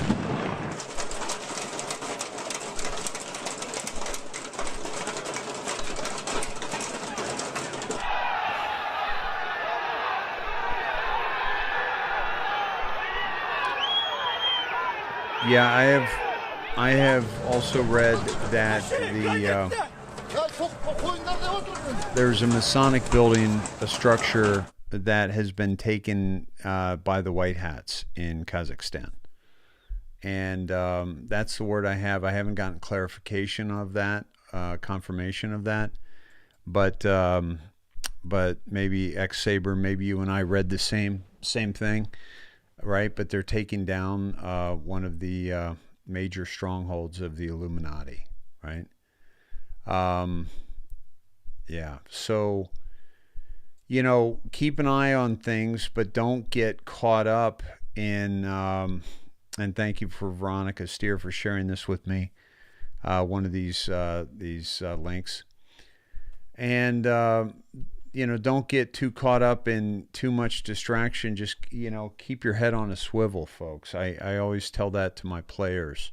You got to know what's beside you, what's in front of you, and what's behind you, right? And yeah, and so it could be you know, uranium rich as well. Yeah. Yeah, so yeah, I did a whole video of the Masonic buildings burning on the show last night. So more of that to come, my friends. And I do have, just making sure. Christy, I just refreshed. Christy, if there's anything more that you think I must cover tonight, please just mention it, because I'm going to wrap things up here.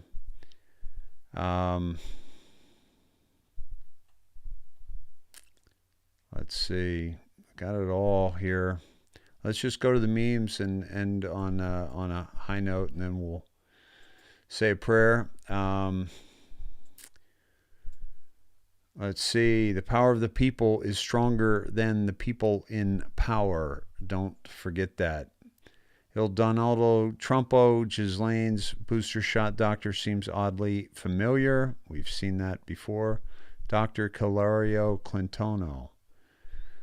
Stay home, wear a mask, lockdown, get vaxxed, get boosters, blame others, new variant, C19 life cycle.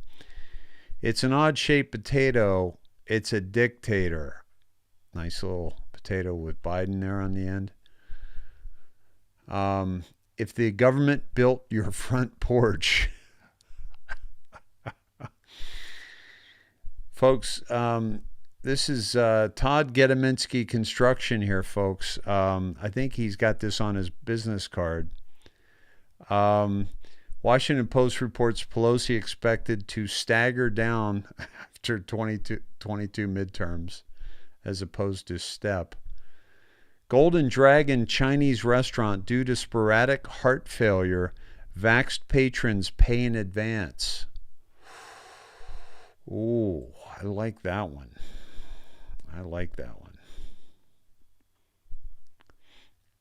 Hunter Biden will require all future hookers to show proof of vaccination.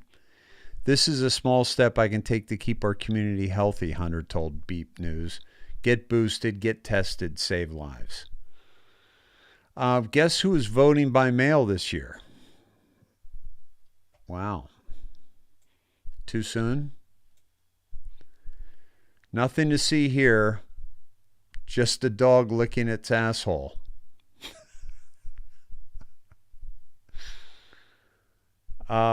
Person of the year, Brandon Brown, the most popular man in America. Love me some Brandon Brown, my friends. They only had one job, to put a porch on, right? The new strain, idiot. Exactly. 2020 presidential election, electoral votes all. Donald Trump projected winner. That's what it looked a hell of a lot more like that than it did what they told us. Go away. I'm fully vaccinated. That's exactly why I'm here. Whoa. Holy cow. I got to take myself off of this one. Look at that. Go away. I'm fully vaccinated. That's exactly why I'm here. Wow. That is just too real. Wow. Well, that's it, my friends. I'm calling it, and I will tomorrow. I'll let you know if we're gonna do Friday night or Saturday. Okay. But I'll definitely do one or the other.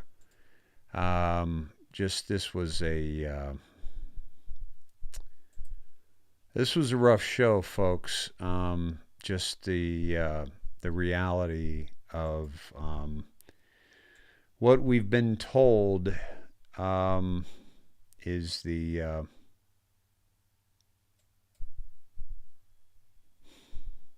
death of Kirsten W. Very difficult to swallow that one. And I just want to say that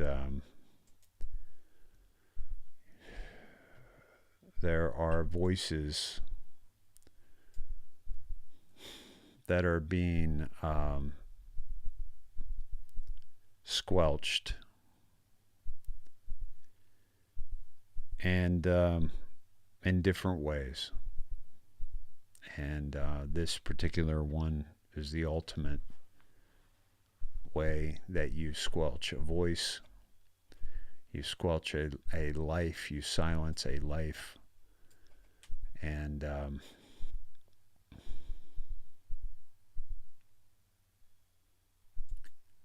when you know somebody and you've gotten to know them a bit, and you know that what they're doing is, their intention is a great one, to rid this world of evil, and then the evil has rid them of this world, that's when you fight harder. That's when you dig in and fight harder. I knew there were risks doing what I'm doing. And I'm sure that Kirsten did. I'm sure that Doug did. I'm sure that Robert David Steele did. And all of us that are out there that are putting our faces out there, putting our names out there, you know, showing January 6th footage.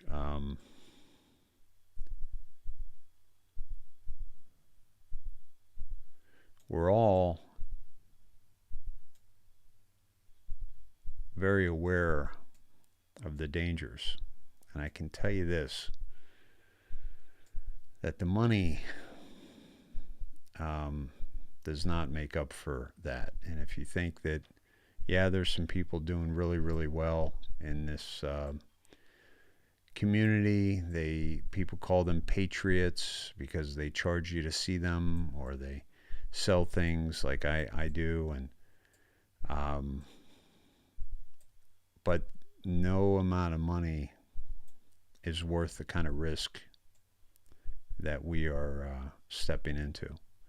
While at the same time, I feel confident that we're heading in the right direction in a way that, you know, hopefully I make it.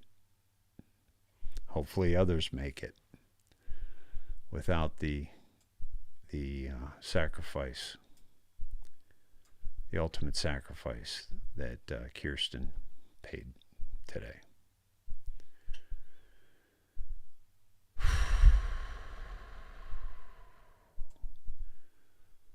You know, and one of the things that she would talk about was me and my blood clots that she was concerned about, because she felt that when I got hit on the 6th, that it was something to take us all down.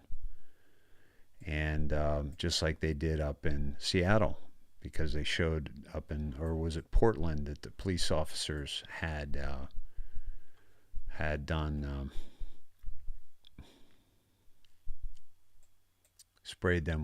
hit them with tear gas that caused the problems. And this was the scene. I'll leave you with this tonight. Actually, we'll do a prayer, and then I'll play this and just bail. This was from, many of you have seen this from the January 6th, when they repelled the people trying to get in, which I was not one of the people. I was just recording this as a reporter, and kind of like John Sullivan. And I was trying to go live with you folks on that day, but they were jamming our cell signals. So that was intentional as well.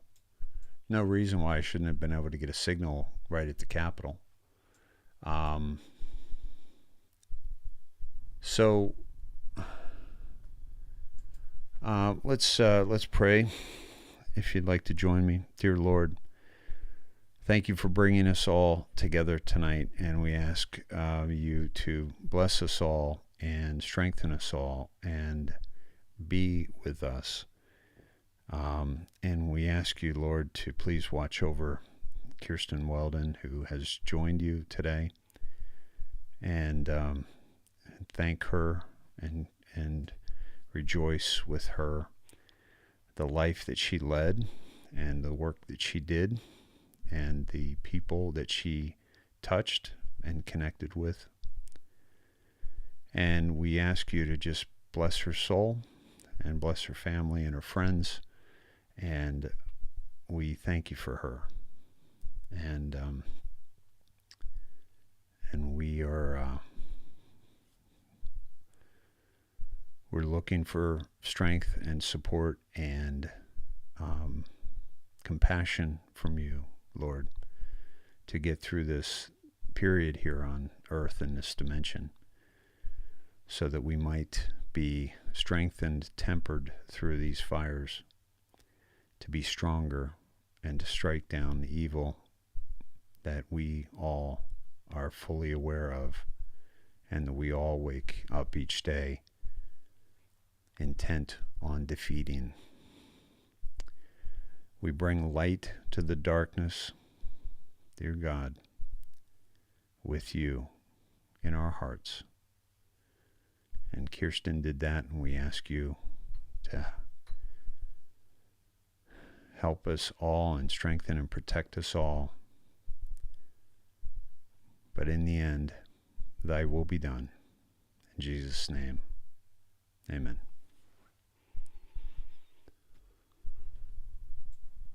All right, my friends, thanks for hanging, putting up with me tonight. I was a little slow, a little off my game, a little affected by what's happened today.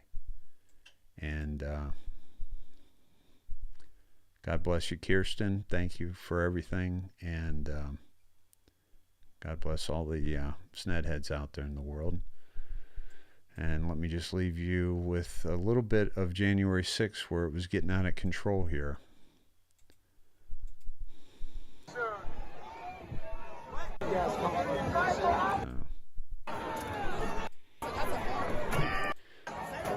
So the first...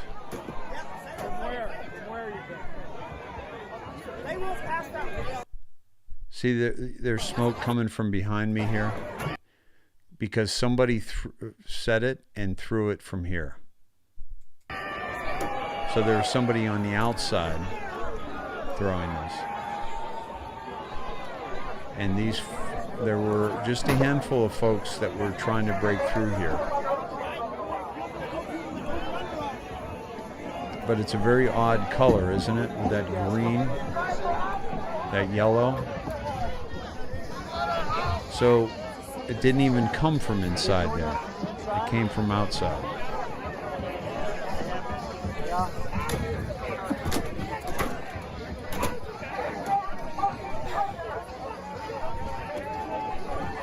And the people that are really pushing,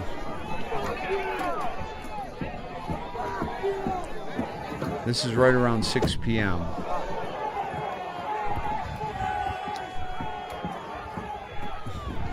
And they just drop some tear gas right there, and you see people easily backing away.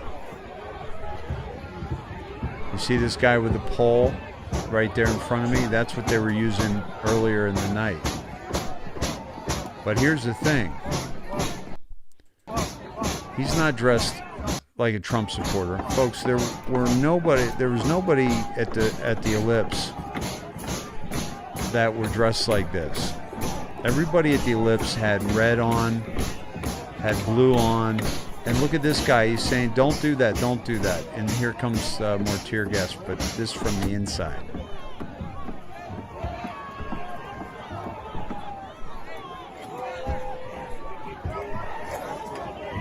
Nobody would have gotten through that crowd with that big old pole. That came from the inside. We've seen video of that. And there's another one. Jesus for Trump. Those people were with my sister-in-law right there in the middle praying.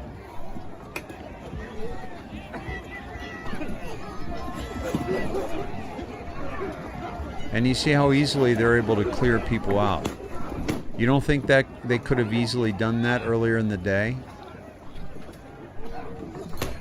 Look how easy this is. Look how easy they're clearing people out. There's nobody there with gas masks on. Very few. There's somebody there. But very few people are going to have gas masks on. So all they had to do was fire the tear gas earlier in the day. And you know they have that.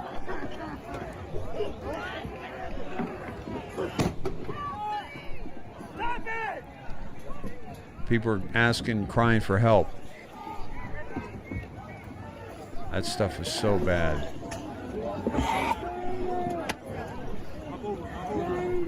It's nearly impossible to breathe.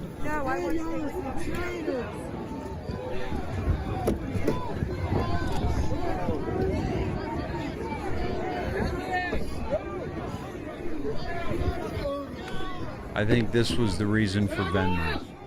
My involvement here, my placement here. Even though no laws were broken. A lot of great respect for the armed police. And people were just trying to get out of there. It was that easy. They could have easily done that earlier in the day, but no, they wouldn't have successfully had the story. That's why they had to do it this way. That's why they had to let them in. So that they could show that they breached the Capitol. See, we didn't breach the Capitol. This was just a bunch of people partying and singing and waving flags and connecting and taking pictures of each other with... by the way, didn't that look like the guy who was in the... isn't that the guy that was smoking a doobie in the Capitol? So they wouldn't have had this narrative. See, this isn't a story. What I'm showing you here is very little of a story other than the fact that they repelled a lot of people with some really nasty, and look how orange and green, not orange, but green that stuff is. The green and the white. Why the different colors? Why the green one was thrown from the outside, so who was that? Was that a Ray Epps type character? That happened. And there's my eyes after dealing with that stuff. It's pretty nasty. That happened. And I couldn't even speak, as you can hear.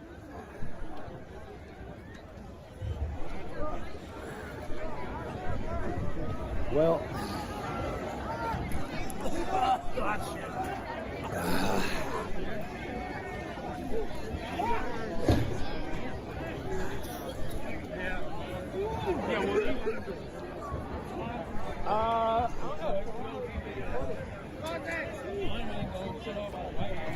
This was at 6 p.m.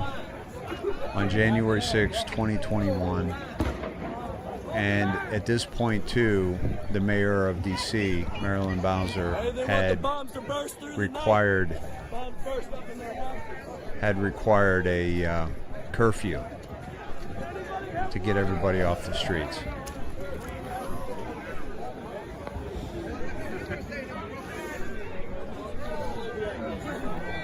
I don't think I've ever met such amazing people at one event in my life. I can definitely say that's an absolute fact. That day was one of the best in my life.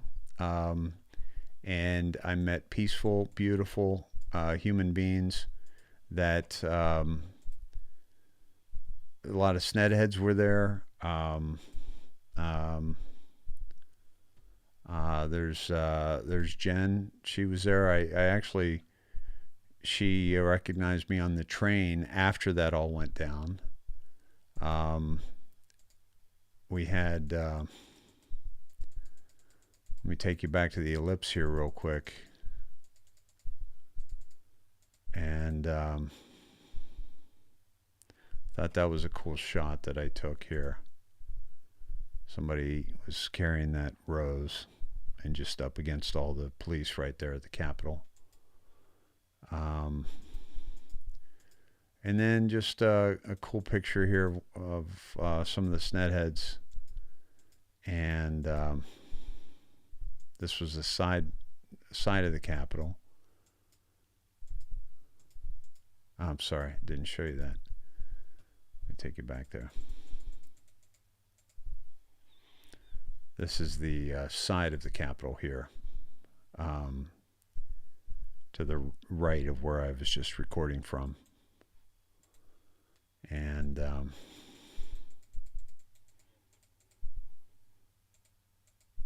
let me get...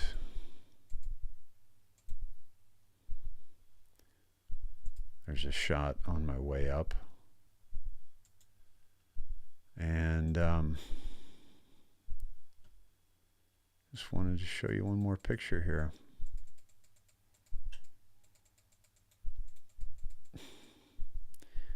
Wonder if I got any videos. I'll check later if I have any videos of the guys communicating on the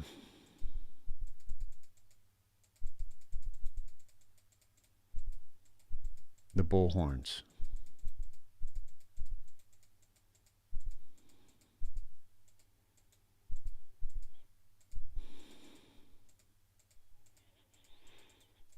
And one more. Oh, where is it? There we go. There's some Snedheads right there, folks. There's Howard Freelove. There's Nathan Serendubius. There's Margaret Ophert. And there's her friend, and I'm forgetting her name. Was it Rose? But that was a cool gang right there, my friends. So much love to you all. See you tomorrow night or Saturday. I'll let you know tomorrow. Thanks for your hanging with me. Love you all.